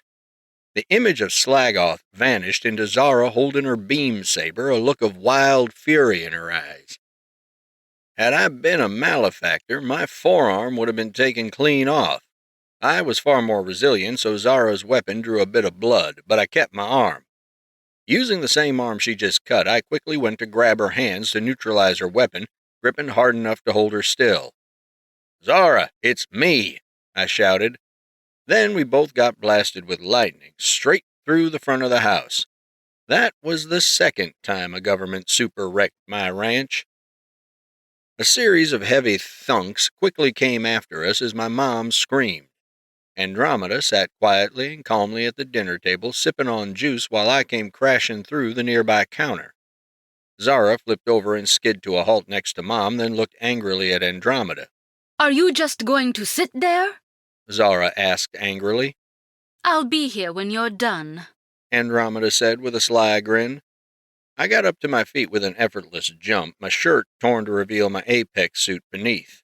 Overload flickered in and out of corporeal form, closing in with a fist surrounded by a spiral of electricity. My fist launched forward as did his, though I was careful not to put too much force into it.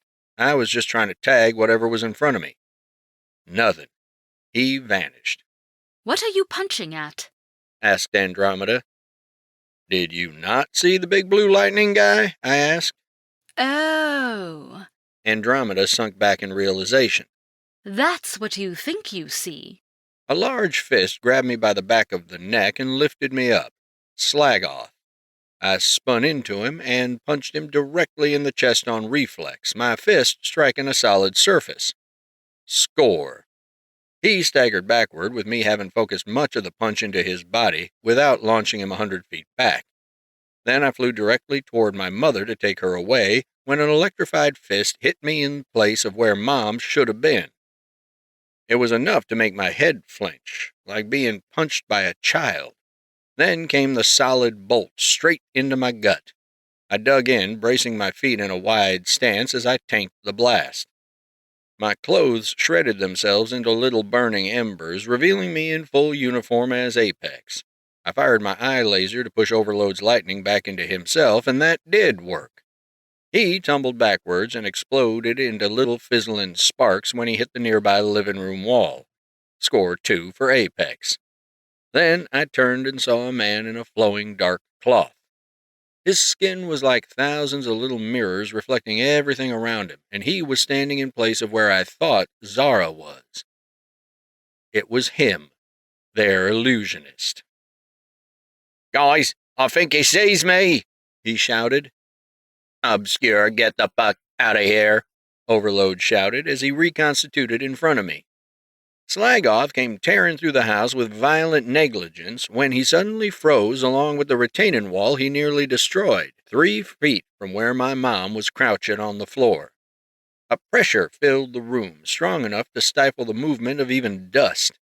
I turned to see Andromeda standing up, her arm outstretched and her fingers splayed out.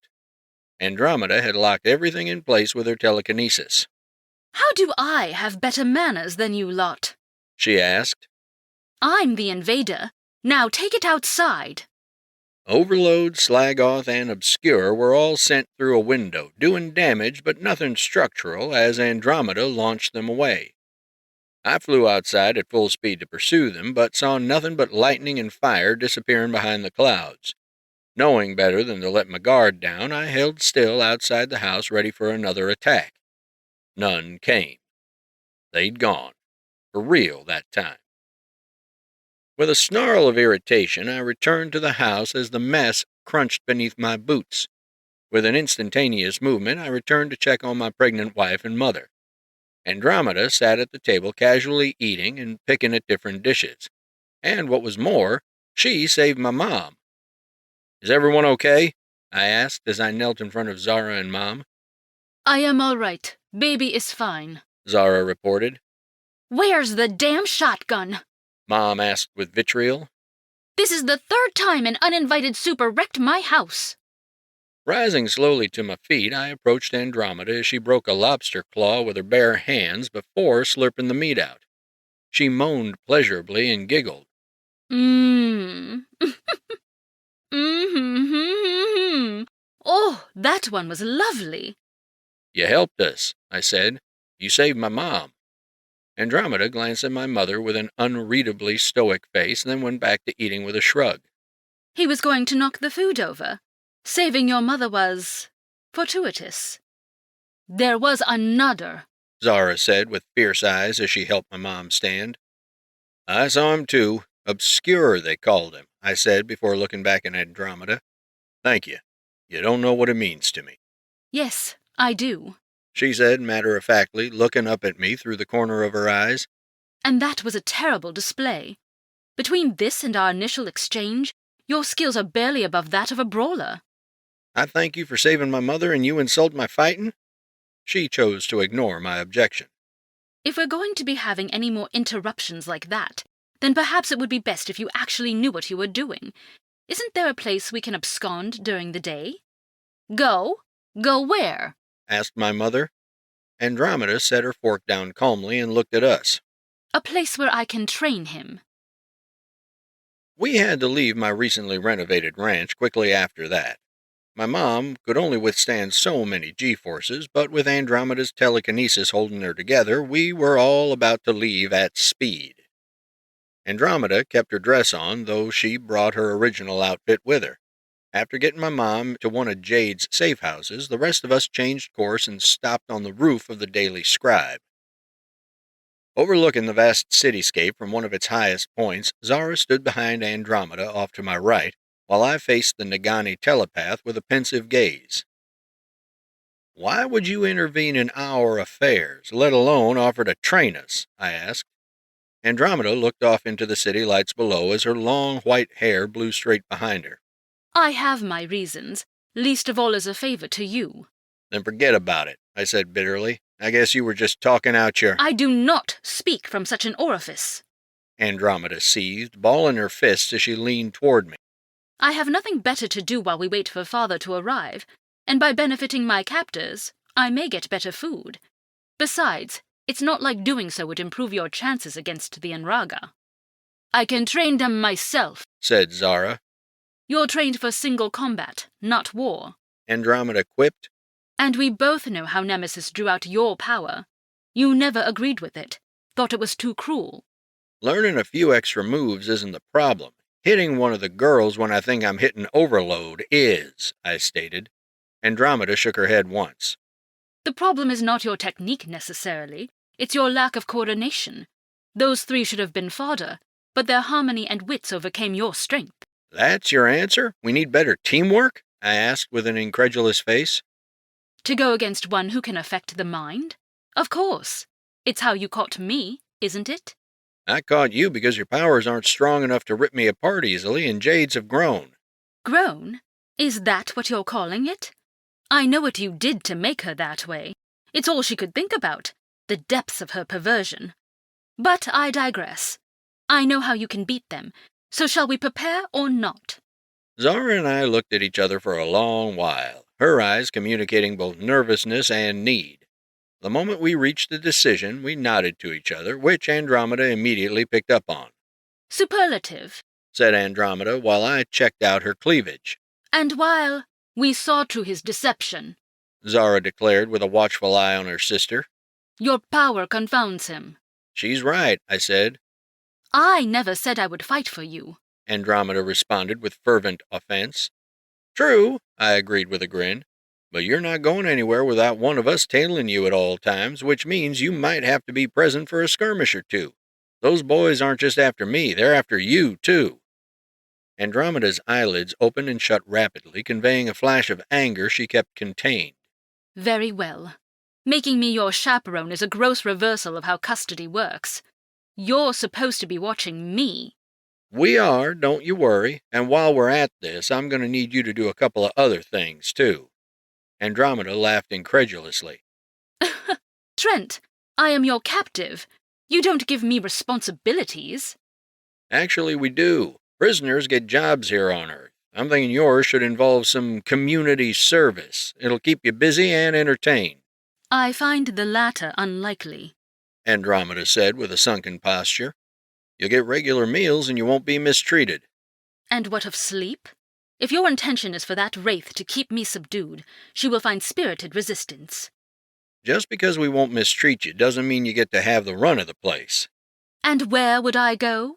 Andromeda gestured out to the city, which was as alien to her as she was to me. Your people thwarted the beacons before I could activate the portal. I am not sleeping in your bright toy room. Laboratory. You do not get the room. You will stay close to us, Zara asserted. Andromeda and I went from looking confused at each other to looking confused at Zara. Except Andromeda's expression quickly changed when she got the instant reply from Zara's mind. You can't be serious, she protested. We've not shed a nest since back then. I will not have the others take turns watching you. This is mine to do, Zara said before looking at me. She will share with me. And what about when he wants to do husbandly things? Andromeda said with a sharp finger pointed at me. Zara replied without missing a beat. You look away, or you watch. Chapter 25. Jade's mansion was no longer there by the time we returned. It was the Shroud. With her power stabilized, she'd become capable of concealing the entire house, not just a vehicle. We dropped through the event horizon as though it were a mist, a wall of illusion given way to see the estate. Building materials sat in stacks out back, with blue tarps covering the large hole in the roof. Too bad. Dropping back in would have been convenient. No sooner than I had that thought did Andromeda pull the tarp off with her powers. Apparently, she didn't want to use the door either. Andromeda re-secured the tarp as though she'd never touched it, mere seconds after we lowered ourselves through. We came in to the sight of ladders and trash piles. Jade was nearby in a little reading spot, the lights off with her upper torso in the dark. She sat there in a simple dinner dress with a glass of wine, her legs crossed and her eyes glowing white. The mere sight of her looking like that gave me the heebie-jeebies. No home invader would stick around with that watching you. Dawn and Casey are out watching over the city. I'll keep the shroud up until morning. You all can get some rest, said Jade. Ivy appeared in the room with no other warning than a gust of wind, dressed as wildfire and ready to rumble. Interesting ability, Andromeda noted with an intrigued stare. Father might keep you alive to acquire it. Jade narrowed her glowing eyes menacingly. Enough. Come, Zara commanded. You have already ruined one dress for me. Now we must find one for sleeping. Yeah, why is she in a dress? Asked Ivy. And why are you going to give her another one? For bed, I said. Zara wants to keep a close eye on her. How close? Close enough for her to cling to me the next time a little noise frightens her," Andromeda quipped. Jade jumped to her feet. "In your bed? All night?" Ivy complained. "She will stay until I get up, or I stab her," Zara said matter-of-factly. "This is insane. You know that, right? You've got an alien invader, the daughter of Nemesis, and you're just going to dress her for bed and snuggle up next to her?" Jade asked with a look of abject disbelief. "I will not be snuggling next to him," Andromeda spat. "You will stay in the middle," Zara replied while unfastening the belt for her beam saber, taking it off the waist of her clothes. Now I had objections. If I wanted to slip it in for a little nighttime sneaky sex, I now had someone else between me and my wife. "Zara, that presents a bit of a problem," I pointed out. "I'm starting to rethink this whole sharing a bed thing." "That's your concern?" Jade blurted out. "If taking the center means you two don't get to jam your jellies, I'll gladly sleep there," Andromeda declared. "Then get a move on, bitch." Ivy demanded. "I'll show you how to use a toilet. You do know what a toilet is, don't you?" Andromeda maintained her conceit while Ivy took her upstairs. Jade still looked displeased, walking over as her ocular glow was sustained in the full light of the living room. "She can get the sword in your sleep," Jade pointed out. "She can try to steal the ascender." "She hasn't shown any interest in the ascender even when it was right in front of her," I pointed out, "and we're giving the beam blade to you for the night." "Trent, why are you doing this?" I paused, taking a moment to gather my thoughts and take a deep breath before responding. "Sugar works better than salt." "How do you know she's not too far gone? She might have that malefactor madness out of her brain, but habits are habits." "She saved my mom's life, and she still cares about Zara," I stated. Zara closed her mouth. I continued. "We all heard it. Deep down, there's a girl that just wants her best friend back." "It is too late for that," Zara uttered. "We'll see," I argued, turning to place my hand on her cheek. "I know a part of you still cares too, so I won't give up on her." She said nothing. Jade collected the beam saber and belt from Zara, then looked at us for a long time. "You can't save them all, Trent," said Jade. "If I believed that, I'd have quit a long time ago," I said simply. Jade fell into silence along with Zara, and then I went upstairs. Andromeda had since changed into a silver nightgown that blended in rather well with her gray skin. And hot diggity damn did she look incredible. "This feels too light and pointless," Andromeda complained of her nightie, looking at me with the knowing that I found her attractive. "Does Zara still sleep naked? Why aren't we doing that?" Boner set to full smash, then Ivy came walking into the room from the ensuite. "I told her not to touch the soaps since we don't know how her skin would react to it," Ivy reported with a long gaze. "How long is this gonna be a thing?" "Don't worry, I'm not putting us on hiatus," I said warmly, pulling her in to press my lips against hers. "As soon as she's asleep, I'll swing by." "Bah, don't delay your doings on my account," said Andromeda with her hands on her hips.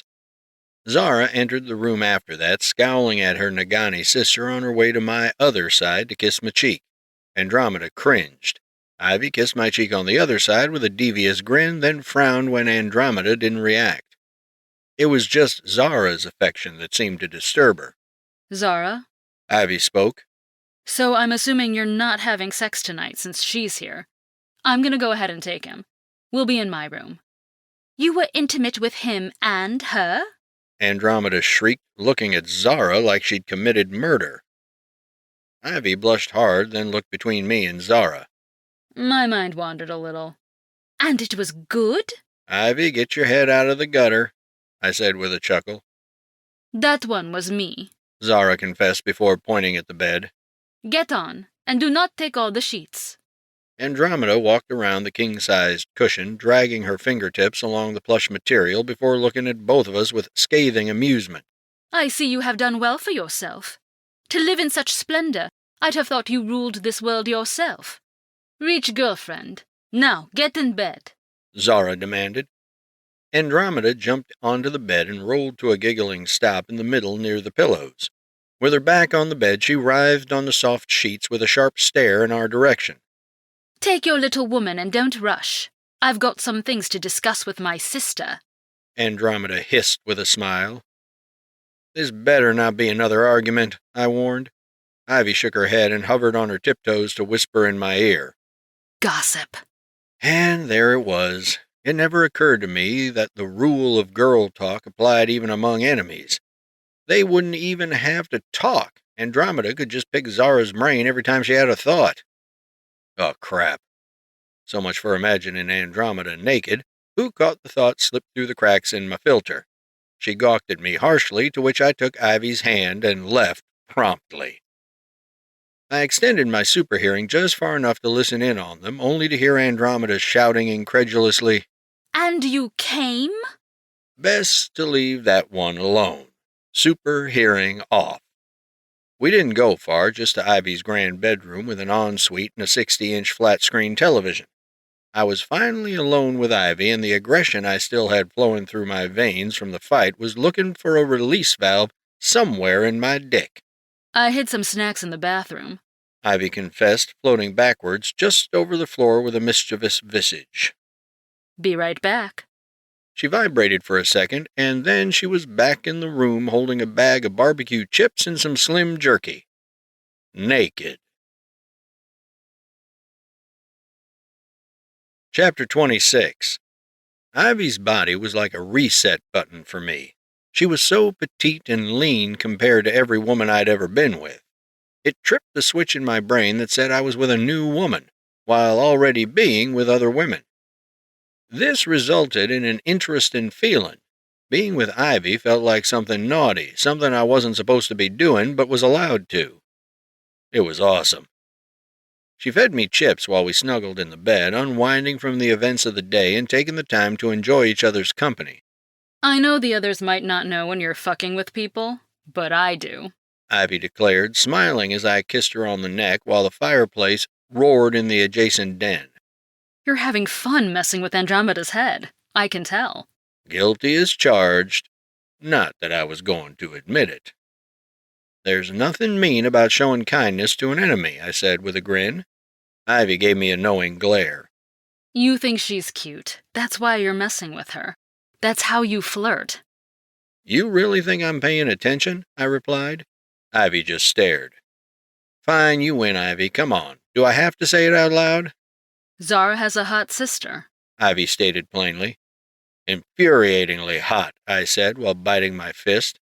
If they walked into a bar, they'd have every guy buying them drinks. Like all of them. I'd buy you a drink. Ivy gave me a begrudging little grin. I have never been the girl to turn heads. Have you seen your fan sites? I refuse to look myself up. There's a guy called the Fire Admirer who makes... I don't want to know. I subscribe to a girl who dresses up like you on stream.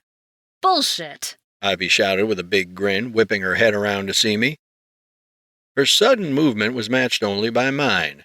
I pulled the sheets down to expose her little breasts, nuzzling my face on her chest both playfully and with intention. Ivy giggled until I moved down to suck a nipple into my mouth. I gave it a little twirl with my tongue, hearing her gasp quietly before I went after her lips. She fell back onto the bed while I kissed her deeply. Then Ivy opened her eyes, tapping me on the shoulder so I'd get up. "What's up?" I asked. Ivy pulled the sheet over her and sat up. Incoming. Vanessa came barging into the room to see me almost mounting Ivy. She stopped in the middle of the room, realized the door was still open, then went to close it. Then she walked right back to where she was until she realized what was going on, then turned away with an awkward flinch. Sorry, Vanessa pleaded. I found something. What did you find? I asked, rolling off Ivy to sit up against the headrest. Right. Vanessa took out her notebook and climbed onto the bed, still wearing her lab coat and nerdy glasses, but with bare feet. She placed the book in the middle and flipped the pages open to the back. First, I want to thank you, Trent. Without your frequent and abundant donations to my research, I never would have gotten this far. Are you practicing for your Nobel Prize acceptance speech? Vanessa giggled and looked away, blushing with a bashful demeanor. So, I noticed that there was a variance in the radioactive frequency you emit every time when measured. I thought it was a problem with my equipment, or maybe sample degradation. But, and this is so cool, it turns out that the radiation the ascender emanates is a range of frequencies, an oscillating sequence of multiple energy states. Ivy and I exchanged a confused look. She spoke first. Can you explain that to me like I'm in 5th grade? Vanessa looked gutted. Oh, okay. Sorry. So imagine that there's a door that leads to superpowers. That door needs a key, but the lock changes every millisecond. The ascender makes the right key at the right time, in the form of radiation. That sequence of frequencies is the key to the door, and the more energy you feed it, the further the door opens.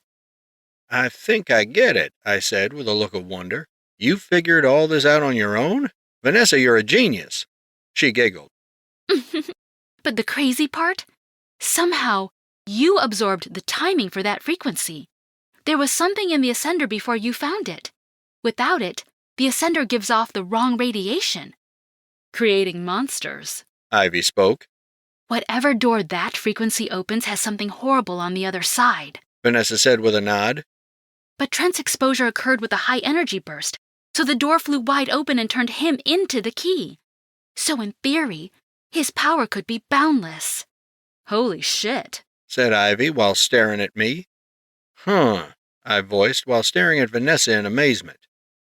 And you got all this from studying my semen? It was a bit more involved than just sticking it under a microscope, but yes. Vanessa said with a wholesomely flirtatious smile. You'd be surprised how much data you can get from a good sample. Do you have time for another donation? I want to cross-reference my findings with a recent measurement. That's awesome, Vanessa. That's really cool, but I'm about to extract some samples of my own, Ivy said with a lustful smile at me. Oh. Vanessa looked left and right anxiously. Could you do it downstairs by the scanner? Or maybe run it down in a cup? If I can learn the timing, we can boost our powers, make new supers, and cure Agent Bronner. Can't it wait for just an hour? Or 3? Or... Ivy grinned deviously. You could just go ahead and help me get it. I immediately got hard. Vanessa immediately blushed. You mean a threesome? Vanessa said in a hushed whisper. Ivy pointed sideways at the wall with her thumb. My usual dance partner is in there guarding a sexy evil elf, so that rules out Zara. But, Ivy... Vanessa swept her long brown hair behind her ear. I'm not gay. Neither am I. Ivy said with a giggling shrug. It's not like Zara and I mess around on the side. It's more of an us thing. But anyway, that's not the point. You can come back later, or you can stick around and make Trent really happy. You know, for science. Boy, was I on board. Vanessa, like Jade, didn't play with the others. It was a bit of a pipe dream, but Ivy was welcome to suggest it on my behalf. Vanessa, in her conservative outfit with a teasingly sultry skirt, took a moment to think and then surprised me with a nod. We are having a threesome, she said with fiery conviction. For science. Chapter 27. Ivy and I were already naked. Vanessa was not. She sat perfectly in front of and in between us on the bed, our bodies concealed by sheets and hers by a bright blue sweater. Vanessa was a marvelous specimen. Tall, busty, and just a couple pounds on the other side of soft. Cover that thickness with a lab coat, rectangular glasses, and long brown hair, and you had Dr. Vanessa Spencer in all her nerdy glory. Her body compelled the desire to breed on sight, but her personality had almost zero recognition of her actual beauty. Despite her intellectual achievements, she was still not a socially adept individual. At times, she took a lot of patience to work through some of her hang-ups and insecurities, but she was worth it. She was still my sexy mad scientist. Vanessa, I said, reaching out with one hand to touch hers. Come on over here. Should I get naked first? Asked Vanessa. Ivy looked at me, then softened her gaze before smiling at Vanessa. You know, he'd probably like it if I took your clothes off. Okay, Vanessa said, nodding as Ivy scooted closer, holding up the sheets. Now, before I show you my tits, yours are really nice. Mine, not so much. Vanessa cocked her head inquisitively before looking down at herself. They're just big.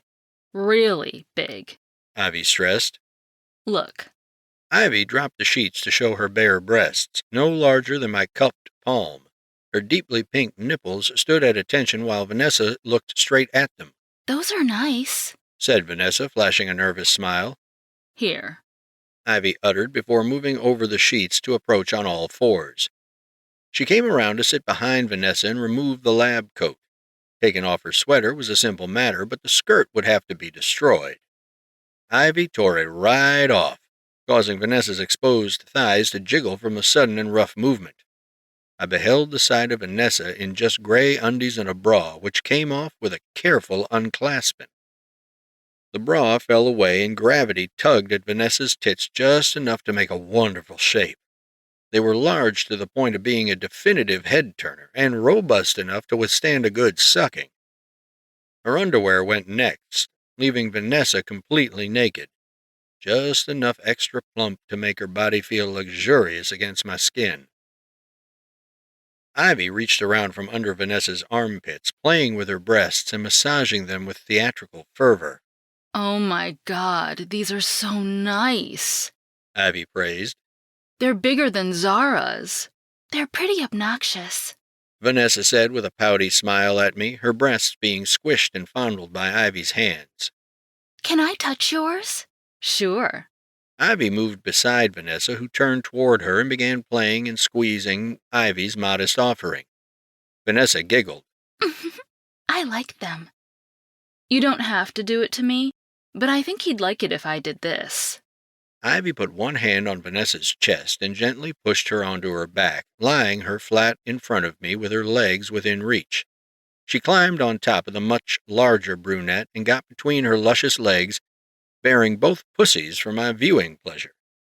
Vanessa's pussy was plump with suckably thick pussy lips that conformed perfectly to the shape of my body every time I pressed it against her. Ivy's pussy was a nice slit, a tidy and tight little heaven that always contoured around my cock every time we were together. Much slimmer, but still with womanly proportions. Ah! Oh God, I'm really doing this, Vanessa crooned as Ivy started sucking her nipples. Do you like it? You're doing great. Keep going, I said. That was when Ivy took her middle and ring fingers and vibrated them together, taking advantage of her high speed to tickle Vanessa's clit. Oh, holy, she can move her fingers that fast. Oh my God, that feels good, Vanessa whined as Ivy brought her to the point of body-twisting pleasure. I moved up to grab Vanessa's face and turn it toward me, slipping my tongue into her mouth to bring hers out to play. She reached out to take my throbbing dick into her hands, shooting sharp jabs of sensation throughout it. We kissed while she stroked, moaning into my mouth while Ivy suckled her breast and slipped her fingers inside. My lips claimed Ivy's shortly after. Then I moved my head between them and alternated breasts. I went from sucking on Vanessa's to sucking on Ivy's. Both women held the back of my head, gently stroking my hair while I tasted both of them. Seeing both women in front of me like this had me worked up to the point that I was going to need pussy sooner rather than later. Vanessa kept stroking, Ivy kept fingering, and then she went down. Oh, Ivy, you don't have to... Shit, Vanessa cried out, looking down in shock before throwing her head back with smiling pleasure. That open-mouthed smile was quickly filled by my cock as I stood in front of her, accepting a proper sucking with my hands holding her head. Watching her arch her back, presenting her huge breasts while Ivy ate her out was a life goal achieved. The whole encounter felt incredible, and both girls were getting into it. Vanessa slathered her tongue back and forth beneath the underside of my cock, and she, in turn, was getting Ivy's tongue slathered all over her clit. Ivy reached up from behind me and cupped my balls, massaging in tandem with my partial thrusts. And then I had to come. My balls tightened, but Ivy gently tugged them down to force my body to work harder to deliver its load. Then Vanessa screamed at the height of her own orgasm, the vibration resonating the skin of my shaft and finishing me off. I exploded into Vanessa's mouth with a loud groan, holding her head still while my pulsing cock flooded her mouth with an unusually large volume of cum. The last time I came that much was when Ivy did that scrotum-pulling trick while I was coming inside Zara, right around the time when... Son of a bitch. I didn't have time to ponder the implication of Ivy's part in me getting Zara pregnant. I was too busy spewing my sperm all over Vanessa's tongue.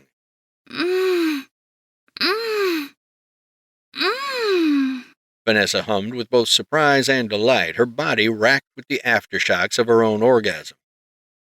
Vanessa took over and grabbed my exposed shaft, stroking me through the rest of my ejaculation while I filled her cheeks with the sample she needed. Her eyes looked entranced, then abruptly alert when she realized her mouth was at capacity. She carefully slipped my dick out of her mouth and scrambled backward, shoving her hands between her own legs to cover her dripping snatch. A snatch that Ivy just made squirt. Vanessa pointed at her full cheeks, then started pointing all over in a pantomime story of needing to go downstairs.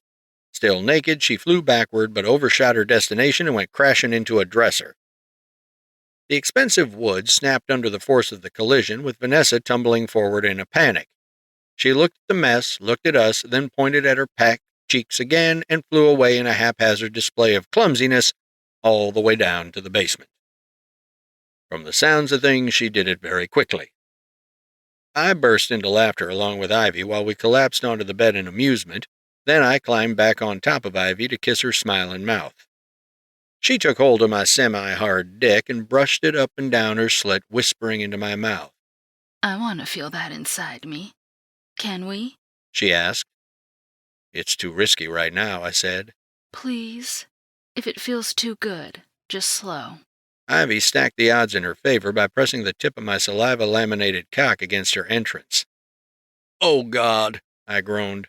She held her mouth close to my ear and whispered. Fuck me, baby. Please? I can't take it anymore. Caution to the wind, I pushed my cock all the way into Ivy's pussy, sharing a moan with equally relieved breaths. This was a woman who put particular effort into making sex with her a pleasurable experience every time. Oh! Ivy cried out. Oh, yes. Fuck me. Fuck my pussy. Fuck me. Her pussy took my pistoning dick all the way to the base, our mouths ravenously searching for an outlet for our pleasure. I sucked her little tits while her tightness became even more snug. I looked down and saw the way my dick skin was peeling back on every plunge, her canal compressing my cock when I pumped it into her. And then I stopped, then started, then stopped again. She was going to make me come soon. An intense buzzing mixed with pressurized warmth filled my dick to the point of bursting. Ivy felt so good and my swelling cock agreed. Oh, fuck yes, Ivy babbled. She enjoyed the lead-in to my orgasms. In a woman as small as her, every foreshadowing twitch of my dick was a treat for her. Ivy. Oh, God, Ivy, I'm starting to feel it. Am I making you come, baby? I answered on the in-stroke. Oh, you're making me come. Your pussy is making me come. She locked her legs behind mine, cupping my cheeks and looking into my eyes with her eyebrows upturned in pleasured submission. Oh, yes. Feel this pussy? You wanna come? You wanna come in my little pussy? In and out, over and over again. When Ivy was ready, my body listened. I wasn't going to last a minute longer. Ivy, I gotta... Don't you dare. Come inside me, she said through clenched teeth. I know you need to. Hold me. Hold me and come in my pussy. Fuck! It was too much. With a loud grunt of both shock and immense pleasure, I pulled Ivy into my arms and laid on top of her. She angled her hips up, our groins met, and my cock slipped completely inside, balls deep. Then I felt the one thing that Ivy could overpower me with, her tightening folds. We made eye contact, and knowing that she just wanted to make me feel good made the risk feel that much better. I love you, Ivy. I'm coming. Oh! Her jaw dropped, her eyes became bloodshot, then both her eyes and her mouth opened wider as I started coming inside her pussy. My dick throbbed multiple times before the load started shooting out, trapping me in an extended spiral of pleasure. I'd done what she once said she wanted. I told her I loved her during sex. It was the only time she'd accept the sentiment, and she was more than happy to return it in her favorite feral voice with clenched teeth. Ah, ah, I love you. Ah, keep coming. Oh, come in my pussy hard. She broke her rule, so I broke mine. I cursed. Damn! I cried out, rapidly pumping her pussy for a series of mini-thrusts while I kept shooting my sperm. Oh, God, Ivy. Oh, Ivy. I love you. I love you. Fucking come in me. Most of my dick stayed inside, enough to jiggle her little titties and make a nice smacking noise each time my dick went balls deep. The size of my load, however, gave me concern. It was a lot, but it was too late to worry about safety. Ivy continued to moan with a look of euphoria, and I squinted my eyes shut trying to rush the orgasm along. It didn't work.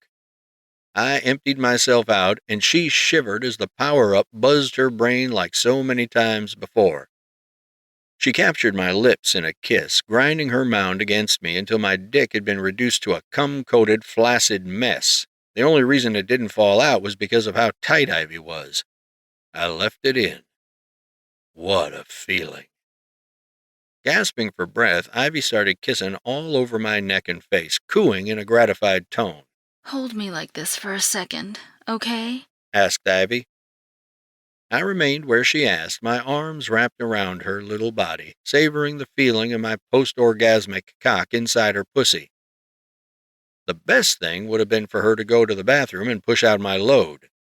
That wasn't going to happen here. We weren't just playing with fire anymore, we were pouring fuel on the inferno. You love me, Ivy said softly. How could you not know? I thought you just liked the sex. I do like the sex, and I love you. Ivy giggled with tears in her eyes. I love you. Why'd you wait to tell me? Honestly, I was just waiting for a good time to say it. It was perfect. Ivy gushed. So, full disclosure, I was perfectly fine to hear you say it during sex. But hearing you moan it out to me while you were coming? Oh no, you're in trouble now. Trouble, am I? Ivy nodded and reached down to cup my sack. I want to hear you say it again. Just like that. Over and over again. Without warning, Ivy's pussy started vibrating intensely enough to shatter stone, making me come unexpectedly at half-hardness. It was going to be a long night. Chapter 28. More beacons were landing on Earth. By Andromeda's estimation, every device within a light year of our solar system would be en route. And they were getting harder to hide. They landed in random locations, always within 100 miles of a power source and never in an ocean. This was a global problem, but there was one silver lining. Overload. According to our intermittent intel, he and his cohorts were attacking the beacon landing sites, though with a precision in his targets that suggested he had inside knowledge. Inside knowledge that a government-backed artificial intelligence could certainly give him. If only they'd let us help. I hadn't heard from Colonel Guerin or Agent Bronner either. On the home front, Andromeda was being begrudgingly cooperative. She didn't try to book it to a beacon, and she'd been taking us through a routine to help us recognize each other while under illusion. She was a pain in the royal behind, though. Every day she and Zara got into it, or Andromeda and Dawn got into it, or Ivy, or Jade, or me. She was a beautiful crime scene if I ever saw one. The woman had her moments, and far be it from her to be a poor guest, but her telepathy had everyone on high alert. And speaking of, Jade established an entire dragnet both online and in the sky so we could destroy any beacons we could find too. enough to buy us some time. It was near the end of a long day where the news seemed suspiciously paid for. No unusual reports, nothing of the crash sightings. We took things outside near the stables, where the property transitioned into a thick brush to easily conceal a couple of supers. Or one super and a telekinetic telepathic space drow in this case. You're not concentrating, Andromeda complained out near the horse stables. I'm concentrating all the time, I said, dressed in casual corduroys and a white button-down. Andromeda had been wearing the outfit she arrived in less frequently. Although we weren't keeping it from her, she found it more fun to take an hour to pick something pretty from Zara's closet every morning. That day it was long jeans and a black tank top. Andromeda was simply stunning, and her outfits were becoming increasingly more flattering. You see? Andromeda said, interrupting my reverie. Just now, you were thinking about my clothes. This has happened every day since we began these little exercises. Then why don't you wear your alien suit? Why wear Zara's clothes? Dawn's, said Andromeda. Excuse me? I said with a raised eyebrow. Andromeda sighed, walking toward the shadow of a large tree. Zara complained that I wasn't returning all of her clothes, and then she claimed that one of her favorite dresses has gone missing. You think the house has it in the laundry? I questioned. No, Andromeda said with a hard stare. Gerald is a commensurate professional. He would never allow an article of clothing to go unaccounted for. I likely lost it somewhere in the attic. Attic? I repeated in an increasingly stern tone. And what were you doing in there? You know you're not allowed to wander. Andromeda flicked her white hair behind her head and looked off toward the city in the distance. You have to promise not to tell anyone. I guffawed. What? You're asking me to keep your secrets? You're the one breaking the rules. It's where I hide my snacks from Zara. Wait, what? Andromeda turned around to look at me, wagging a finger. Do not betray me, Trent. If word of this gets out, I will reveal the location of your favorite treats. My expression died. I was being blackmailed by somebody who was technically my prisoner, or guest, as Gerald would call her. That's a dirty trick, I said. You read my mind. I never tell anyone where that stuff is. Then we have an agreement? Andromeda asked with a look of menacing amusement. Fine, I said, crossing my arms. Anyway, you didn't finish your story about Dawn. Andromeda looked up, raised both eyebrows, and then shook her head. That is correct. And yes, Dawn decided she couldn't stand the sight of me in any more dresses, so she lent me a few things. Those are Dawn's clothes? And Casey's perfume. You're wearing perfume? How could you not notice? Andromeda blurted out. Can't you smell everything around you? I turned my smell off around you, was trying not to be rude. Andromeda made a clawing gesture with her hand. I have stood here for an hour thinking that I smelled foul, and all along you weren't smelling anything? What do you want from me, Andromeda? I asked with a sigh of resignation. Smell. Andromeda leaned forward, arching in such a way to emphasize her cleavage. With her insistent look, I knew there was no point arguing over something that trivial. With a quick bend forward, I opened my nostrils and took in her citrusy sweet scent. It didn't smell anything like Casey's perfume. I like it, but I took 2 more sniffs. Are you sure that's Casey's? It's how her scents react to my skin. It removes the bitters, Andromeda announced proudly. I realized that I was a bit too close for comfort, so I cleared my throat and stood up straight. Andromeda flashed a faint smirk. It's nice, I said, realizing we'd gotten completely off subject. But we've gotten lost in the weeds. I was asking why you keep wearing Earth clothes, but it's obvious you're having fun. It's a good look, too. Andromeda formed the briefest of smiles, then turned away abruptly, her expression fallen into a bitter scowl. I want to see it. The city. My expression hardened. What for? Andromeda read my mind with such intensity that I felt it again right on the top of my brain. Ugh, She groaned. I wasn't going to hold some randoms hostage in exchange for my freedom. I wanted to see it. I've never seen another city. Not one prior to the Enraga's arrival. I put my hands on my hips and looked skeptically at her. You're asking me to take you sightseeing? In front of humans? I wasn't asking. I said I wanted to see it. I'm perfectly aware that as my captors, it would be incredibly irresponsible of you. And odd. At this point, Earth was becoming a vacation for her. How in the world had I managed to stumble into that? But then, stuffing the thought down as fast as it appeared before Andromeda detected it, I realized that it might be helping her feel something other than what she experienced with the malevolence. Jade was gonna kill me. I've got light diffusers. You put those on and cover up your ears, and I'll take you out, I said. You'll blend in just fine. Andromeda crossed her arms. This isn't an idle promise? The way I see it, if the Inraga really are going to come blowing all of this up, then you should get while the getting's good. She frowned at me. Nothing has to happen to Earth. You can come with me. You and Zara. Nemesis is merciful. You'll be brought into the fold. Part of me was curious. Part of me even wanted to if it meant I didn't have to fight. But that was the easy way, not the right way. This is what Nemesis did. He took a world's best example and kept it for himself in exchange for mercy on the rest. But if that representative displeased him, their home worlds were not above reproach. I could not serve someone like Nemesis, especially not under threat of humanity's demise. I had to fight. Andromeda scoffed when she heard the thought. You're hopelessly stubborn, Andromeda said with a cynically amused voice. Some might think of that as conviction, I countered. Now, are we doing this or not? Can Zara come? I assume she will be there to cut me down should I misbehave? We only have one pair of diffusers. If Zara goes, she'll be recognized as Cobalt. We don't want that kind of attention. Andromeda rolled her eyes and looked toward the mansion. What's wrong with a little fame? The military interests you encountered when you arrived will recognize you, and I haven't been able to tell them you're here. You have power, prestige, and wealth. You should be flaunting it. Enjoy your position. Who was there to stop you? You really want Zara to go, don't you? No. Andromeda said, just a bit too unconvincingly. We are enemies.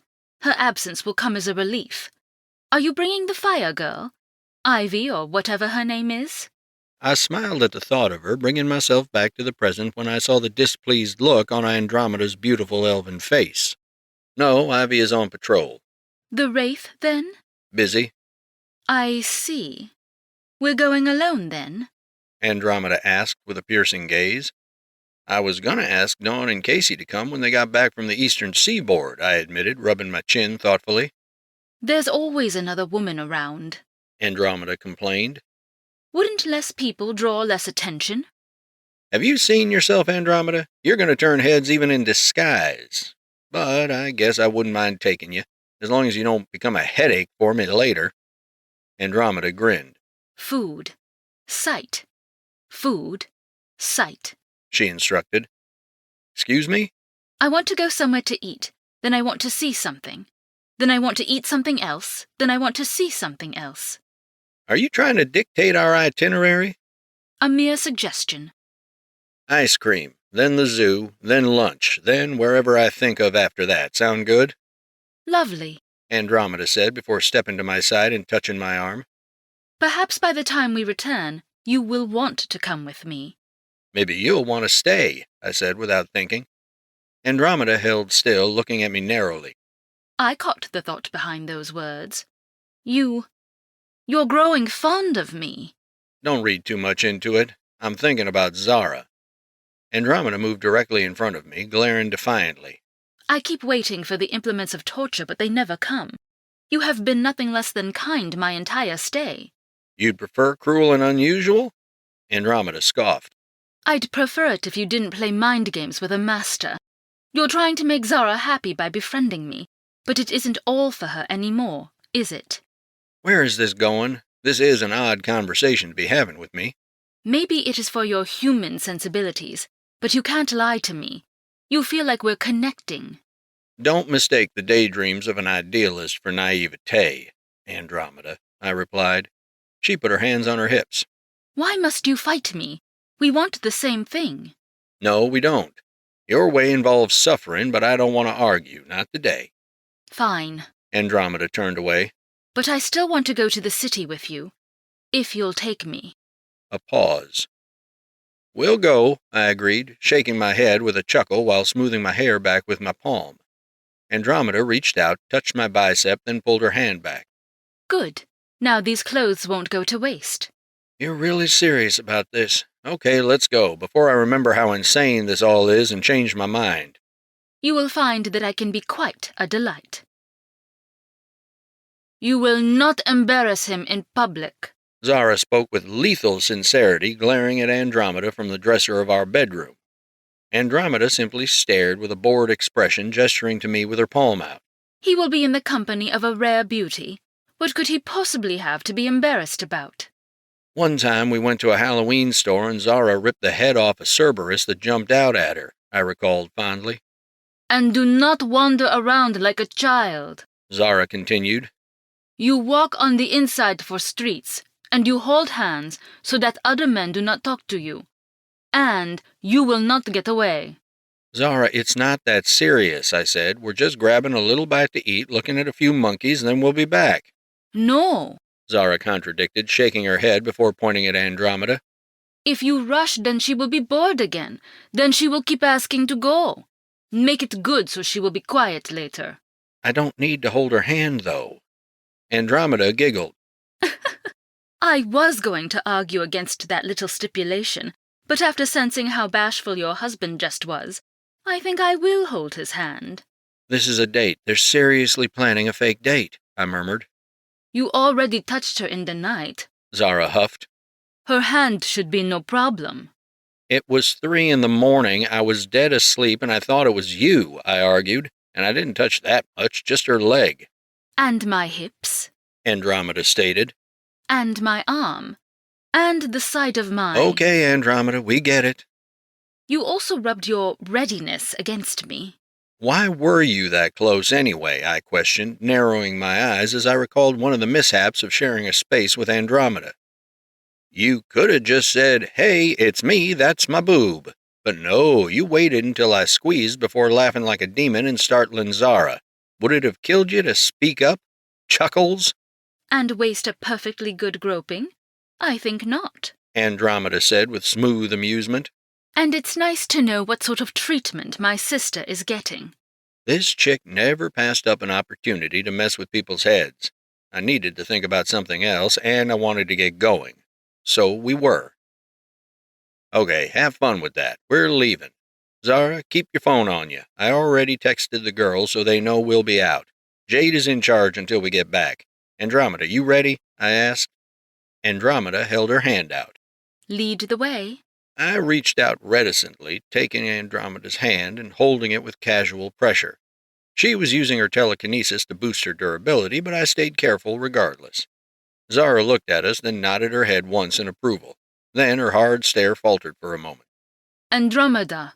Zara spoke clearly, making eye contact for a tense moment. He is a good man. Make it nice for him, too.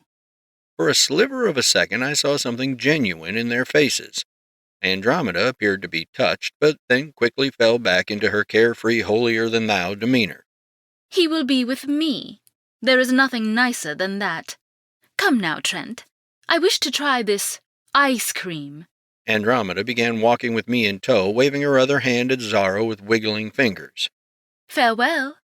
There was no further argument, so we headed to the basement for a quick check-in with Vanessa before embarking on my most ambitious mission yet. A date with Andromeda.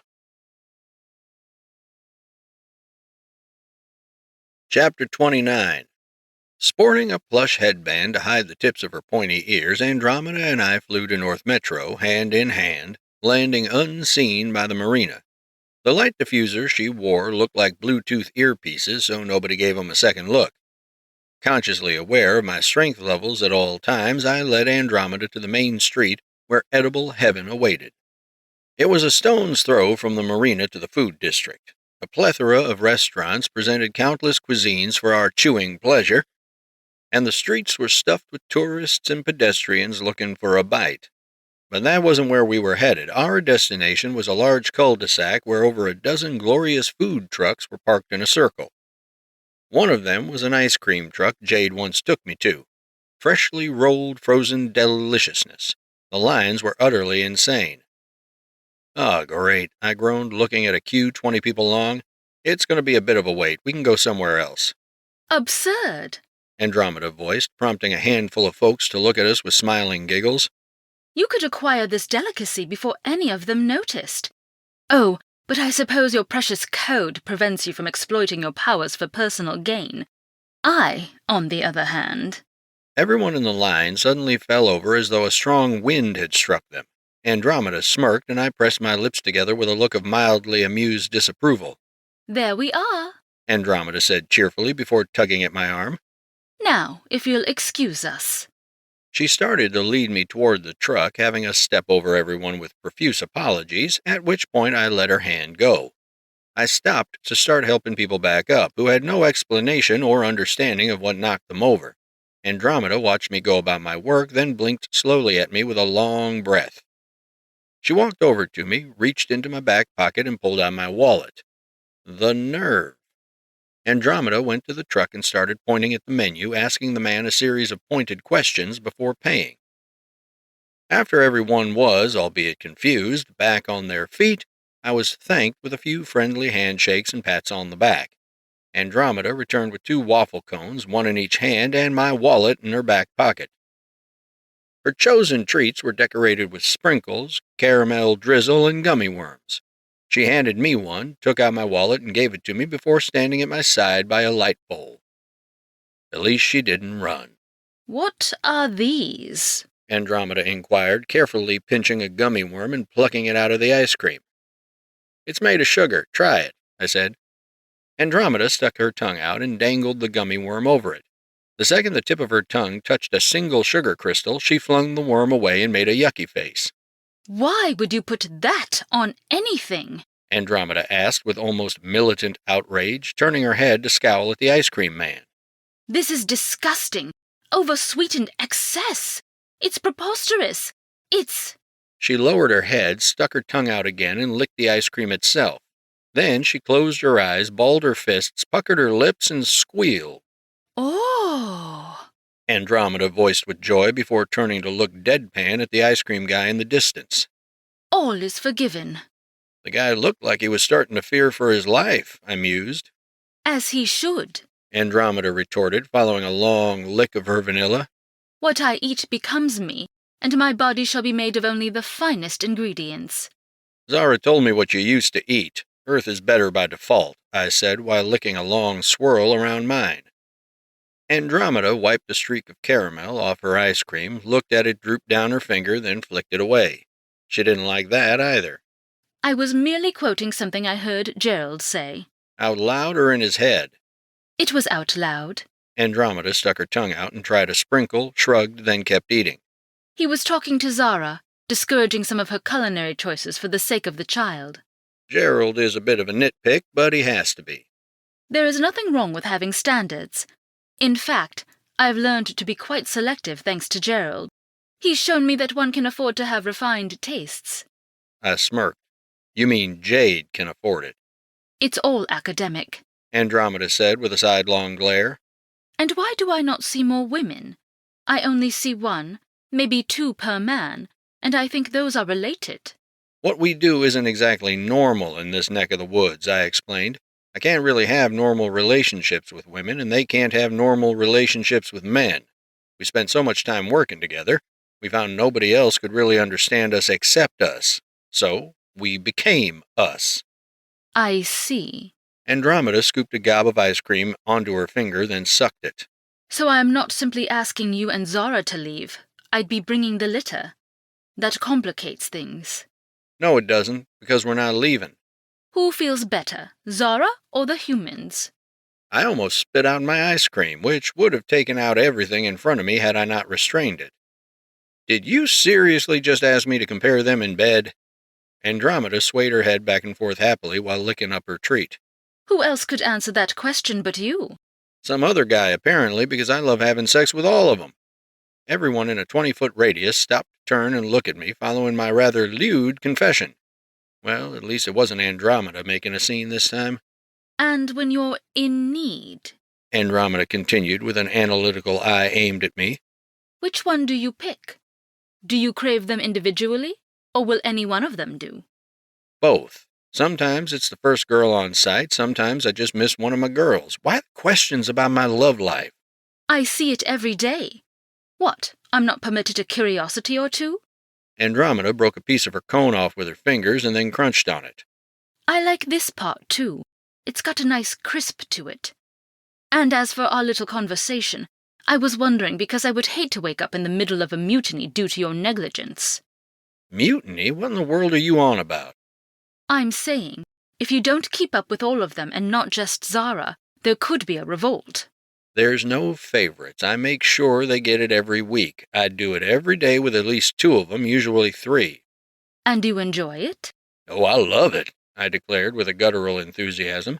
It was just me and Zara at first, then Ivy came into the picture, then Vanessa, then Dawn, then Jade. Who's next? I turned to look at Andromeda with a suspicious expression, both confused and certain she was up to no good. Why would there be more? Your pleasure is their power. You should be bedding women by the thousands, if you want to have a chance in battle. Trust me, we have talked about that. There aren't any more lady supers that I know of, but if there were, I imagine they'd have found me by now. Powerful women tend to be prickly when they're sexually frustrated. Yes, they are, Andromeda said with an uncharacteristically long look into my eyes. So it seems you are using your powers for personal gain. Thanks to them, you can have as many women as you choose. I wouldn't go that far, I replied with a chuckle. Andromeda put her hand out again, choosing to finish her ice cream cone one-handed.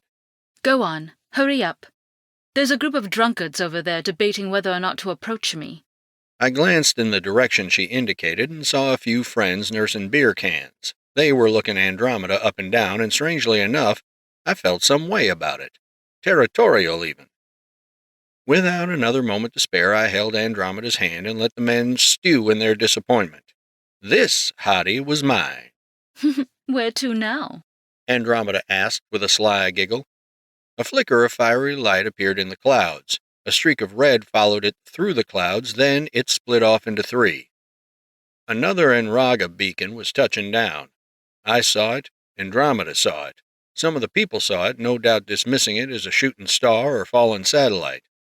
Until they crashed through buildings just a few blocks away like they were trying to land as close to Andromeda as possible. Ugh, She growled, holding just the bottom tip of the waffle cone. that one came sooner than I expected. I narrowed my eyes as the sound of sirens and screams arose. The things had to be destroyed. All too aware of how close we were to them, I looked at Andromeda, waiting for her to make a break for it. She simply rolled her eyes and shrugged. That one is mechanized, She said. It will attack anyone near it. Come. I didn't budge. I gripped Andromeda's hand hard enough that she couldn't escape, glaring at her while I planned my course of action in dealing with the beacons. I'm going to take you back to the house. We'll finish this later, I said. There's no time, Andromeda said, flicking away the cone piece without realizing there was chocolate at the end. If you want to save these people, we must go there now. Chapter 30. I moved through the crowd as fast as I humanly could, with Andromeda running after me, our hands still holding. We turned into a small alleyway where we wouldn't be noticed, which is when I pulled my shirt open to expose my supersuit. Wait. Andromeda said, touching me on the chest emblem. You can't fight it. Don't start with me, Andromeda. You are not understanding. She emphatically urged. That drone is a hunter-seeker. Your valiant attempts to destroy the beacons have resulted in more being sent to investigate. You just told me we needed to leave now and that people would get hurt. I believed you. Now you're telling me not to destroy it? Trent, listen. Andromeda stepped closer, pressing her full palm against my chest. If you attack it, the other two will treat everyone nearby as a threat. If you damage it, it will explode and take everything here with it. The only way to prevent that is to shut them down using my command cluster. You think I'm going to let you get close to one of those things so you can activate the portal? Andromeda blinked slowly, her yellow eyes locked onto me with dilating pupils. I was having a nice day, and I'm not finished. I will shut it down. You'll be right there, making sure others don't set it off. I loosened my grip on my shirt, continuing to look into her eyes. I'm trusting you, Andromeda. Don't let me down. Come here. They'll only be expecting me to fly. She was already close, so I put one hand on the small of her back and went for my shirt again. Andromeda telekinetically ripped all my clothes off and kept just my wallet and keys, floating them down into her pocket. After a mutual nod, I held her close and took off, heading for the first beacon. It crashed into a crab diner, landing in the kitchen where everyone had since fled. But not everyone had gotten away. We dropped right in through the top of the building, where 2 cooks and a waitress had been trapped behind the collapsed ceiling. One of the cooks had an injured leg, with the opposite retaining wall having been blasted away by the impact. The beacon itself was the size of a pickup truck, with dark blue metal and purple plating covering much of its smooth hull. Its shape was like the head of a snake, smoking from the heat of atmospheric entry. It's Apex! The waitress called out, reaching from behind a cage of bent beams. Help us! I moved to get them out when all of the blocking beams suddenly bent away of their own accord. Andromeda's power effortlessly moved everything without dislodging another section. Problem solved. Thanks, I said to Andromeda, who looked out of place standing next to me in normal clothes. While I went in to pull the workers out of the fray, Andromeda raised her palm and multiple floating metal shards emerged from inside her sleeve. They stuck to the outside of the hull into little depressed grooves. Then I handed the injured cook to the other and the waitress before showing them out of the front. I super-speed dashed back to the beacon where Andromeda was standing with her eyes closed, moving the devices around with her mind into various shapes and glyphs. Each time a symbol was achieved, the entire device hummed. Every movement was carefully made, and I sped up my perception so that every second was like a minute to me any time I thought the beacon was going to activate. There. Said Andromeda. It's done. Can I break it now? I asked, my eyes glowing red and ready to blast. No need. Andromeda held one hand over the hull of the beacon, then curled her fingers into a fist. The entire device shook and rattled, then imploded into a crushed ball of alien metal the size of a large microwave. You can cast that into the sea. It will register as environmental destruction to the others, Andromeda said smugly. I can do you one better. With one hand, I shoved my arm into the beacon and clenched its compressed core, then blasted off hard enough to leave a crater in the floor. My body cut through the wind fast enough to turn the surrounding air into steam. I hit the clouds hard enough to disperse them in my wake until the sky darkened into a starry void. The air thinned into nothing, but I continued the physical act of respiration simply because it was habit. Once the blue glow of the planet became visible in my peripheral vision, I spun into a baseball-style throw and hurled the beacon off into space. Content that it was going fast enough not to circle back around, I vanished from the spot in total silence, punching through Earth's atmosphere a millisecond later. I landed back where I'd left Andromeda a mere 3 seconds after taking off initially. She was still there, twirling her white hair in her fingers while putting on a big show of waiting. Where did you put it? She asked. If I aimed it right, the sun. Oh. 1 down, 2 to go. The next one was lodged on a fire hydrant 3 blocks away, and Andromeda performed the same function on that one without it powering up. That one got the same treatment. I took a brief moment to look at Andromeda, internally recording the help she was rendering that day, then we proceeded to the next. When we got to the last one, which had rolled into a nearby children's amusement park, a perimeter had been formed by local response teams. Then came the lightning, right next to the 3rd beacon. Overload had arrived. Chapter 31. With the lights and sirens of surrounding crews holding perimeter without moving in, likely waiting for the feds to show, I reached up just as Overload took a step toward the beacon. Andromeda was just bringing out her control fragments when Overload flicked 3 fingers and shot a bolt of lightning at her chest. She reacted quickly, bringing up one forearm to protect her face as the lightning struck an invisible barrier, splitting off and bending around her body. The stray bolts hit our surroundings instead, lighting a branch on fire along with the scorching of nearby grass. He powered up again, his eyes glowing a brighter blue, which is when I stepped in the way. Don't. We need her to deactivate it, I warned. You hit that thing and it sends a signal to call the others now. This isn't the way, Overload. Out of my way. We got the images of that woman. She's the second alien. This whole superhero thing was just a hustle, a cover to have us thinking you were harmless while you helped them, Overload accused. Did you even think that through before you said it? What did you think I was doing with the malefactors? Playing with them? I replied. Cobalt came here to stop this from happening. That's what we're all here to do. Don't call her Cobalt. She's not a superhero. She's not even human. And neither is she. You want me to believe you're not on their side? Help me take her down and we'll call it even. Andromeda kept her hands at the ready, still in disguise as a human, while Overload took another step closer to me. I'm sorry, but I can't let you hurt her, I said. But that doesn't mean we can't work together. Overload held still, his fingers slowly twitching as electricity bolted between them. Sorry, man, he said. I don't trust you.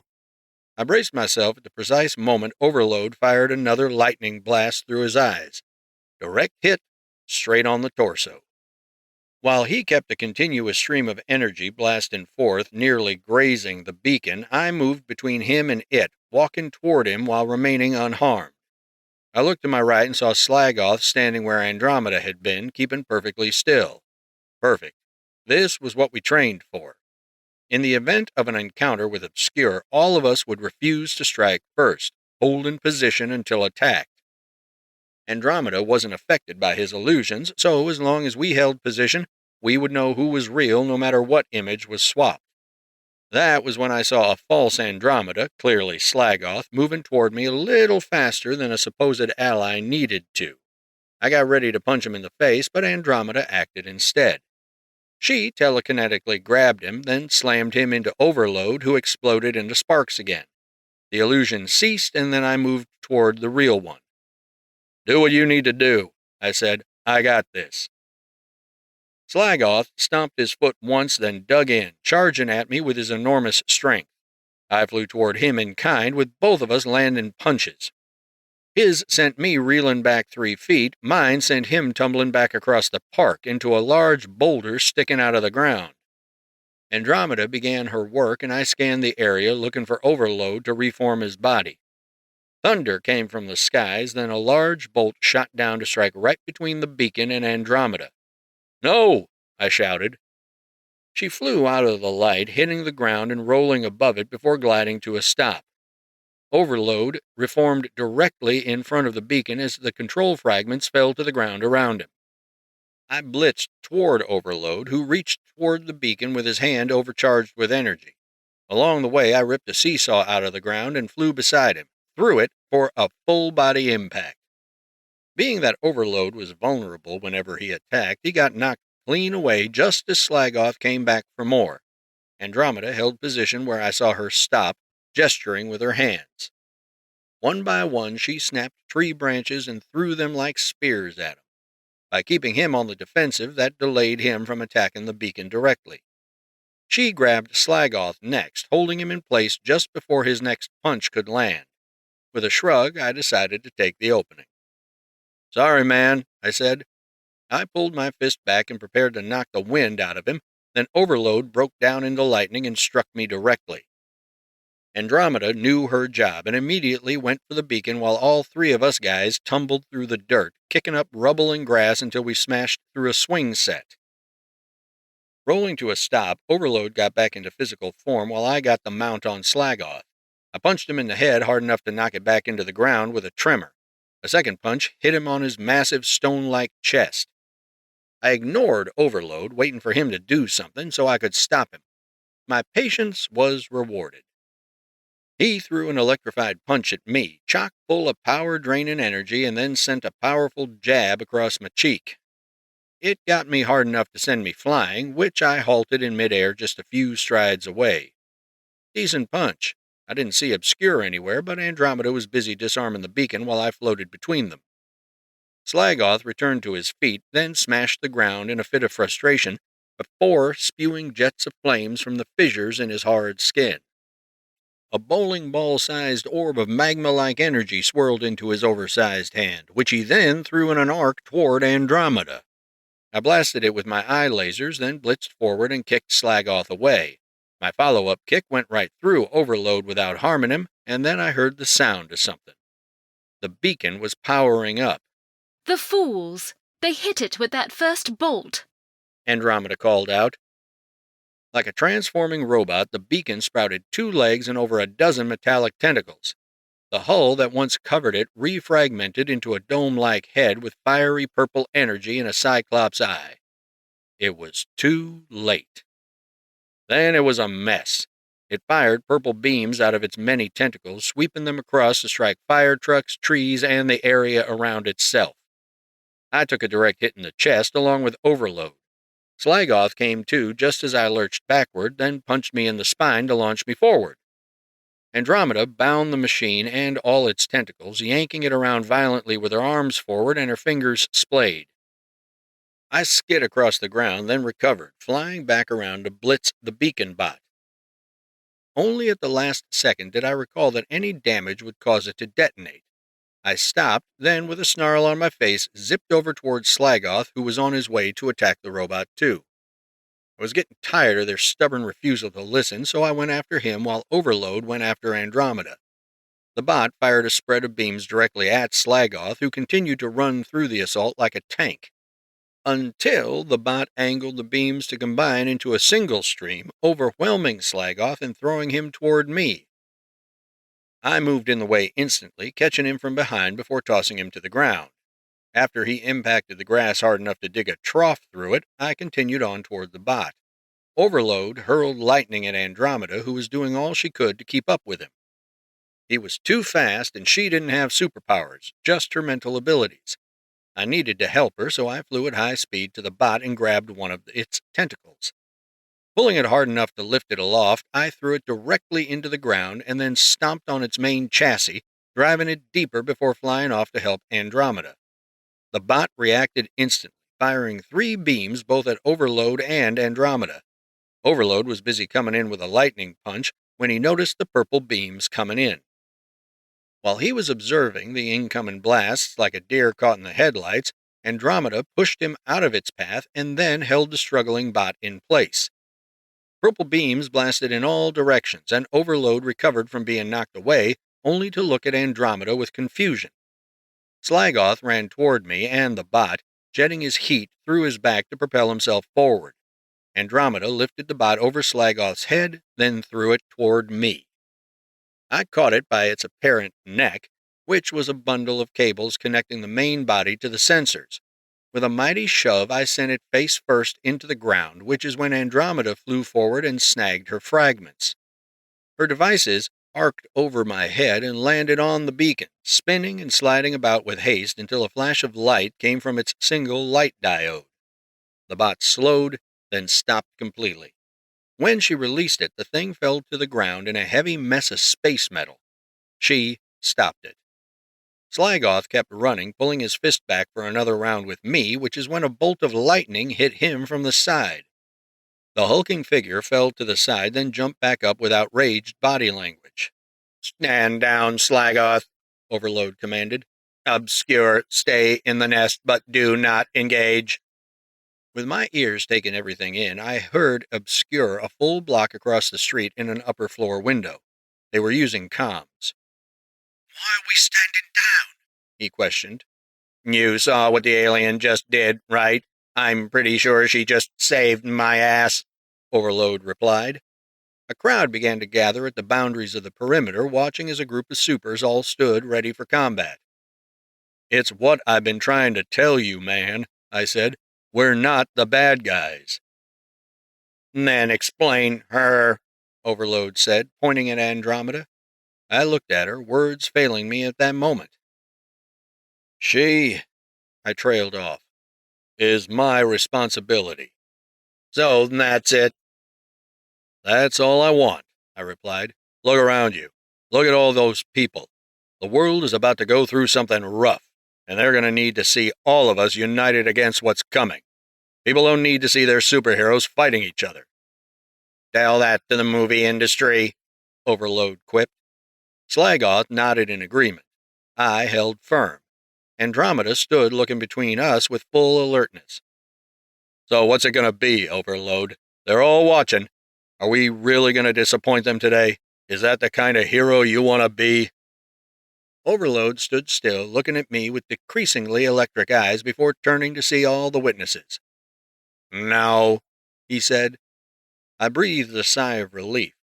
With a smile of both hope and gratitude, I floated toward him and held out my hand. Overload looked at it skeptically, his arms crossed. After a second of leaving me hanging, he took my hand and braced it.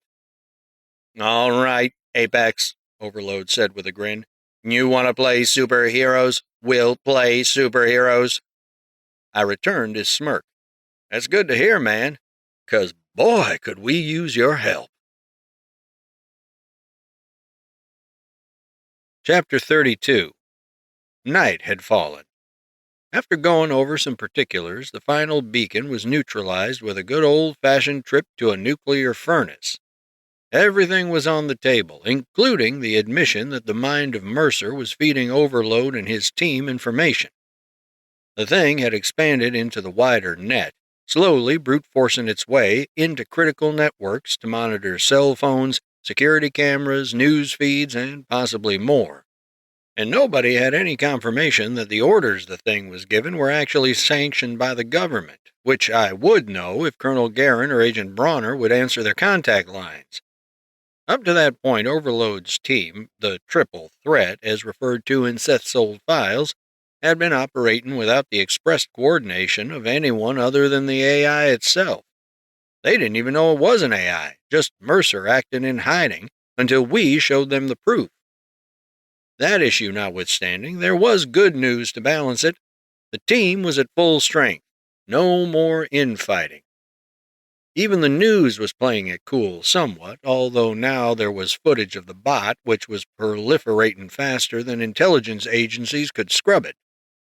The Vanguard, originally composed of Gold Rush, Shield Maiden, and Wildfire, was now 10 members strong, myself included. Apex, Cobalt, Gold Rush, Shield Maiden, Wildfire, Nyx, Wraith, Overload, Slagoth, Obscure. All of us had a plan, so we went our separate ways while Jade created a battle plan. We didn't know when the Inraga would make a serious push to Earth. Andromeda may have shut down the beacons, which would supposedly stop more from coming, but her absence couldn't go unnoticed forever. The only thing left to do was prepare and enjoy the fleeting moments we had with one another.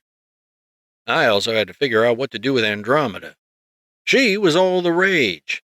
A few people noticed an apparently human girl with white hair waving her hands around and making things move. Everyone wanted to know who the mystery super was, and speculation on Zara's whereabouts was one of the hot topics. The fringe channels all spouted conspiracies, but the one thing they got right is that I was, in fact, involved with all the women.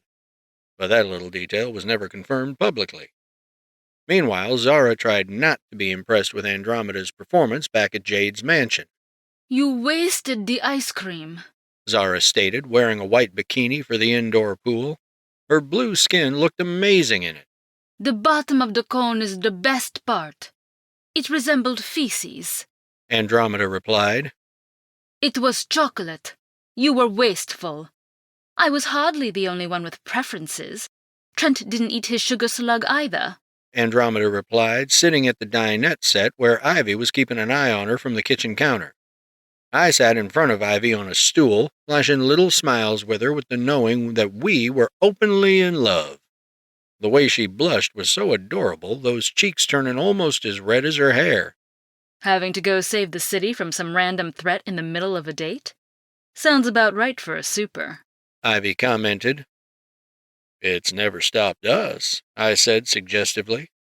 We reached across the counter to touch our hands, recalling the memories of all the times we couldn't be bothered to find a private spot. So we'd get it on in the sky. Dawn and Casey came up from the pool, also wearing bikinis. Ooh, a wave of happiness hit me. Those were mine. I looked at one woman. Boom, I love that one. I look at another woman. Boom, I love her too.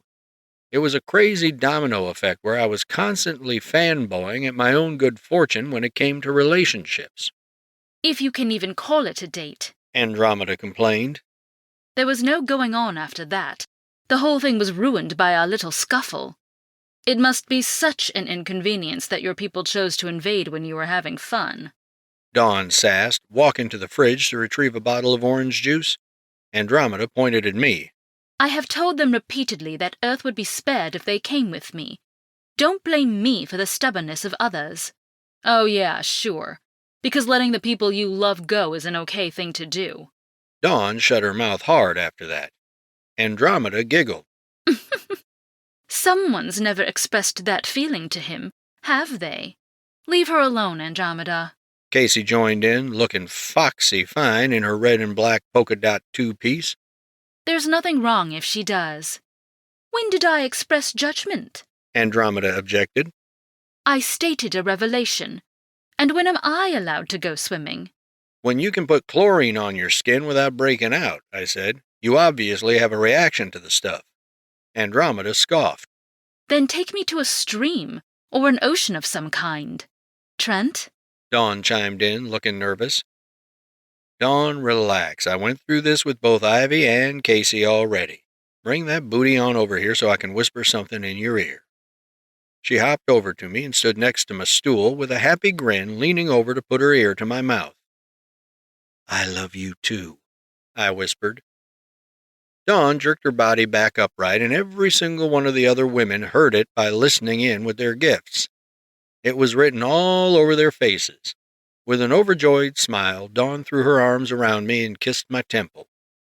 I turned my head into her kisses, claiming her lips for mine.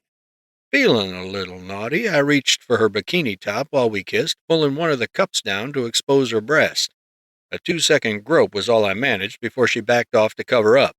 Ooh, Dawn's boobies. Casey teased. Shut up. Dawn giggled, adjusting her top with a pleasant jiggle of the corresponding tit. I've never even seen yours. I've seen Zara's vagina, Ivy said with a churlish grin. We know, Dawn said with a roll of her eyes. She licks really good. Zara cheered. Ask her what she did to Vanessa, I said with a smile. Wait, you weren't joking about that? Asked Casey. Nope, she totally ate her out. I need to play with those titties later. You can play with mine, Zara said with a seductive gaze. How remarkable that you all discuss such topics in polite company. Andromeda criticized. There is nothing polite about you, Zara snapped, walking over to get in her face. You are in our heads all the time. Andromeda remained calm. Sister, as beautiful as your breasts are, I cannot take your anger seriously when your nipple is showing. Zara looked down. I peeked, and sure enough, a blue nipple was peeking over the top of her bikini. She fixed it promptly. I have forgotten what I was saying, Zara replied, turning her back. You were thanking me for helping, Andromeda quipped. Ivy ignored the others, leaning over the counter to kiss me. Then Casey stepped in to get a kiss too. Yeah, like that'll happen, Dawn said with a sardonic laugh. Guys, give Andromeda a break. She did come in handy. I would have wrecked all 3 beacons without knowing what they did if it wasn't for her, I said. Thank you, Trent. See? Someone appreciates my efforts. Andromeda argued. And why did you go through the trouble? Asked Dawn, crossing her arms and accentuating her physique. With a calm smoothness of movement, Andromeda reclined against the back of her chair, looking Dawn directly in the eyes. So that Zara can never say I did nothing for her. If that will be all, I am going to bed. I am not tired, Zara said, still refusing to look at Andromeda. I am, Andromeda said as she rose to her feet. Seeing as I cannot roam the house freely, one of you is coming to bed with me. Chill out, I got this, I said. Andromeda, come on, I'll take you upstairs. We made it to the edge of the kitchen when Zara called out after us. Andromeda, She said. What is it? Andromeda asked with a dismissive expression. There was a pause. Everyone looked at Zara, who swallowed before speaking. I will be back after you sleep. Do not keep him up for long, She said with her eyes avoidant. Andromeda's eyes widened, her lips parted, and then a slight grin formed. She removed it right after, returning to a stoic look. Good night. Without another word, Andromeda took my hand and led me upstairs. I was no psychic, but I had a feeling that putting Andromeda to sleep that night might not be as straightforward as usual. Chapter 33. I wasn't the one that closed the bedroom door that time. Andromeda took care of it with a flick of her finger, then levitated my wallet and keys to my nightstand. Watching as she reached toward a nearby dark-stained dresser, the drawer opened and a pink towel levitated out to drape itself over her arm. Two things occurred to me. She was going to take a shower, and she wasn't completely honest about why she helped. You haven't been forthcoming, Andromeda. I don't think you were doing me a favor just out of your own convenience, I said, standing by the closed bedroom door against the wall. Oh? Andromeda casually flicked her flats off to saunter barefoot toward me. You believe it to be subterfuge? I believe in what my eyes can see, and I keep seeing you save people when you don't have to. The way you stepped in today, you've got hero blood in you. Andromeda scoffed, crossing her arms and looking off to her side. You are too excitable. I did what was necessary to achieve my stated ends. When you first got here, I wouldn't have said this because it might not have been entirely true then. But after living with you for a while... Incarcerating. Supervising, I retorted with a scowl before relaxing back into what I was saying. Anyway, despite your modestly abrasive attitude, you have a good heart. It's why I've taken it easy on you, and it's why I trust you.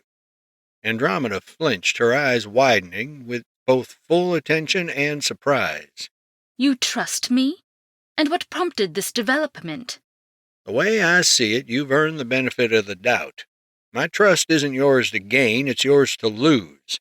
If any of that means anything to you, then you'll do the right thing. She blinked multiple times. A surprising sentiment, to be sure, but your praise is premature. I am not a member of your little league. I come with a purpose at odds with yours. I chuckled. You're avoiding it. You don't want to admit that you acted out of love for Zara today because that would make you and your agenda vulnerable. Andromeda scrunched her nose and squeezed her lips together. So now you're the mind reader? Why can't you two just hug it out? We'd be more than happy to have you here on Earth. A quiet sigh fell from Andromeda's lips. She took a couple of wandering steps toward the ensuite entrance, keeping her yellow eyes on me. It's easier this way. Easier how? Andromeda hesitated. If she stays angry at me, she can't be disappointed again. Andromeda admitted quietly. This way, I can't hurt her. But if bearing her scorn is the price of keeping her alive, then so be it. I smiled so hard it probably looked scary. See, I said, beaming proudly. What? Andromeda said with a frazzled shrug, shrinking away from my radiating joy. You're free to go, I said. What? Andromeda glanced left and right. Preposterous! You aren't going to just let me take your planet. You're right, I'm not. Then I'm not free to go, Andromeda said with a scathing gaze. Yes, you are. I just don't have to worry about you. And I trust you to do the right thing. I could summon the Enraga and bring this entire world to heel, Andromeda said with spirited conviction. Is that what you're about to do? She narrowed her eyes and looked at me like I was the most annoying man in the universe.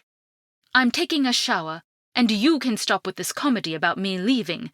Trying to shirk off your responsibilities as my warden. What blundering nonsense.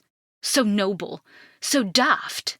Andromeda continued muttering her disdain at my genuine attempt to grant her freedom, then headed into the bathroom and closed the door telekinetically. After laughing to myself on the way to the tall dresser, I took off my things and got down into my pajamas before turning out the lights. Instead of waiting for her to finish her shower, I decided to exercise my faith in her by closing my eyes. If Andromeda was the person I hoped she was, she'd come to bed rather than run. Lying there with my eyes closed resulted in nodding off for a bit, and when I woke up she was just coming out of the bathroom.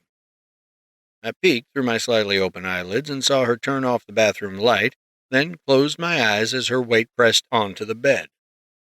From the feel of it, she was crawling on all fours before slipping her feet under the sheets to tuck in. I gave her plenty of space, keeping on my back while she tossed and turned with frustrated huffs. My thoughts wandered while I waited for sleep to come take me, reflecting on an eventful day of near disaster. Andromeda moved closer. Here we go again, this game. Unlike before, I was well aware that Zara wasn't present. I felt a little tickle, the kind I experienced when Andromeda was being particularly forceful with her telepathy. You're still awake, She whispered. I grumbled. For now. She moved even closer, coming right up to my side. After a tense silence, Andromeda slid her hand up onto my chest. I opened my eyes, then she went for my throat and pulled herself on top of me.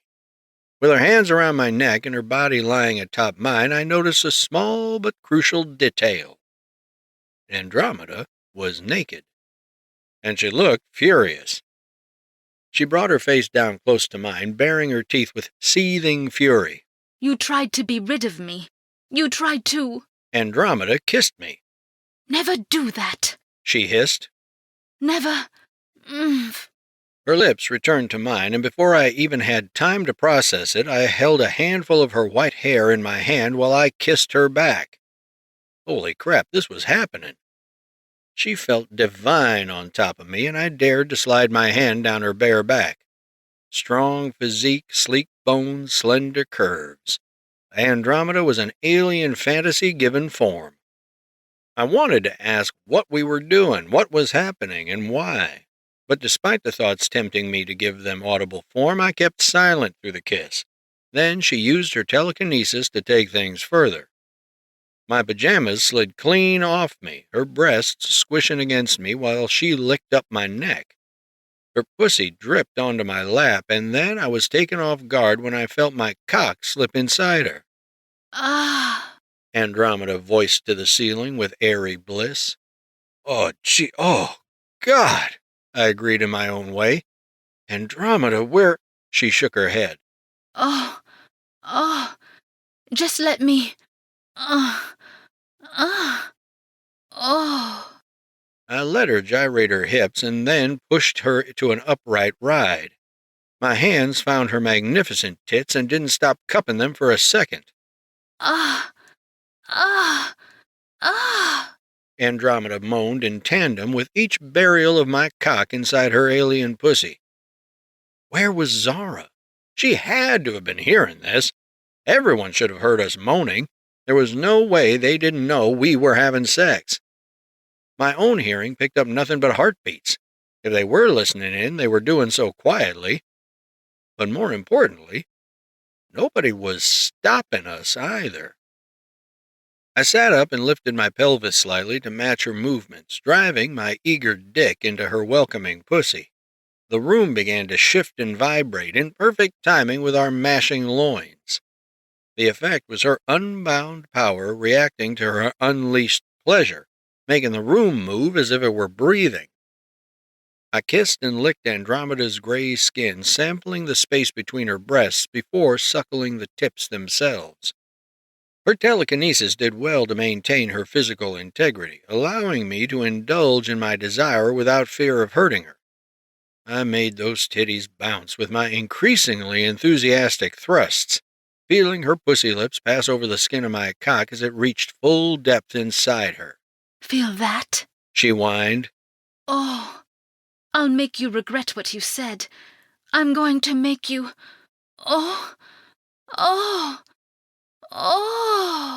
She made the bed rattle and compress until I brought her focus to me, pulling her back down to bring our mouths together again.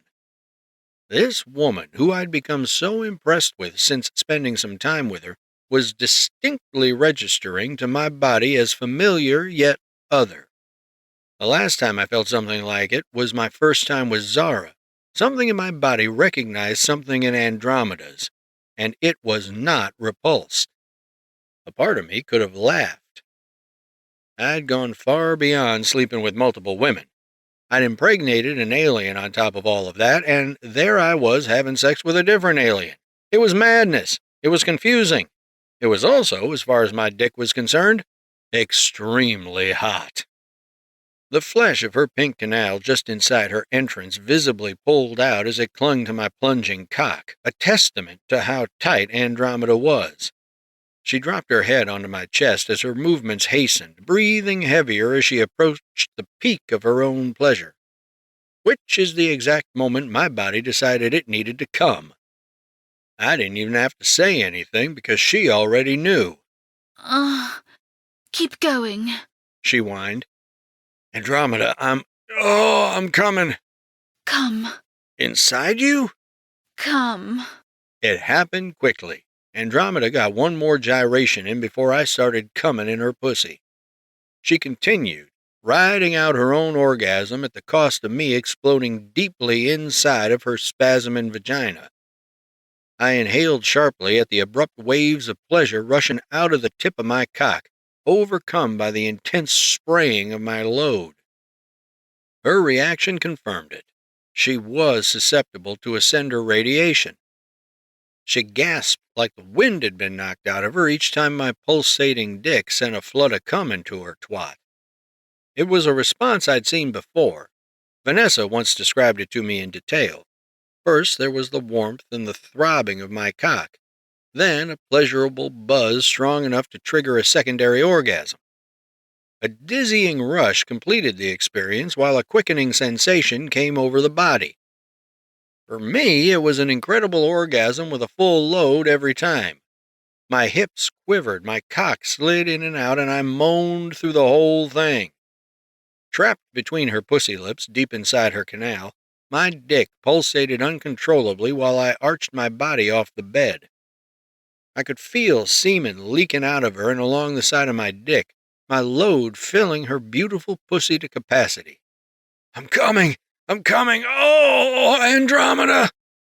She let it happen. She was making it happen, with a smile, sucking air through her teeth between moans. Yes.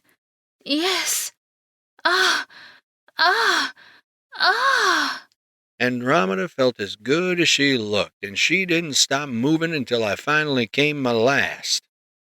The room settled down, my cock oozed its remnant pleasure as the last few throbs took place.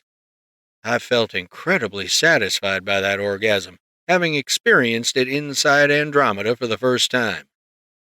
It felt even better than I could have fantasized about. She collapsed onto me with laborious panting, her gray skin dotted with little beads of sweat. As post-nut clarity set in, the gravity of who I'd just slept with was starting to sink in. Knowing she would hear what I was thinking, I shoved aside any thoughts that might offend or otherwise mortify the woman whose pussy I'd just ejaculated into. Incredible pussy. The other parts of me agreed on one thing, though, and I learned this through trial and error with all my women. Never ruin a pleasant moment with questions or conversation. You best believe I kept my mouth shut. For one thing, I enjoyed every minute of it. Andromeda was a dazzlingly attractive woman, although there was the added complication of her being Zara's adopted sister. Talking about what happened could wait until morning. Andromeda spoke between heavy, pleasured breaths. Don't you ever? Her vagina released my shrinking cock in a splatter of our mutual juices. Without certainty as to what would happen, I put my hands on her back and held her. Zara never showed up, and I suspected that was part of the plan. Andromeda never left my arms. And then I slept. Chapter 34. I seldom woke up alone, so when I opened my eyes the next morning to find neither Zara nor Andromeda in bed, I became suspicious. A brief scan of the sound waves revealed a stunning surprise. Andromeda was still in the house, talking to someone. She didn't leave.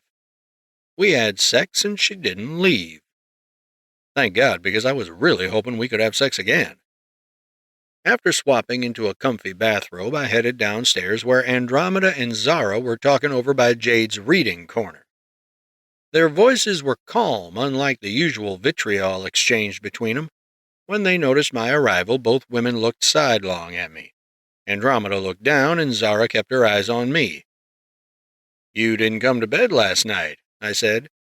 Zara paused to look Andromeda up and down. I could not be there. Watching you both would have been weird. So that was you given permission last night, I realized, bringing my full attention to Andromeda while feeling butterflies the whole time. How was your night? Andromeda cracked a mutual smirk with Zara, then took a deep breath before finding the courage to look at me. I spent most of it leaking, Andromeda admitted with evasive body language. Zara says I should lie on my back next time. Next time, I breathed, gobsmacked at what I heard. What did I miss? Zara stood up. Andromeda says she will stay. I lit up with hopeful eyes. You changed your mind. Andromeda rose to her feet. There was a moment last night where you made me think about what it would be like to return. All it did was make me sad. I do not know if I can forgive her, but... Zara reached for Andromeda's hand with trembling eyes. This anger is killing me. Zara says you have to keep me now that you've been inside me, Andromeda announced. That's my rule, I replied, moving toward both women. But if all you want is to be around your sister, then I flew forward, but not of my own volition. Andromeda telekinetically pulled me into her body, pressing herself against me and ending my sentence with a long kiss.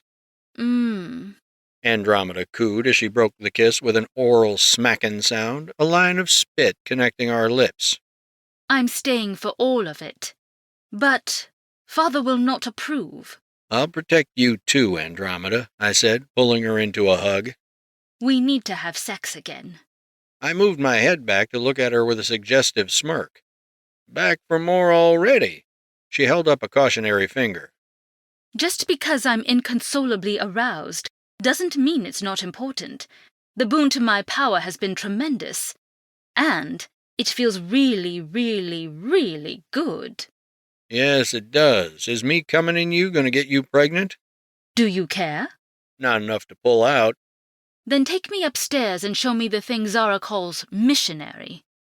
I love this job, I said, sweeping Andromeda off her feet with a wink at Zara. I'm going to need you to excuse us for a bit. Your sister needs a fill-in, and I really want to give it to her. Do not waste any, Zara said with an amused grin.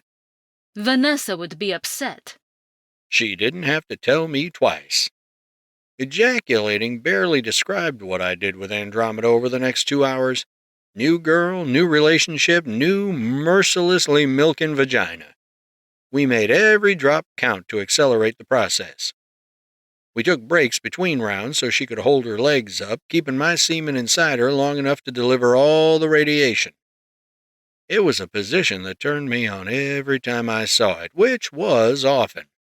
And while Andromeda and I were busy relieving her of her sexual deprivation, I could hear the others whispering about it. My service had only just begun that day. They were all going to want sex by the end of the evening. The night ended with me breathing through clenched teeth, having an unprotected orgasm balls deep inside Casey. I was supposed to pull out that time, but a long edging session resulted in a surprise loss of restraint. I groaned, consumed by the feeling of my bare cock shooting in Casey's greedy twat. Oh, yes. Shh. It's okay. Just come. Come inside my pussy, she cried out. She opened her legs as wide as they would go and hugged me affectionately until I finished coming, then clenched her pussy tightly over my dribbling dick. I moved to get off her, but she clutched me tightly. Wait. Are you done? She asked, pumping my spent cock inside her soaked pussy. Did you come enough? I can keep going. You really want one more, don't you? Casey nodded with a blushing smile. This was a special case. Casey was extra sensitive from spending most of her life paralyzed from the waist down. She loved sex, and she loved making me feel good. It was still so new to her, so I didn't mind setting aside some extra dick. We'd learned a lot about what she liked, and sex validated Casey in a way that was unique to her. She opened her mouth and let out an airy moan when I resumed thrusting. If Casey wanted more, I'd nail her with a limp dick if I had to. Riding the sensitivity of my previous orgasm, I gave into her vagina and ejaculated one more time inside a smiling Casey. After calming down with my eyes closed, I held her legs from behind her knees and lifted them up. Finally, she let me pull out. Slowly, I withdrew, letting her jerk me into her folds before releasing me entirely. Her wet and thoroughly inseminated pussy was exposed while she took over, holding her own legs up so my sperm would stay inside. A little bit leaked out of her, but Casey did a good job holding still. "There you go," I said, pleased with the sight she was giving me. "Wow, look at you. Legs spread with a pussy full of my cum. Such a good girl." Casey smiled, nodding at me before tightening her grip on her legs. "And this is all yours," she said, her eyes taking on a sultry look while she presented her pussy to me. "Ooh, naughty girl," I said with an appreciative grin. Casey dragged her finger across her pussy lips, playfully flicking them open to reveal a bead of sperm just inside her entrance. "Only you get to do this to me. Only you get to feel this," Casey crooned sweetly with seductive eye contact, emphasizing her pussy by rubbing her clit. "I love you. Thank you for coming in me." She let her legs down after that, but stayed on her back as I lay next to her. A long and quiet cuddle followed. Then I remembered. We'd been having so much sex that we'd neglected a topic we hadn't addressed since Andromeda brought it up. Marriage. "Casey," I said, leaning against the headboard and snuggling her next to me, "there's something I want to talk to you about. Something that maybe you want to do." "What's that?" she asked. "Casey, you want to get married?" She tensed up, then raised her head slowly to look at me. "I assumed none of us would get married since you can't legally marry us all. We'd just sort of figure it out, like what you and Zara did." "Not that it matters what others think, but it is important to me that you're not considered a second-class relationship. Casey, I love you and I want to marry you. Now, we can go to the court and do it tomorrow, but it does mean I might have to throw my weight around so we get a special exception." Casey sat up excitedly, freeing her wonderfully suckable breasts for my eager observation. "You mean you'll get them to let you marry all of us?" "If we pull this off, they'll kind of owe us, don't you think?" "Oh! Casey voiced with quivering emotion, hugging me tightly. Oh! My God! Oh my God, oh my God, oh my God! I'm really getting married! You're really getting married! We're really getting married!" "If I knew I'd get this reaction, I'd have kept a camcorder," I teased. Casey just bounced excitedly on the bed. "First off, I'm so excited that it's making me horny. Second, I love you so much. Thank you, thank you, thank you." "Oh, come on, Casey," I chuckled, holding her naked body against mine and lying down with her. "A girl like you deserves a ring on principle." She hugged me tightly, draping her leg over my thigh, brushing her vagina against my dick and slipping the tip in. "If we get married, we can go public with it." Casey said into my neck, kissing my traps and shoulders affectionately. "We should. The headlines would be classic. Especially if..." "If what?" Casey looked at me with big doe eyes. "If I tell you, you can't freak out." "I won't freak out. Come on, spill the beans." Ivy's going to want to stop timing sex with her cycle. She wants you to stop worrying about it. So basically, she wants you to spill your beans inside her all month long. My spirit felt like it had just been taken on a roller coaster of emotions, especially with how crazy the whole month had been since Andromeda arrived. So when she goes full sex kitten before her period, go with it, I reasoned. Exactly. But when the time is right. That friggin' knucklehead. Oh yeah, I'll get her nice and good. Casey giggled at my guttural assertion. You know, if you got any left in there, I wouldn't mind if... "You want a baby too?" I asked before bellowing out a laugh. "You girls always want the same things at the same time. It's never just one or two of you." Casey popped her cheek on her palm, looking at me with a scolding expression.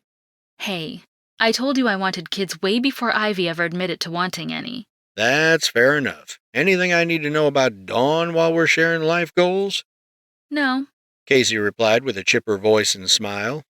just, oh yeah. You don't even need to talk about it with Dawn. When you want one, put one in her and she'll just go with it. Her words, not mine. Did they tell you all this knowing you'd tell me? I wondered with a curiously curved eyebrow. Maybe. Casey said with an innocent roll of her eyes. My own blonde bombshell, walking around with my super baby bump. I'm going to stick her in a pair of Daisy Dukes and knock her up for Christmas. First you take her to Paris, and now you're gonna get her pregnant under a Christmas tree? I didn't say it'd be under the tree.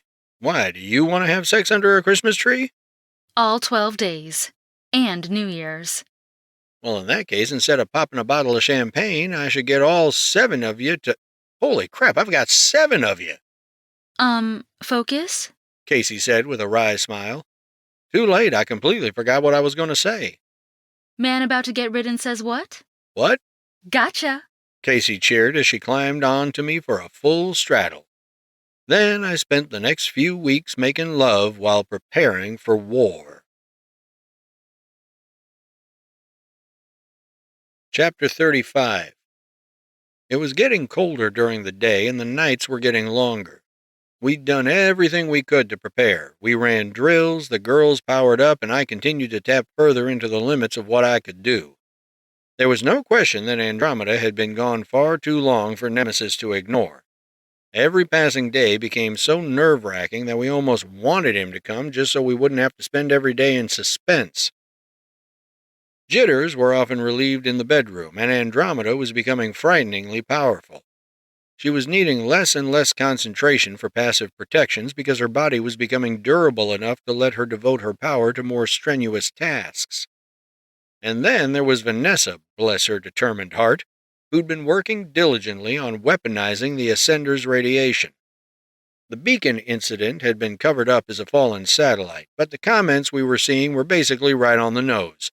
They understood the assignment. An invasion was coming, and we were back to stop it. I hovered in the sky above the mansion, my arms crossed while watching the city in the distance. The midday wind felt nice against my billowing jammies, which I seldom changed out of if I didn't need to leave the house. Hey, Said the voice of Dawn from below me. I spun around and saw her flying up to me wearing jeans and a black sports bra. She rose up to my altitude and greeted me with a kiss, and I was always happy to see my personal ray of blonde sunshine. Hey, I replied, you looking for me? She looked up and around before smiling, answering my question with another kiss. did you check your phone? I reached into my pocket and saw that it was on airplane mode. Whoops, I said, switching it back on. A picture instantly popped up, an image of Vanessa down in the basement facility wearing her lab coat with no shirt on underneath. It was a titty selfie. It was so adorable and sexy at the same time. Vanessa wasn't the kind of girl to admire her own looks, let alone flaunt them, but she knew I liked them since Ivy frequently sent me videos of herself masturbating in the shower. So, being the good girl she was, she tried to look cute for me from time to time. In this case, nudes. She had something to talk to you about and thought this would get your attention. Dawn explained before looking at the back of my phone. Can I see? With a mischievous smile exchanged between us, I leaned in and turned my phone so she could see Vanessa's breasts. Oh. Dawn said in shock. Oh my God. She took the phone from me and looked closely at it. Those are real? Oh my God. Those are real. They're amazing, I said with a daydreaming smile. She is so hot. They feel even better than they look. Dawn looked down. Now I'm starting to feel self-conscious. Dawn, your titties are bigger than most other women you come across. They are nice. Vanessa is the exception, not the rule when it comes to ginormous jubblies. I emphasized my point by groping her right on the left breast. She whimpered slightly at my touch, leaning in enough to touch our lips together. So are you going down? She asked. Yeah, I said, moving my face down to kiss her neck. On you, later when I put Andromeda to bed. You're still guarding her? No, I replied with a warm smile. She just likes to see my face before she falls asleep. Where are you going to be at for now?" Dawn swayed her head from side to side with a thoughtful face. I was talking to a few ministers who'd be willing to, marry all of us. "You found one?" I asked, with hope in my voice. I did. Dawn said with a proud nod. He agreed to do it before I told him who I was. So when I told him who the brides and groom were, he was over the moon. "What's his ask? Does he want us to sign anything?" Dawn shook her head with a big grin. He wants a picture of us all in costume holding our bouquets. "Done." And he wants us to autograph his licensed comic collection. And for Andromeda to lift him in the air with her telekinesis. "Done and done," I agreed with a laugh. And you need to spend tonight with me. Casey and I are switching patrols. "The minister asked me to spend the night with you?" No, that's all me. Dawn said with a facetious smirk. I pinched her chin between my fingers and tilted her lips up to mine, stroking her cheek with my thumb. "We can retire to the room after Gerald serves dinner." Okay, I like that. She rubbed my shoulders. I just need time, I know you try to be fair to all of us and we all see it, but sometimes I just need time. Extra time. "And we'll have plenty," I said, hovering back while holding her hand. "See you in a bit." With a wink and a blown kiss, I flew down to the house and entered from the back. Now that the triple threat wasn't actively looking for us, no shroud was necessary. Vanessa was in the base laboratory, her lab coat buttoned shut, while she went over some scroll-length printouts with line graphs. "You rang?" I asked. Oh! She stood up, freezing into a wooden posture at the surprise of my arrival. Her hyper-focus frequently resulted in others easily being able to sneak up on her. The petrification routine was her way of preventing herself from wildly swinging and breaking something accidentally. Once it registered who I was, she swept some hair behind her ear and gave me an embarrassed smile. I came across an aisle of analytical equipment and stepped up next to her, glancing at her clear cleavage in her lab coat. "You went through some trouble to get my attention," I said in a low, flirtatious voice. Vanessa shook her head. It was no trouble. I might need your erection later, so arousing you now is convenient. "It's okay to feel pretty, Vanessa," I said, putting my hand beneath her breasts and lifting them gently while giving her a kiss on the corner of her mouth. She turned into it, giving me full lip-on-lip contact. She cooed before breaking the kiss and straightening her glasses. I do like the effect I have on you. There we go. All right, what do you need? Vanessa blinked nervously a few times, then moved over to her data to trace them with her finger. I've isolated the timing for the ascender's frequency, and I can generate it artificially with an adequate power source, but the frequency changes so quickly that no mobile computational device could ever run it. I see. Then what does that mean? Vanessa stared at me imploringly. It would need you to tune it. I can amplify your emanations, minus the actual radiation, which would have the same empowering effect as the ascender, without any DNA alteration. I thought we wanted the radiation. For permanent changes like curing Agent Bronner, but projecting the lone frequency over large distances would give us a huge advantage. It would mean temporary superpowers for everyone within range. That's awesome, but what about malefactors? Vanessa put her hands on her hips and thrust her chest out proudly. It would have a similar effect to Andromeda's brainwaves, negating their connection to the malevolence and potentially halting their regenerative adaptations. I'm all in. How many of these things can you build?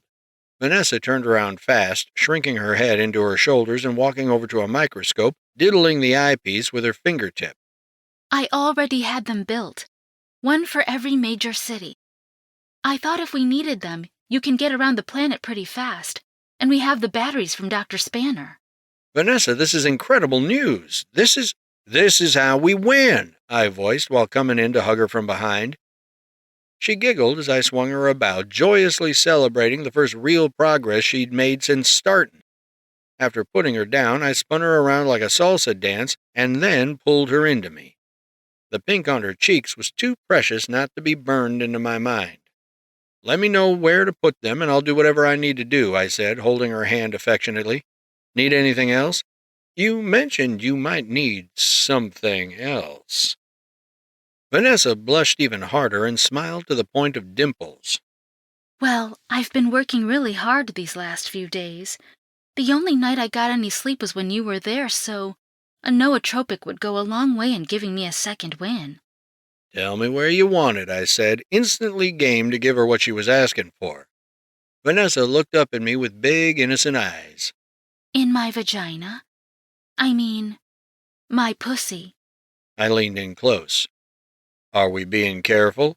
She bit her lip while looking innocently at me. Not at all. Conversation over. The entire house shook for a single second. Trent! Andromeda shouted from upstairs, her voice blaring as both a vocal and a panicked shout in my mind. Vanessa covered her ears and crouched down, having heard it too. That was the first time Andromeda's telepathy ever projected an actual voice from her. I took off, finding Andromeda at the top of the stairs holding her head. What is it, Andromeda? I asked urgently, holding her by the shoulders while horror filled her eyes. It's him. He found us, she replied. Nemesis is here. Chapter 36. An unnatural mix of gray and purple swept over the skies of North Metro, a persistent wind bringing overcast skies. The air felt like static, and the atmosphere tasted of sulfur and metal. I stood on top of Kira Corporation, an iconic skyscraper overlooking the sprawling city. It was also the regional headquarters for Jade's enterprise, along with our rendezvous point. And I was not alone. The Vanguard was present. I stood at the front of the group, watching strange phenomena form in the sky, smoky black wisps. Dawn stepped forward, standing on my right. How are they doing this? Did we miss a beacon? As far as I know, we got 'em all, I replied. This is something else. Those motherfuckers missed one. I know they did, Ivy said, pacing around in clear anxiety. Ivy, you're freaking me out, Casey uttered, her hands shaking. A flash of lightning, and suddenly Overload appeared. Gee, nice vote of confidence there. We took out everything that landed. Every single one. Slagoth and Obscure weren't far behind.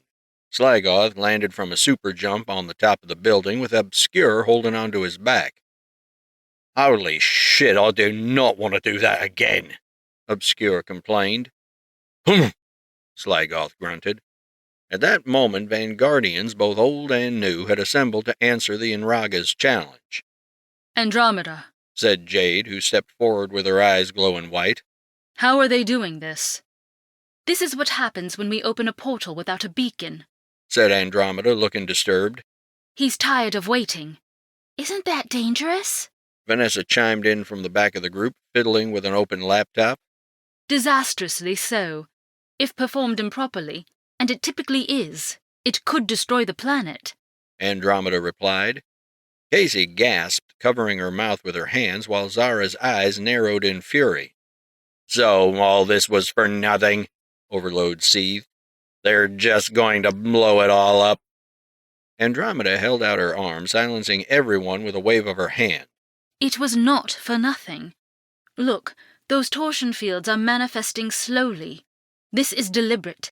They intend a brief window through which to send a swarm of infiltrators.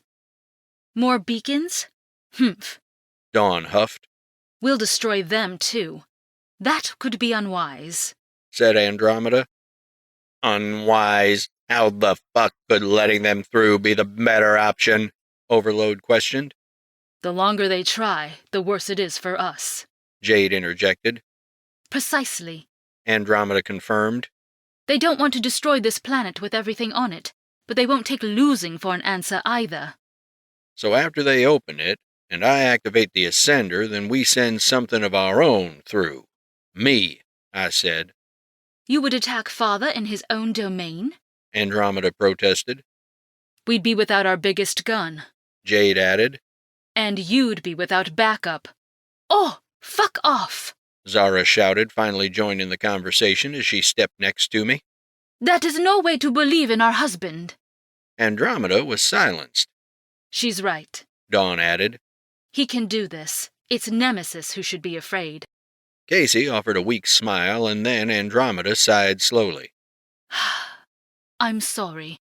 Trent can face Nemesis, but it wouldn't stop the invasion, said Andromeda. They will continue to come through while you do. Sligoth bashed his fists together. Overload nodded while Obscure groaned. Then we hold them here, said the voice of Agent Bronner, who flew in for a landing right in the middle of the group. He walked toward me with a stern expression, decked out in his usual suit. There's enough power on this roof to contain them until Nemesis is dealt with. Good to see you, I said, nodding toward Agent Bronner. Where did you disappear to? He nodded back before glancing at Andromeda with indignant eyes. We had to be ready. She couldn't know, he said to me. Where's the machines? The ones I know you've been building? We need to get them placed and fast. They're already placed, waiting for Vanessa to get them going, I replied. Oh! Excuse me, Agent Bronner? Can you come here for a moment? Vanessa called out, waving her hand. Another time, Dr. Spencer, said Agent Bronner. Vanessa shook her head and scrunched her nose. Without proper radionic therapy, your output will be limited by malefactor mutation. You need this cure. Agent Bronner turned his head faster than I'd ever seen him do it. What cure? I'd get over there if I were you, I said. Reticent, Agent Bronner walked toward Vanessa stiffly. I can administer the treatment in my lab. Then you can help me activate the ascender. Vanessa explained to Agent Bronner before running over to me and grabbing my head. Then she kissed me. She took off after that, her teal cape fluttering behind her as Agent Bronner scrambled to keep up. Well, there she goes, Ivy complained. All the people on the ground. Casey spoke. They have no idea what's about to happen. Everybody huddle in. This is what we're doing, I declared, as everyone gathered. Obscure, I want you running interference. Do what you do best and have them attacking each other. Stay away from rooftops and use the streets. Save who you can. Dawn, Casey, Ivy, you're the bread and butter. Take down anything Obscure can't trick and work the center of the city until you can't. Overload, you're the shock trooper, literally in this case. Sligoth, I want you roaming around the outer city and pick off anything that wanders too far. And did anyone go over the plan with Jade? Asked Andromeda. Jade? I turned to see where she was, and the woman had up and vanished. Typical. She'll be fine, I said. Everybody ready with the plan? Silent nods. Like a great rip in a tapestry, a burst of violently undulating purple and red colors tore an amorphous opening in the sky above. Here they come, Overload said in alarm. Within seconds, dozens upon dozens of flying craft resembling demonic crustaceans poured in. They spun and zipped about, only to be destroyed by a sweep of my eye-beams. My glowing eyes dimmed as I looked on with disgust, waiting for the next wave. I quickly discovered there was no wave. It was non-stop. They kept coming. I kept blasting. For a while this worked until the different things started coming through. An avalanche of dark metallic eggs came in, reflecting my eye lasers, while wind malefactors dropped in. There were hundreds of them. But then I saw an even scarier thing. The portal wasn't single-sided. Enraga were coming out in the clouds and spreading out into the city, too. I ceased firing, and then I took a step back while Andromeda stood forward. Panic began spreading in the forms of screams all over the city. Then Andromeda floated off the roof and held her hands before her like she was preparing to control a set of string puppets. And now you will witness the ferocity that Father contained, Andromeda shouted, thrusting her palms up as everything around us vibrated from the force of her unleashed power. I cast you all down. The entire attacking force was suddenly caught up in an invisible whirlwind, exploding as they were bashed together like playthings. Her hair lifted as though she were underwater, as did her cape. With clawing motions left and right, all of the dark eggs deployed into six-legged attack flyers, but could not escape Andromeda's telekinetic grip. The effect persisted for a mile around us, with Andromeda seizing everything in the air before it could reach the ground, ripping them apart when she couldn't be bothered to find a bashing buddy. She raised her hands up like she was building a crescendo in an orchestra, then flipped her palms down. Everything began falling like an apocalyptic meteor shower, and then the rest of us started blasting. Ivy encased herself in flame and took off, zigzagging on a level plane to vaporize the descending debris on contact. Dawn flew off to make a large circle, firing a flurry of golden blasts to detonate her targets. I used my eye lasers like a point defense system, rapid-firing it on individual targets in quick succession, reducing them to embers. Carbon rained down from the dusty husks of debris treated to Ivy's incineration blasts, and the cloud rushed away from the heat. Overload went next, flying bolts at such speed it looked like a web of lightning spreading over the city simultaneously. It was working, but it was a fool's errand to believe it would end with our bombardment. We were overwhelming them faster than they could come through, but the wormhole was growing larger and the ground was becoming increasingly seismic. It destabilized everything around it, and violent wind shears rocked the skyscrapers back and forth at dangerous levels. Andromeda reached for the surrounding buildings, trying to keep them from toppling over. Her strain was evident on her face, and the act of splitting her attention was letting more malefactors loose. Some of them were making it down into the streets. Okay, I gotta go, said Casey, moving toward the edge of the roof. I love you. Then she turned backward and fell off the roof. Her body vanished beyond my view, and then I saw her suddenly flying up at high speed with her red cape acting like a flag in the distance. My match with Nemesis was near, but there was one thing I knew before heading through that portal. Earth needed superheroes, and right then there weren't enough. But there was gonna be. Chapter 37. I flew directly toward the portal, blasting my eye beams indiscriminately as fiery destruction rained behind me. Larger craft started emerging, themselves the size of a yacht and shaped like black rhinoceros horns. Andromeda captured what she could in her telekinetic field, and I took a last moment to force myself to let the girls out of my sight long enough to finish this. I didn't turn back. If I did, if I saw even one of their faces, I was going to want to stay behind to protect them. Forward. One of the drop ships tried to divert toward me, firing energy pulses at me in rapid succession. The shots struck me like a puff of smoke hitting a mountain. Their weapons, while capable of harming a super, weren't strong enough to affect me anymore.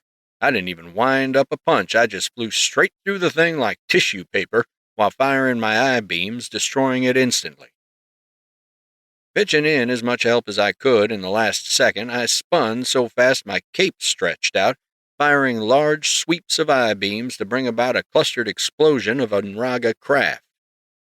Then, in a moment of aggression, I widened the apertures in my eyes and the beams became even bigger. They didn't just cut through malefactors or merely burn them, they erased them. No time for adaptation, no time to evolve beyond my attacks. 1 minute they were there, the next minute they were not. Deletion. My body broke through the membrane, the pressure immediately changing from Earth's atmosphere to a dry, thin, and cold habitat. I widened my eyes at the foreboding moon in the sky, so close it looked impossibly large. Foreign constellations, these were not mine. A dark bluish-black landscape of rock and ruin. There was nothing here. Just a horde of monsters, technological spires in the distance, and the endless abyss above. It was oblivion. And behind me was the portal, a massive gateway supported by countless modulating spheres and interlocking three-dimensional squares. You could fit a cargo barge through it. And that was nothing compared to the size of everything on its way. All of them ignored me on their way through the portal.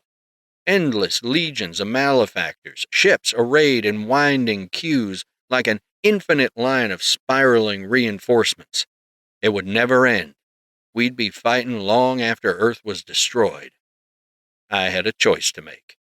Leave the portal open and try to deal with Nemesis as quickly as I could, then hurry home, or destroy the portal and give the Earth a fighting chance.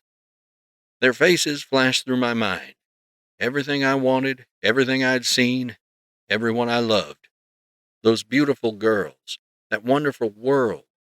I would protect it, even if that meant I might never see home again. No one was there to hear it, but I said it anyway. A silent promise and a refusal to say farewell. I love you. My eyes ignited with the brightest red they'd ever shown. Then I leaned forward and roared as I released the destructive rays directly into the boundary of the portal itself. The thing fell apart like a house made of toothpicks into a wood chipper. I shielded my eyes from the explosion of exotic energies and arcane technology, flying off as the Enraga roared and flitted about. Still, they ignored me. Then I heard his voice. Come. It was like an eruption of brutal bass spoken by a small choir of demons. The voice was so loud, yet so smooth in its intonation that it could be felt all around me. The source, however, a being I had only seen once before, stood atop a floating chunk of the planet. It was an entire field of hovering mountains, once a part of the terrain. I could see into the interior of the planet where the wound was rendered, and Nemesis himself was as massive as before, a hulking, armored being of purple skin and a black cape. His armor shined and shimmered with the slightest movement, and his eyes glowed red. In the center of his breastplate was a glowing purple flame, visible through a kind of glass or crystal covering. The biggest piece of me wanted to attack on sight and just kill him quickly. Then there was the part of me that tried to choose life in every situation and use reason where possible. My principles weren't conflicted in this case. I could beat his ass and talk to him after. With an instant charge time, I fired my eye beams en route to Nemesis, aiming directly for the purple fire in the center of his chest. Nothing. It was like I was shooting a water hose at a steel wall. He didn't move. He didn't even flinch. He just stood there and took it as I increased the power to my optic lasers, making them wider and wider to no effect. Enough, Nemesis said calmly, holding his left palm in the way of the beams before some kind of shock wave dispersed them. I halted in place, looking into the face of this massive being. His manner was menacing but regal, intelligent but cold, and he didn't look at all surprised to see me. Well, so much for that idea. I knew going into this that Nemesis would be a problem, but I still held the hope that maybe I could bully him like a malefactor and get it over with. Nemesis, I snarled. Finally, Nemesis drawled. Where are my daughters? Fighting against your war, I said through bared teeth. And where do you get off calling them your daughters? Do you even know what being a father is? I'm going to give you one shot to stop this now, then I'm going to start hitting. Nemesis uttered as more of a kind of chuckle than a generic growling noise. Have you ever been a father? I remained silent. If you have, you wouldn't have been a very good one, Nemesis said with narrowed eyes, the floating rocks around him momentarily rumbling. Do you know what a child is like? When left to itself, a child doesn't grow, doesn't learn. In the end, it would die of its own ignorance. Without the right hand to guide it, sometimes harshly, a child is unprepared for what awaits. The universe is much the same. Are you out of your mind? You're saying this is all for our own good? And it worked. You are here now. So much pain, death, and destruction. Lives wasted, worlds burned. Those that survived went on to become stronger, but more was needed. Finally, the universe produced its answer. You. My cape slowly rippled as I floated sideways, keeping a careful eye on Nemesis while I searched for some semblance of a weakness. You didn't do all this just to give people powers. You already have that. You had the Ascender, and you have the Malevolence, I growled. Nemesis stared grimly. The malevolence is a tool, an active principle without agency. To be what the Ascender offers is a choice, and it chose you. You are the thing that says no to death, the hope of all things. But more is needed. It happened quick. A flash of purple from his chest flame washed over my body, bringing a sense of biting cold, pain, and lethargy. I moved to react, but there was a lag between my actions and my thoughts. This was the most powerful drain weapon to ever hit me, only it felt solid, wrapping around me like sludge. Then all of the mountains hovering around us exploded, the air so thin that the blast imploded quickly. My body was struck with their sweeping energies, but only Nemesis and the rock he stood on survived. The alignment between my consciousness and control of my body was thrown off, and it felt like I'd been hit by a train. The light faded away, and then I was within his grasp. He held me like an action figure, constricting my movements. But I fought.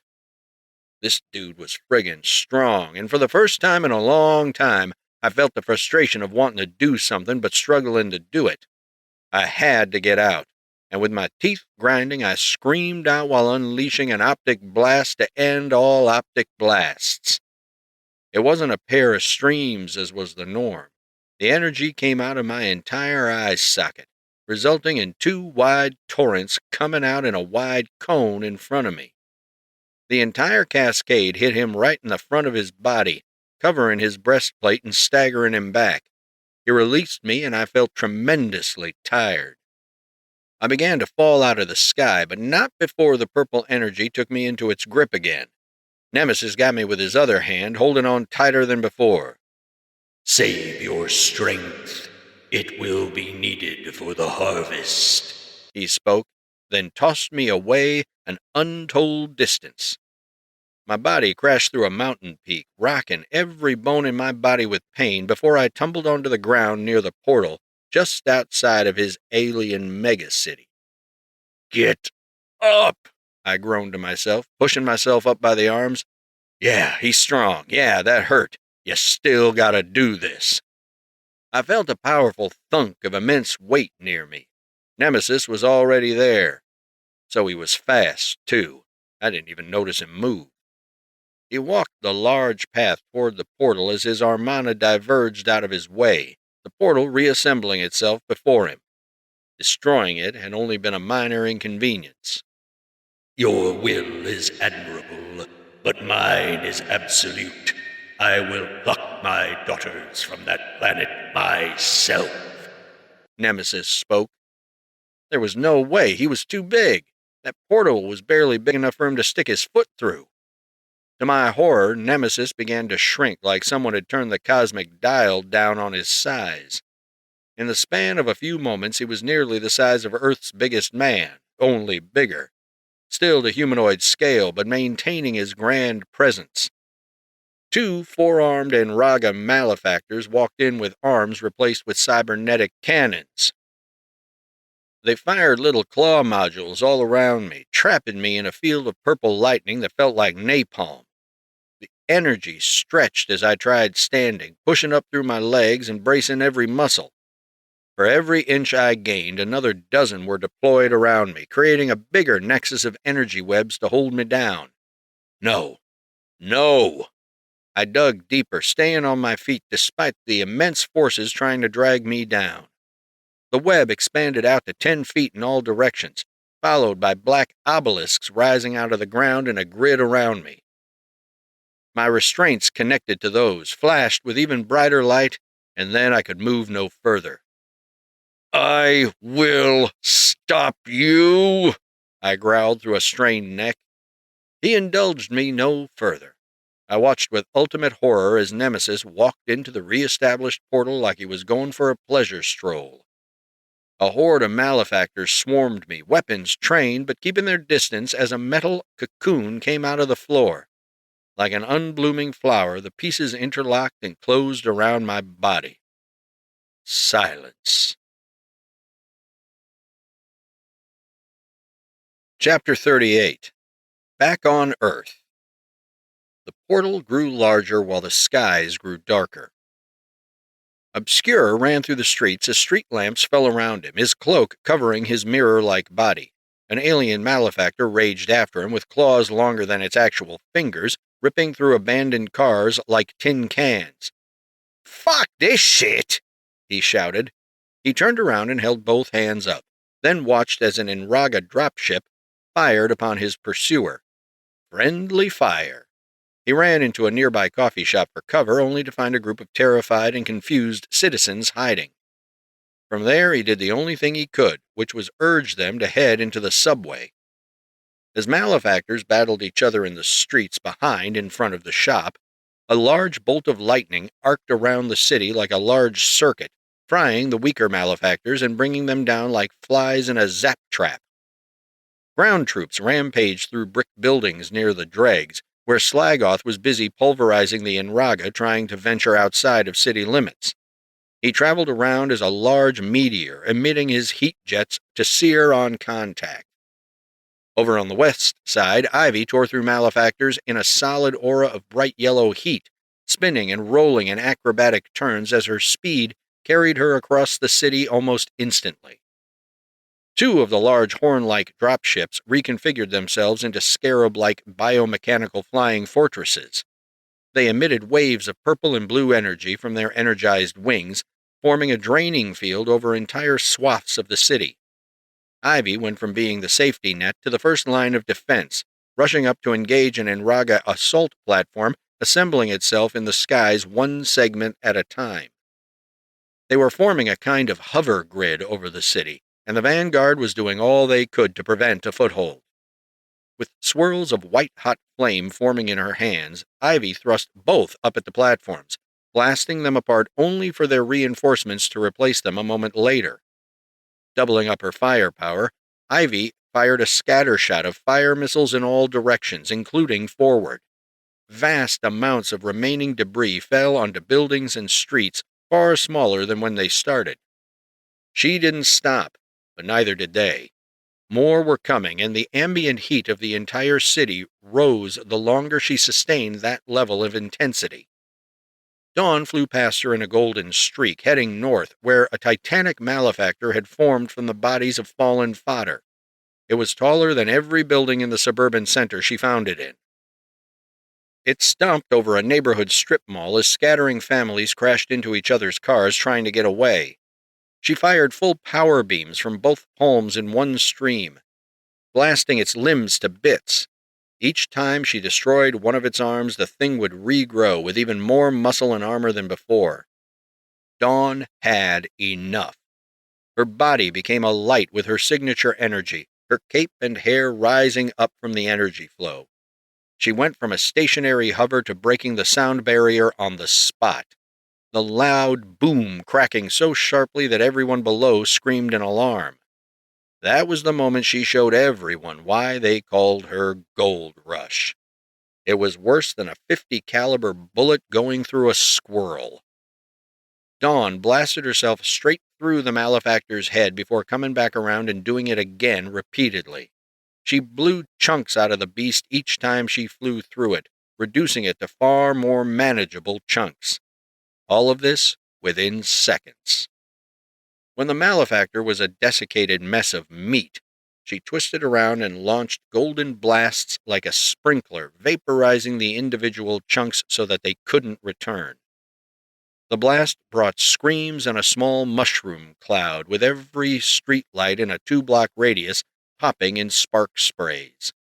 A large billboard ad snapped right off its supports, falling toward a nearby intersection where cars were gridlocked.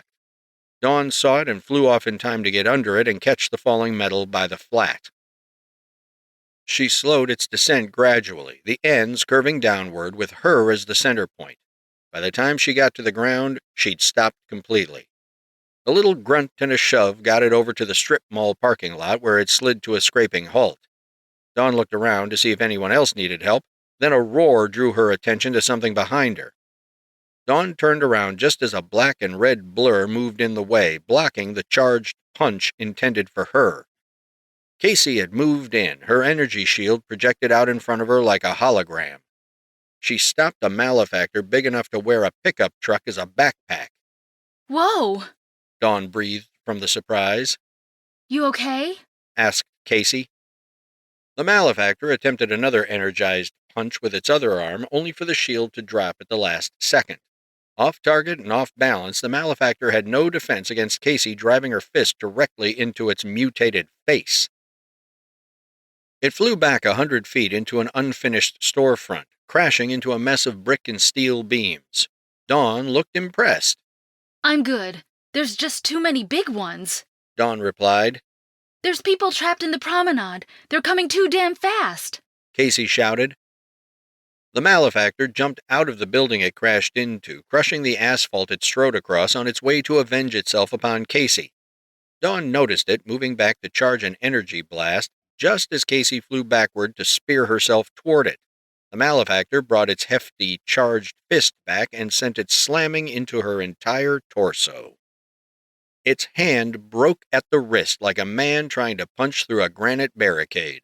A roar of pain informed everyone present that a malefactor was under threat, with Casey responding in kind. Her next punch snapped its neck sideways, a clean left hook, then Dawn fired a blast through its chest. I can handle them here, Dawn affirmed. You head to the promenade. There's people trapped in the stadium, said Jade's voice through the comms. I need someone there. How nice of you to join us, Dawn replied with her lips pressed firmly together. Are the machines on yet? Still charging, and I can't hide them forever. Has anyone seen Apex yet?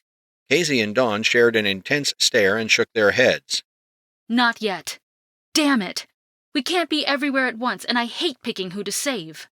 Another earthquake, ceasing only when Andromeda held it still with her power. She was faring well herself, a force of nature as she obliterated everything in front of her.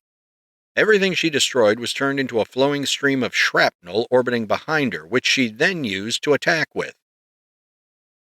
A snowball effect to be sure, breaking holes in the airborne system the Inraga were setting up, but she was still just one woman.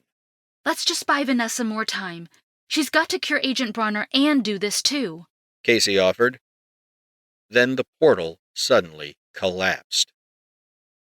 Both superheroes stopped to watch the reinforcements being cut off as the sky began to return to normal. Did he? Casey trailed off. No, he better not have, Dawn said with her eyes filling with dread. Then the explosions came. The military had arrived. Helicopters, fighter jets, and support craft had all converged on the city. The missiles were being fired from such a distance that nobody could even see where they were coming from. The sound of helicopters came after the initial explosions, and the military had Inraga hybrid technology with them. The airborne assets quickly turned the tide of the fleeing flyers, freeing up Slagoth to work further into the city and shrink his perimeter. But all Dawn and Casey could do was stare at each other with concern. Then the portal opened again. One fear had been replaced with another. The invasion resumed, but this time the amassing forces remained near the portal itself as a single notable being came through it. A being differing significantly from the malefactors, one with his own black cape and an aura of authority. The others maintained a reverential disposition near him, with single cedar strike spikes maintaining a respectful distance and a defensive posture. He was everything Trent had detailed several times from the time he appeared on the other side of the first portal. Although he was no longer the gargantuan he'd been described as, everything else matched. Nemesis. Ivy and Andromeda hadn't noticed yet, but Dawn and Casey were watching a triumphant counterstrike by human forces at the same time Nemesis himself set foot on Earth. Without Apex. Not even Casey realized she was gone until the sonic boom blasted her cape back. Dawn was gone before anybody had time to think of anything, flying at a record-breaking speed to bypass his defensive line and hover before him. Her face was red, and her voice trembled with the fury of barely contained grief threatening to form. "Where is he?" Dawn questioned. "What did you do to him?" Nemesis said nothing. His forces moved in to converge on Dawn, who lit up like a solar flare and blasted everything away from her. Everything but Nemesis. "I said, where is he?" Dawn raged, tears forming in her eyes. "Where he belongs," Nemesis said simply. Her lips trembled and her eyes became bloodshot. Her skin became like liquid light and her body glowed too brightly to look at directly. Then she screamed. And then she attacked. Chapter 39. I opened my eyes as light peered through a sliver of a gap, a cocoon segment being pried open. Everything felt heavy, my consciousness sluggish and foggy. And then I heard a voice. "Get up, Trent," said Seth Mercer, who used a black metal rod to discharge a green flash, causing the entire cocoon to unravel. A web of interwoven energy restrained me in a kneeling position, and both of my arms were wrapped in it out to my sides. I saw him just as I remembered. Bald head, dull skin with blue veins, and glowing yellow eyes. He hadn't progressed to a full malefactor somehow, but he was corrupted. If he was ever not corrupted to begin with. "Mercer," I growled with a hoarse breath. "here to do a victory dance?" "Here to get you back to Earth," he said, walking over to a nearby console with arcane glyphs and symbols, working it with the confidence of an expert. "I can't disengage the bonds. You'll have to break out." I chuckled. "I'm not here for your games today, Seth. Besides, I can't break out. My powers, I can't use them." "Only because you aren't concentrating," he replied with vague impatience. "Great, now you're saying it too. Everything you care about will be destroyed if you don't do it right now." I glared at him with maximum suspicion. "I know why I care, but why do you care what happens to Earth?" "I don't disagree with what Nemesis plans on principle, but his execution is concerning. Humanity will survive, but not as a neck to be crushed underfoot. We will be the owner of that boot." A bitter chuckle was my instant reaction. "Find someone else to help you be galactic dictator. I don't need you to escape. Now get away from me before I do." "No, but you do need me to disengage the artificial intelligence I left on Earth. If we don't get back quickly enough, that AI will falsify an order from the President to deploy nukes on domestic soil. It will destroy North Metro." I jerked my head up, scowling at him with full certainty that this wasn't an idle warning. Of all the things I could say about Seth, he never lied to me. No, he was much too smart for that. Rather than state outright falsehoods, Seth was the kind of man that could deceive others with the truth. If he said North Metro was going to get nuked, then it was going to get nuked. I strained against my bonds, the restraining platform lightening up with purple intensity with a growing humming sound in response to my resistance. The harder I fought, the better it held me. "How have you had your powers this long and haven't figured out how they work?" Seth complained. "I've had time to decipher alien hieroglyphs and you're still running on one cylinder. Hop on in, you show me how to break out of this thing." "You can't muscle your way out. You're tied into the Ascender's frequency. The same thing that got it to choose you is the same place your strength comes from. Quit dicking around and use it." Something clicked. I already knew that. Vanessa already told me, but it wasn't until that very second that I realized the implications of that. When I first encountered the Ascender, my motivating principle was the desire to defend life, Zara's. I didn't go to the ship looking for loot or to exploit alien technology. None of that mattered to me at the time. When I received the imprint along with my powers, the only thing I cared about was doing the right thing. Sincerely, selflessly, unconditionally. Helping, saving, protecting. The moment I tapped into that drive, that intention, I felt a great strength fill my chest. I remembered the people I loved, and the nemesis was threatening them that very second. Absolutely not. Nobody was to lay a finger on my family. I would protect them, no matter who I had to go through to do it. My arms flexed along with my legs as I unleashed a righteous roar, the source of my power imbuing me with an everlasting well of vigor. Then I relaxed. I didn't need to fight the drain web anymore, because it lacked the ability to stop me entirely. All I did was stand up. With my breath steady and my spirit calm, I grabbed one of the energy webs and bundled it up in my hand. My other hand did the same, and with my fists clenching the net, I walked forward until the anchor points tore out of their emitters. Lights flashed blue, alarms sounded with shrill buzzing, and I walked toward Seth with glowing red eyes. I could end him right there. No drain, no suppressed powers. He was nothing, less than an ant to me. A large part of me despised this man, but my internal sense of fairness couldn't deny that he helped me remember at least. And then there were the nukes, and that was worth looking into. "Are you going to kill me?" asked Seth. I glared at him for longer than he probably would have preferred, and then I looked ahead while walking toward the exit. "Which way is the portal?" "Behind a quarter-mile of barricade and a legion of Enraga," Seth replied. "Which way?" Seth pointed to my right. "That way." I turned my head, and the red glow in my eyes became a huge red beam that bored straight through the wall and everything after that. A clean tunnel straight to my destination.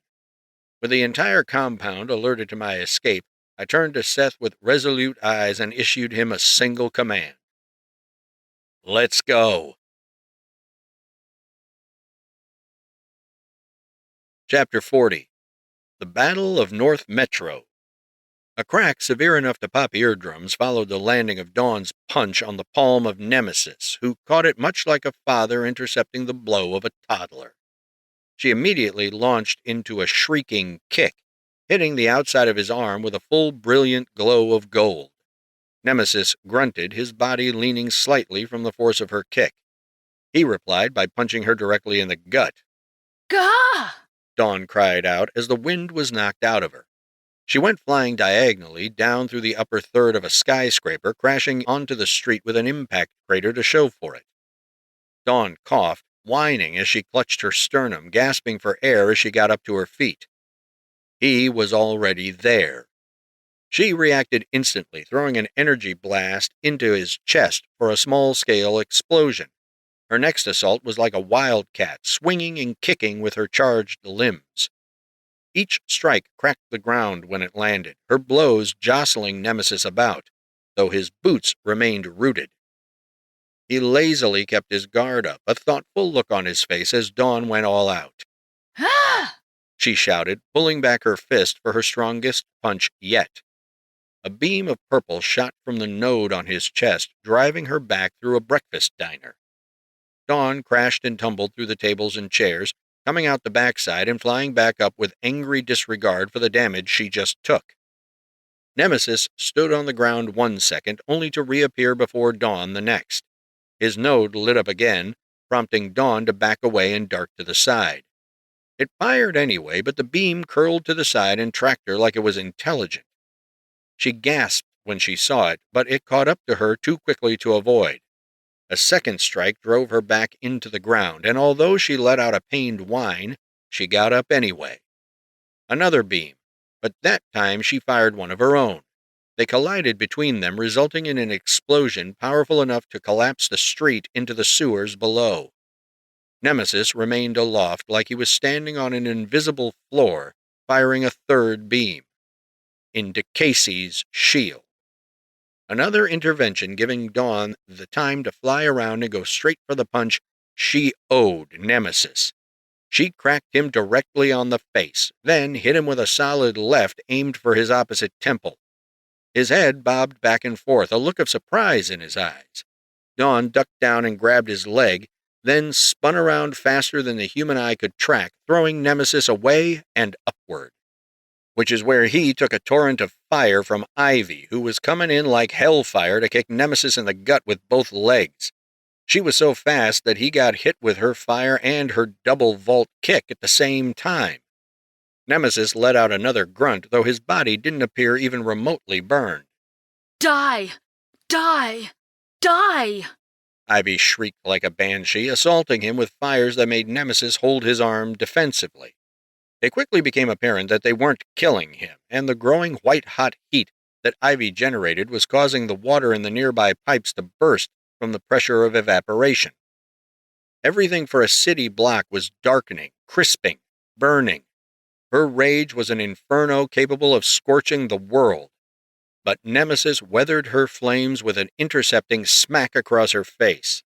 She went flying. Then Casey came in to replace her, becoming the second person to land a punch on the face of Nemesis.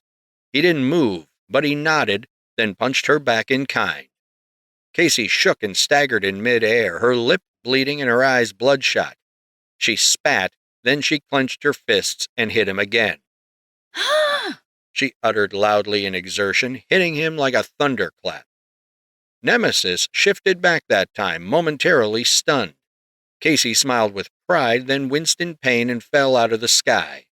Dawn flew in after him, firing beams that he repeatedly avoided by simply not being there when it arrived. While Dawn shot at him in frustration, Ivy returned as a mini-sun, causing everything to wither and roast as she passed by. Nemesis put his hand up, then caught Ivy's next punch. She kicked his arm away with blistering force, enough to throw a heat wave out to shatter every nearby window within 100 yards. Somersaulting beneath his superior reach, Ivy channeled all of her heat into her right hand, causing it to flash intensely like a magnesium flare. Burn, motherfucker, Ivy said through clenched teeth. Then she threw her superheated punch with everything she had, sending her fist through his chest plate. The moment her hand breached his armor, a brilliant, strobing burst of orange and white became a giant column of flame reaching so high into the atmosphere that its end could not be seen.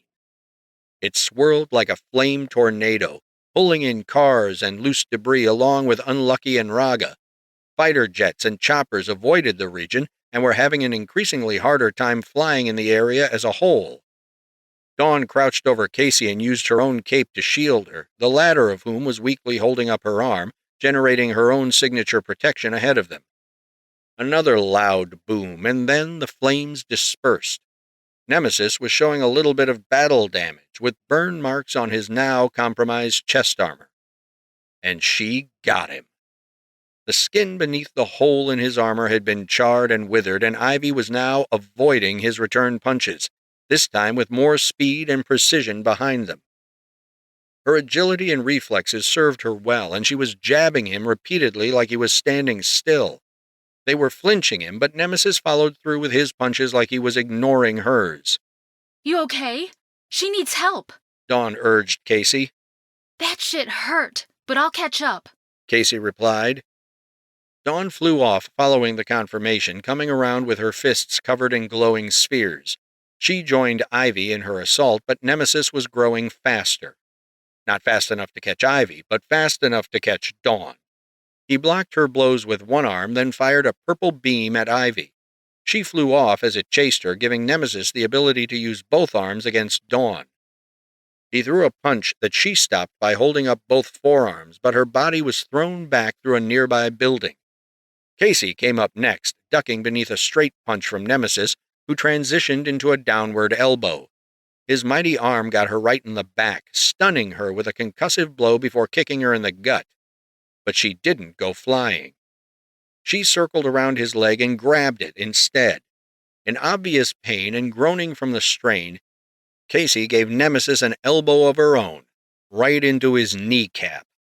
A kinetic shockwave blasted away every visible rooftop shorter than 5 stories.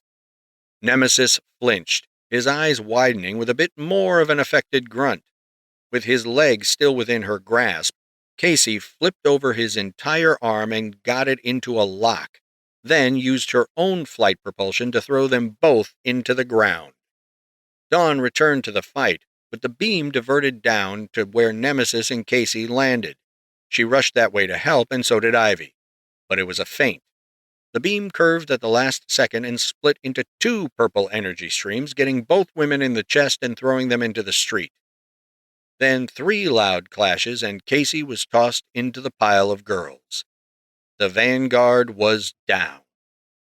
Nemesis walked toward his victory, preparing to deliver the death blow. A bolt of lightning distracted him, temporarily causing him to look around for the source. When Nemesis looked back at the bodies of the 3 superheroes, he saw 3 nearby malefactors flying overhead. Rather than call them down, he let them go about their business. He fired a triple beam into all 3 girls, pummeling them repeatedly with it until there was no movement, except for that which Nemesis saw strangely blur away before his eyes. The bodies of Dawn, Casey, and Ivy warped into the mangled corpses of malefactors with identical beam wounds. They switched out before he could finish them. Those 3 fleeing malefactors he saw earlier weren't his, they were them. An illusion. "What?" Nemesis uttered. A massive bolt of lightning struck him directly from the sky, then a meteor shower to destroy everything within 20 feet. Nemesis blasted the smoke away with a tidal wave of raw force, waving his arm to find the source of his attackers. Slagoth landed on the ruined street, skidding to a stop just as Overload appeared next to him, arriving via lightning. He fired a bolt from each arm, to which Nemesis lifted one arm to absorb it. He began to advance, then Overload and Slagoth bailed on their attack just as a circle of fire blocked Nemesis in. He looked up and saw Casey's shield blocking the top of the fire cage, and then he realized what was truly going on. The shroud peeled away, revealing Dawn hovering in the sky above them all, holding a gigantic golden sphere above her head. It was large enough to blot out the sun, 4 times that of any house. She'd been taking her time to prepare her strongest assault. "Now, Casey!" Dawn shouted. Casey dropped the shield, then Dawn flung her arms down, directing the sphere to bomb Nemesis where he stood. Casey put the shield back on, then everyone flew back as the column burst like dynamite in a trash barrel. The explosion blasted away every building for 2 blocks, despite their best attempts to limit the damage. Little was left standing, leaving but a smoldering plume where Nemesis had been. Then, 6 beams shot out of the blast radius, randomly wreaking destruction on the surrounding city as entire structures were obliterated, like someone planted a cherry bomb in the center. Nemesis emerged from the smoke, his armor in tatters and his cape destroyed. Mild burn damage had been inflicted upon him, but his movement betrayed no injuries. If anything, his wounds were cosmetic at best. Or at least they might as well have been. His chest node glowed again, but he could find no trace of his former opponents. Then another voice broke through the chaos. "That's enough, Father!" Andromeda shouted, floating down from the sky to confront him. "I will speak with you now." Nemesis looked up.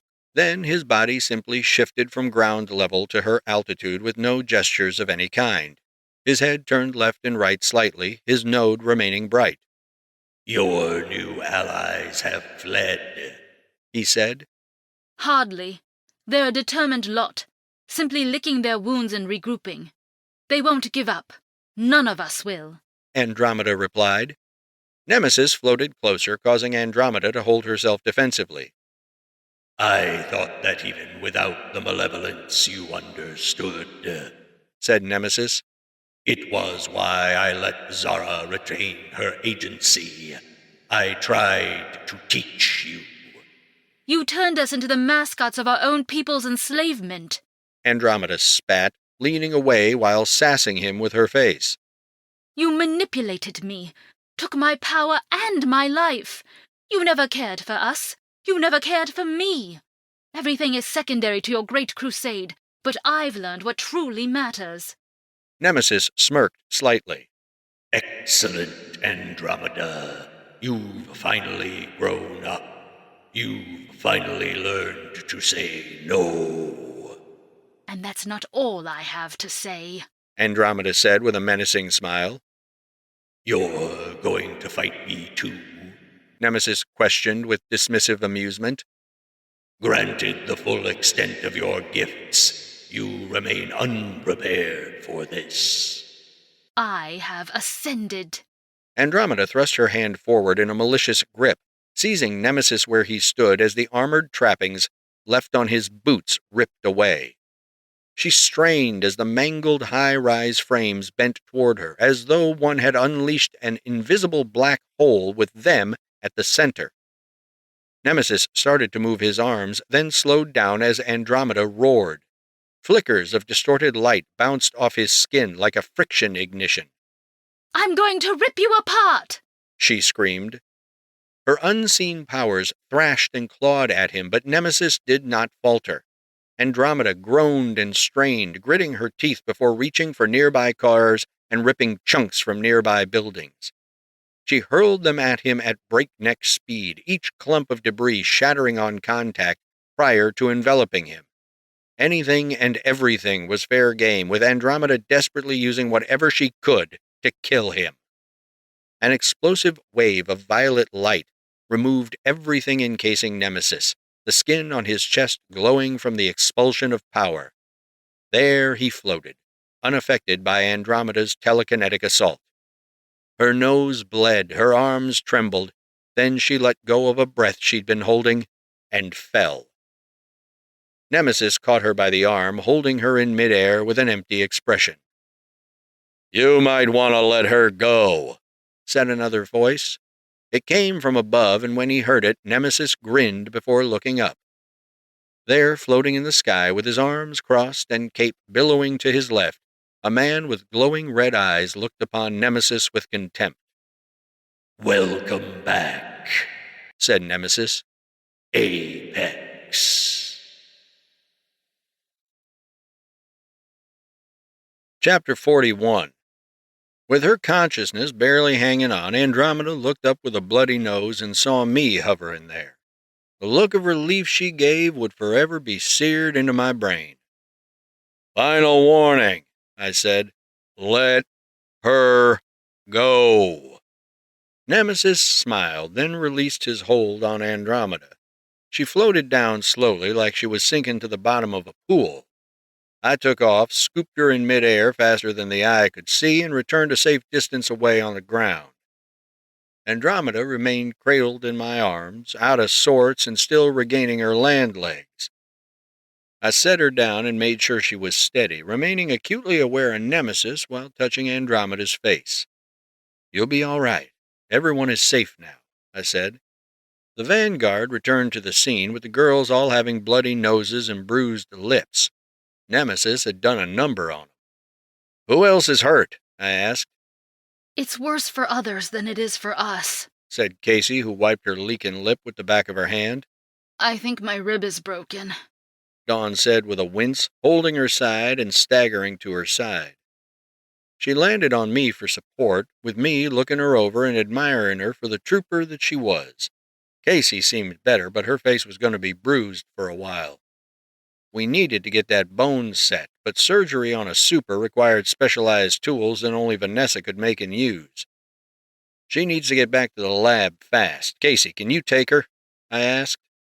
I'll take her, Casey said, moving in to assist Dawn on the other side. Wait. Ow! I can still fight, Dawn blurted out as she put her weight onto Casey. I know you would, but I've got this, I said, smiling warmly at her.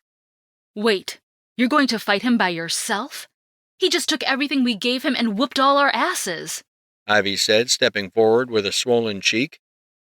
Get Dawn medical attention, then help the soldiers and citizens, I instructed. Now hurry before he stops being a gentleman about waiting. Take your time, said Nemesis, rotating his body to look at us from above. I have no need to ambush you. Go, I said, and tell Jade someone is waiting for her at the Kira building. Trent, Andromeda began. In case we... Whatever it is can wait until after we win. She bit her tongue and nodded, then flew off along with the rest of the vanguard. And pick up Obscure on your way over, I hollered. The guy might be a super, but he's also a pedestrian. With that handled, I turned my attention to Nemesis with a firm scowl, flying up toward him slowly. Why does Zara not show her face?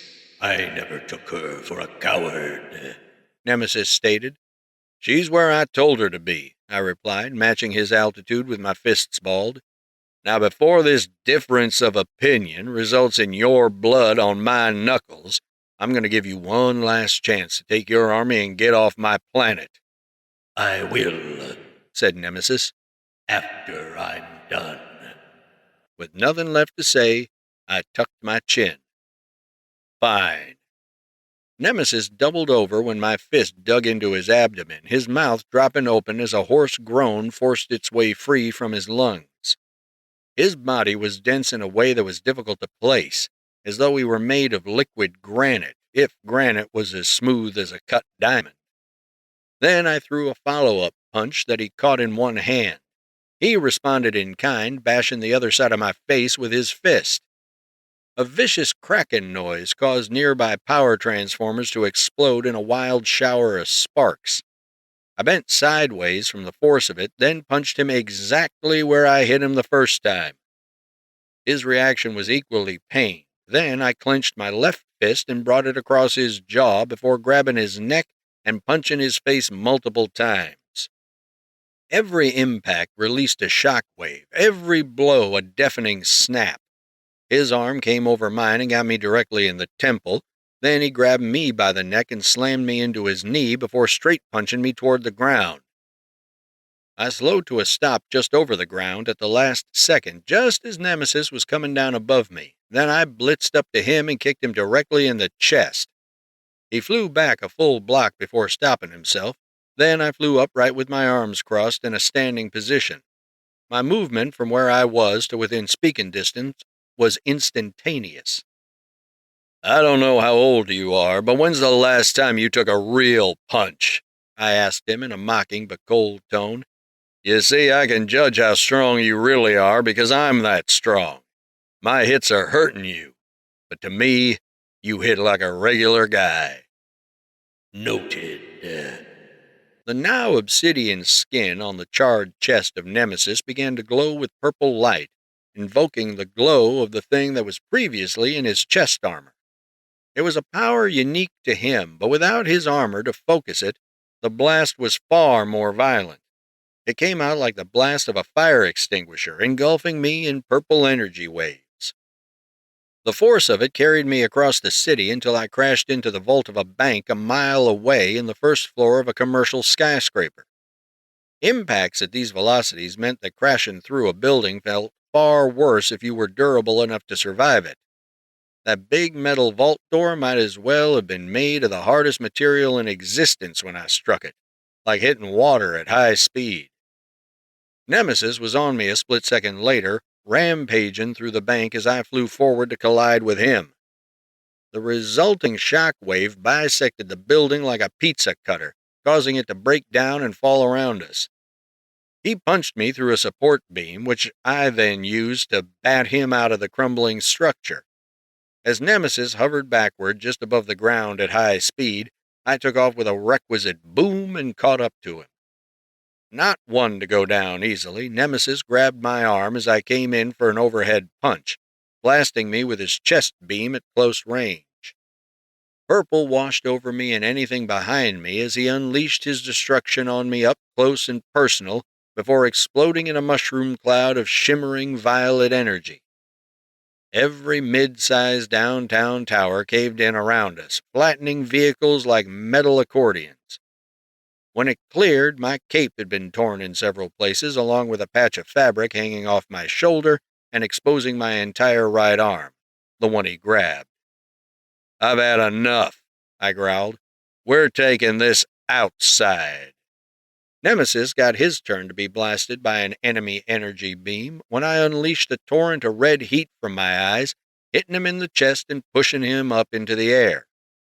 I landed on the ground, kicking up rocks and rubble as my boots cut through the top layer of the street. Without slowing to a complete stop, I crouched to a full squat and vaulted myself at Nemesis fast enough to create a vacuum. Cars and debris flew up after me as I speared my shoulder into Nemesis at center mass, sending him up into the clouds before I called upon everything I didn't know I had before. Nemesis could hit me as hard as he wanted, but I was going to win, even if I had to break something. I chose his ribs in repayment for what he did to Dawn. The speed at which I performed my next punch heated the surrounding atmosphere, exploding in a forward inverse cone as my fist split the atoms from the air in its path. It rocked Nemesis right in his barrel chest, bending him toward me like he'd been tackled by a giant. The boom was unlike any sonic phenomenon I'd ever seen. It displaced the air around it with a primary and secondary blast wave, and that's when I heard a minor crack. Nemesis made a pained groan, and then he grabbed me by both shoulders. "That's the first thing you've done that I've truly felt," he said. His next move was to slam his fist into the space between my head and upper chest, following up with a blast powerful enough to cast me into Earth's crust. All I could see and feel was my body being shoved down far enough that my body broke through subterranean boulders, each one bringing a crashing pain with it. I smashed into massive diamonds embedded deep underground, feeling a powerful warmth growing behind my back. Wherever I was, it was getting hot, and I wasn't going to find out how deep I was going. My solution was to return fire, pushing against his beam and flying back out the way I came. The tunnel collapsed in my wake, and I covered the distance at a speed great enough to tear the rest of my tattered cape off. A scant few seconds later, I was back above ground. I searched for Nemesis topside, then heard him land behind me. I spun around and punched at the same time he fired another chest beam, only he went flying that time. I heard the explosions of military craft doing their damnedest against the Enraga, but as I looked around I could see that the invasion was overwhelming Earth's defenses. Even with cutting-edge weaponry designed specifically to combat malefactors and supers, they were losing air superiority. Andromeda on her own was enough to hold multiple square miles, but the city was more than 30 times the size of what she could defend on her own. I could blitz across the city and cull their numbers, but not with Nemesis present. He had to be dealt with first. As Nemesis recovered from his trip, he flew directly up to remain above skyscraper level. A small crater was blasted into being from the speed at which I left the ground to level off with him. I still had plenty left in the tank. The problem was, so did he. I was exponentially stronger than I'd ever been, but I still couldn't go crazy. Not in the city. If I was going to hit him as hard as I really could, I needed to move the fight before we destroyed the city. Or worse. But then the moment I'd been waiting for had finally arrived. A selection of buildings ranging from skyscrapers to supermarkets all became visible as the shroud peeled away from them. The devices were online. Another piece of good news. Agent Bronner had just arrived with a crack of the sound barrier to announce him. He got straight to business as he flew in, going after the larger dropships and troop transports. One glance in the direction of home, and I saw Vanessa en route, having remembered to take off the lab coat that she was wearing over her superhero costume. I was proud of her. Radiant white light mixed with silvery specks surrounded her body on her way to the center of the network, where she blasted each device with a sample of her adaptive energy. Her technique was a series of crude pushes of her hand, thrusting each blast to a focusing crystal atop each device. And then the light intensified. Vanessa was going to need me, so I went at high speed to her side and punched away a malefactor before I could touch her. Her next move was to hold out her hand and snatch mine. Hold still and don't breathe, she shouted. What? A white bubble encased before streams shot out in every critical direction, linking the network with us as the center. Her radiation melded with mine, matching and amplifying it before transmitting it to the other broadcasters. Overload flew in from there, uniting the network with a shared bolt of electricity to power them up along with himself, his energy being transmitted by Vanessa's auric link. Everything fed back to its point of origin, followed by a series of auto-extending telephone poles with radar dishes to come out of strategically placed trucks speeding all over the city. It was done. Leaving everyone to do their jobs, I sped back to Nemesis and hovered before him while the frequency took effect. Destruction endured all around us, and Nemesis looked around as the Enraga were locked into a zero-sum game against the humans. Until green fire appeared downtown, and pink lightning over in the dregs, and an odd cloud of red mist rushing up around the park. Malefactors were beginning to regroup, and even Nemesis took pause to notice the oddities around him. The Enraga themselves were slowing down, becoming less effective and coordinated as the battle raged on. I, for one, beamed with pride. "You thought I was your only problem, but you miscalculated," I asserted. "We did what you wouldn't, and we gave others the choice. Today, anyone can defend Earth. Today, everyone gets superpowers." And then a man erupted from human size into a giant as tall as Kira Corporation, his skin replaced with metal. A group of identical little boys started teleporting around with puffs of black and blue smoke, and another lightning wielder appeared. As Nemesis witnessed a super uprising, I took advantage of his lapse in focus to crack him across the jaw, followed by a full-bore uppercut over the city. I launched after him and caught him with a tackle, exchanging blows as we traveled over North Metro. He blasted me with chest beams, and I strangled him while returning the sentiment with eye beams. He wrestled me for supremacy until I drove my knee into his face, followed by a vicious uppercut, sending him up through the portal where I went after him. We'd returned to oblivion. Without regard for where I landed, I unleashed a wide-sweeping optic blast to vaporize every Enraga ship, malefactor, and creature on that side of the portal. Those that remained were forced to flee, heading toward structures that looked suspiciously like more portals opening. No fooling around.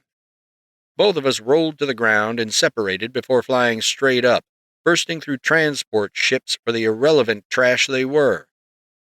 "This is going to hurt, Nemesis," I said, tearing off the ripped remains of my upper uniform, exposing my bare chest. "You're too strong to die with just one punch. No, you're strong enough to feel how strong I really am." Nemesis was crashing through mountains before he even had a chance to respond. I caught up multiple times, punching him across entire stretches of terrain at a time. But he endured, so I persisted. His chest beams destroyed countless miles of Oblivion's surface, while my eye beams carved through its crust, our fight escalating to where every punch sent the other hundreds of miles. Little by little, we chipped away at the rock we fought on, brawling like feral beasts as our skills and training broke down to strangling and slamming foreheads. He threw me out into space, then exploded himself up to my level before I kneed him in the gut and punched him far enough to put distance between us and oblivion. We were getting up into high orbit, with me knocking him a little further into the void each time. Each punch knocked him further away, my momentum building and building as my blows were free of atmosphere friction. Then, with Nemesis tumbling through the vastness of space and me flying after him in a bloodlusted state, I threw the one punch I hoped I'd never throw. The one with nothing held back. And it landed right on his chin, knocking him away at relativistic speeds.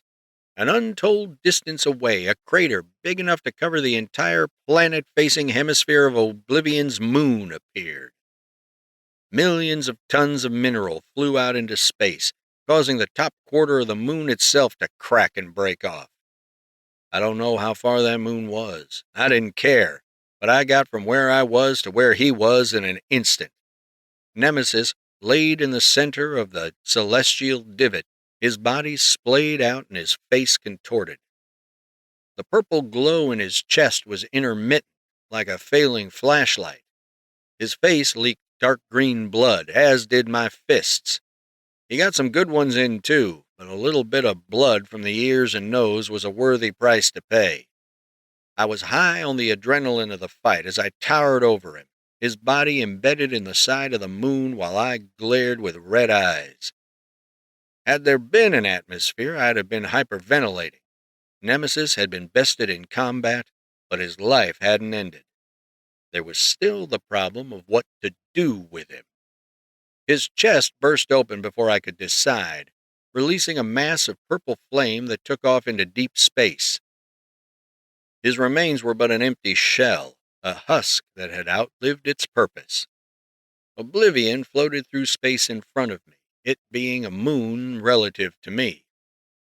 Some of the tectonic plates had shifted to the point of pulling the planet open to expose its core even more than before. It was a desolate, foreboding place bereft of anything resembling a good feeling. All of it had to go, but I couldn't destroy it, not entirely. Not with the Nagani and Kilarians down there, let alone any others. And then it happened, right on time, the counter-wave to the malevolence frequency. It began as a white flash in the alien megacity, and then I saw it blossom from that location and every other portal they opened across oblivion. Like a baptism of benevolence, the planet became awash in the rippling waves of ascender energy transmuted by Vanessa's power of Nyx. That beautiful, brilliant, big-breasted genius. The things I was going to do to her. But that time would come later. It was time to run the victory lap. I crossed the distance from moon to oblivion in complete silence, the vacuum of space impressing itself upon my senses until arriving back at the portal compound. Taking extra care to sweep the ground with my eye-beams on my way out, there was nothing left of the portals to reconstitute by the time I flew through the original. Blue skies awaited me on the other side, and a closing portal at my back. I closed my eyes as a precious breeze cooled my face while the sun warmed my eyelids. I was alive. We were alive. What started off as an idealistic hobby turned into a solemn vocation, which led to victory. Nemesis was gone, the Enraga neutralized, and oblivion cut off from Earth. We won. Chapter 42. Funny how life works. When I wanted to be debriefed by Colonel Guerin, he was nowhere to be found. When I decided to wrap up loose ends after the city was secure, and rather unceremoniously to boot, that's when he wanted to talk to me. We'd just fought off an alien armada and had the scrapes to show for it. It could wait. The mind of Mercer was shut down under Jade's direct supervision, leaving us to deal with Seth Mercer himself. So what do we do with him? Asked Ivy, with the rest of us gathered atop Kira Corporation once more, though the building had scorch marks and smoke rising from it. "Turn me into the authorities," Seth said calmly, who had since been wiped of the malevolence, but not his crimes. Jail doesn't exist for guys like him, said Casey, her arms crossed and body angled away from him. Seth turned his head to look at her with a narrowed gaze. "Why, Miss Campbell, I was under the impression we had a good working relationship." My name is Shield Maiden, Casey replied, her supersuit having a few rips in desirably convenient places. Ivy's suit wasn't designed for her white-hot state and was crumbling bit by bit, flaking away from her every time she moved. The cape was already gone. Casey stepped next to Ivy and used her cape to help preserve their modesty. Vanessa stood by the air conditioning unit, wildly waving her hands, trying to extinguish her nixing energy like they were flames. I can handle him, said Jade, whose eyes remained bright white. Seth shook his head with a smirk. "Planning to disappear me?" "No, Seth, that's not what we do," I said, "but you will pay for what you've done." "My actions are sanctioned activities. You have nothing to convict me with." Andromeda stepped forward. There are other ways of dealing with schemers like yourself. Exile, perhaps? Exile where? We don't have space travel, said Ivy. Oh, right. That'll take some getting used to, Andromeda shrugged.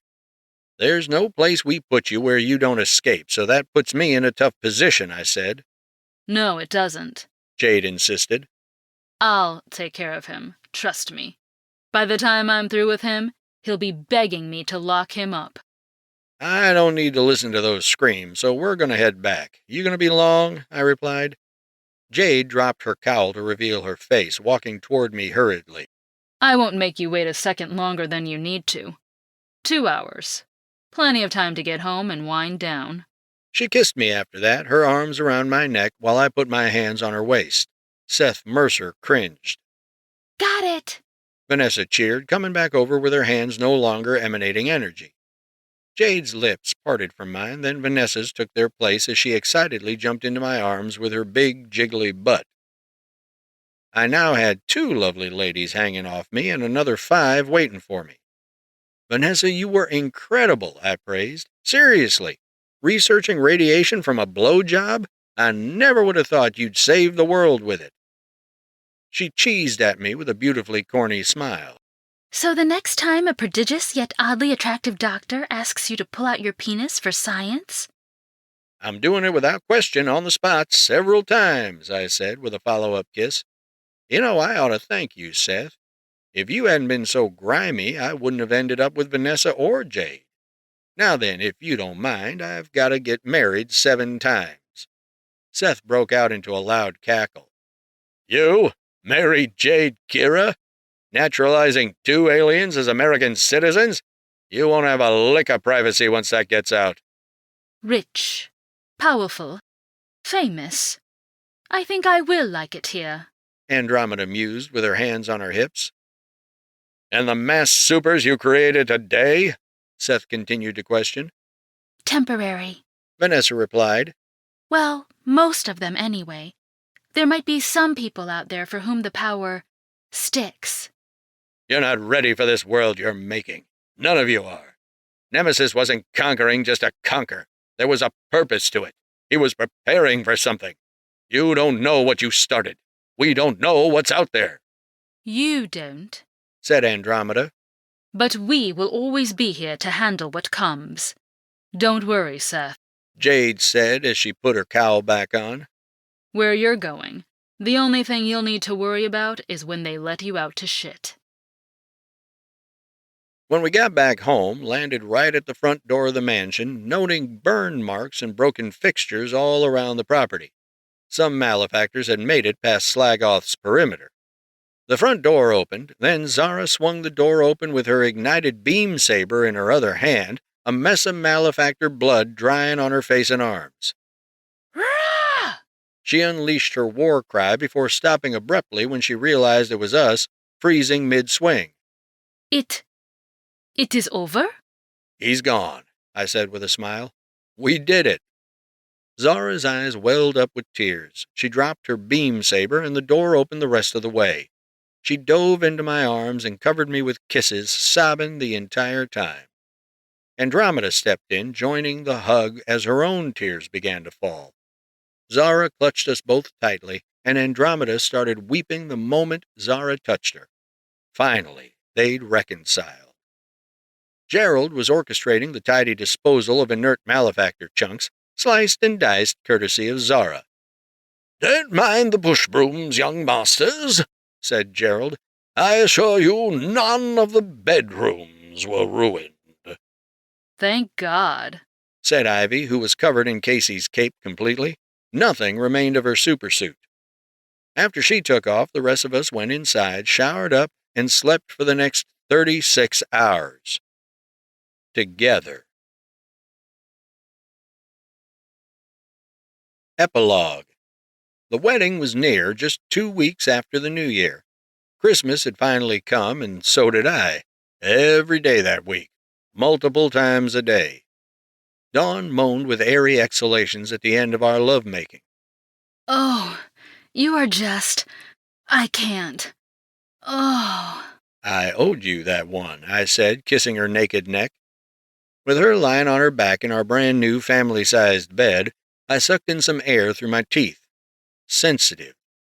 Carefully, I pulled out of Dawn's cum-filled pussy. After I moved to the side, she cuddled up, following a deliberate attempt to turn our family bed into a family bed. Snow had fallen, Christmas lights were everywhere, and a pair of torn Daisy Duke denim jeans beside the bed were the cause.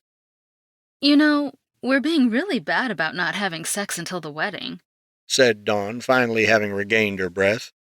Oh no, this was planned, I admitted. The jeans? The jeans. Dawn giggled. You know, I'm not a country girl. I grew up in the suburbs. Sure, I conceded, but it's a whole look. Stick a hot blonde like you in some clothes like that, and well, now I gotta plant one in you. Wait, this was that? Casey told me what you did, how you took on Nemesis when you thought I was in trouble, I confessed. A woman like that? Well, I kind of fell in love with you all over again. I'm a solid fan, and I've just gotta know what our kids would be like. Dawn's eyes glistened with adoration and affection, sliding up to give me a tender kiss. If that's really what you want to do. She glanced around mischievously. We should go another round, just to be sure. We smiled at each other, kissing passionately as we warmed ourselves up for another session, when our door burst off its hinges as Vanessa came running in. No, no, no! Not again! She cried out. There's a variance in the oscillation chamber I need to confirm in the next hour, and you're using all his semen. Dawn made her "really, dude?" expression at me, nodded, then rolled her eyes with a smile. Vanessa, I'm not going anywhere. Would you like to join like you did with Ivy? Dawn offered. What? Vanessa tensed up and pointed at herself.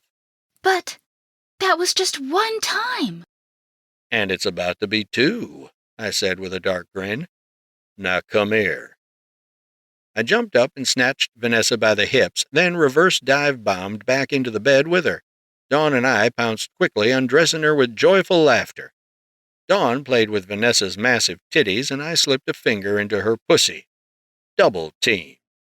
Vanessa, who had a smile on her face the entire time, immediately panicked and moaned out her response. Oh, God. Oh, God. The things I do. Oh, the things I do for... Oh, the things I do for science. This has been Apex Ascended Book 3, written by A.V. Ray, narrated by Andrew Pond and Kat Riley. Copyright 2023 by A.V. Ray. Production copyright 2024 by Royal Guard Publishing, LLC. Audible hopes you have enjoyed this program.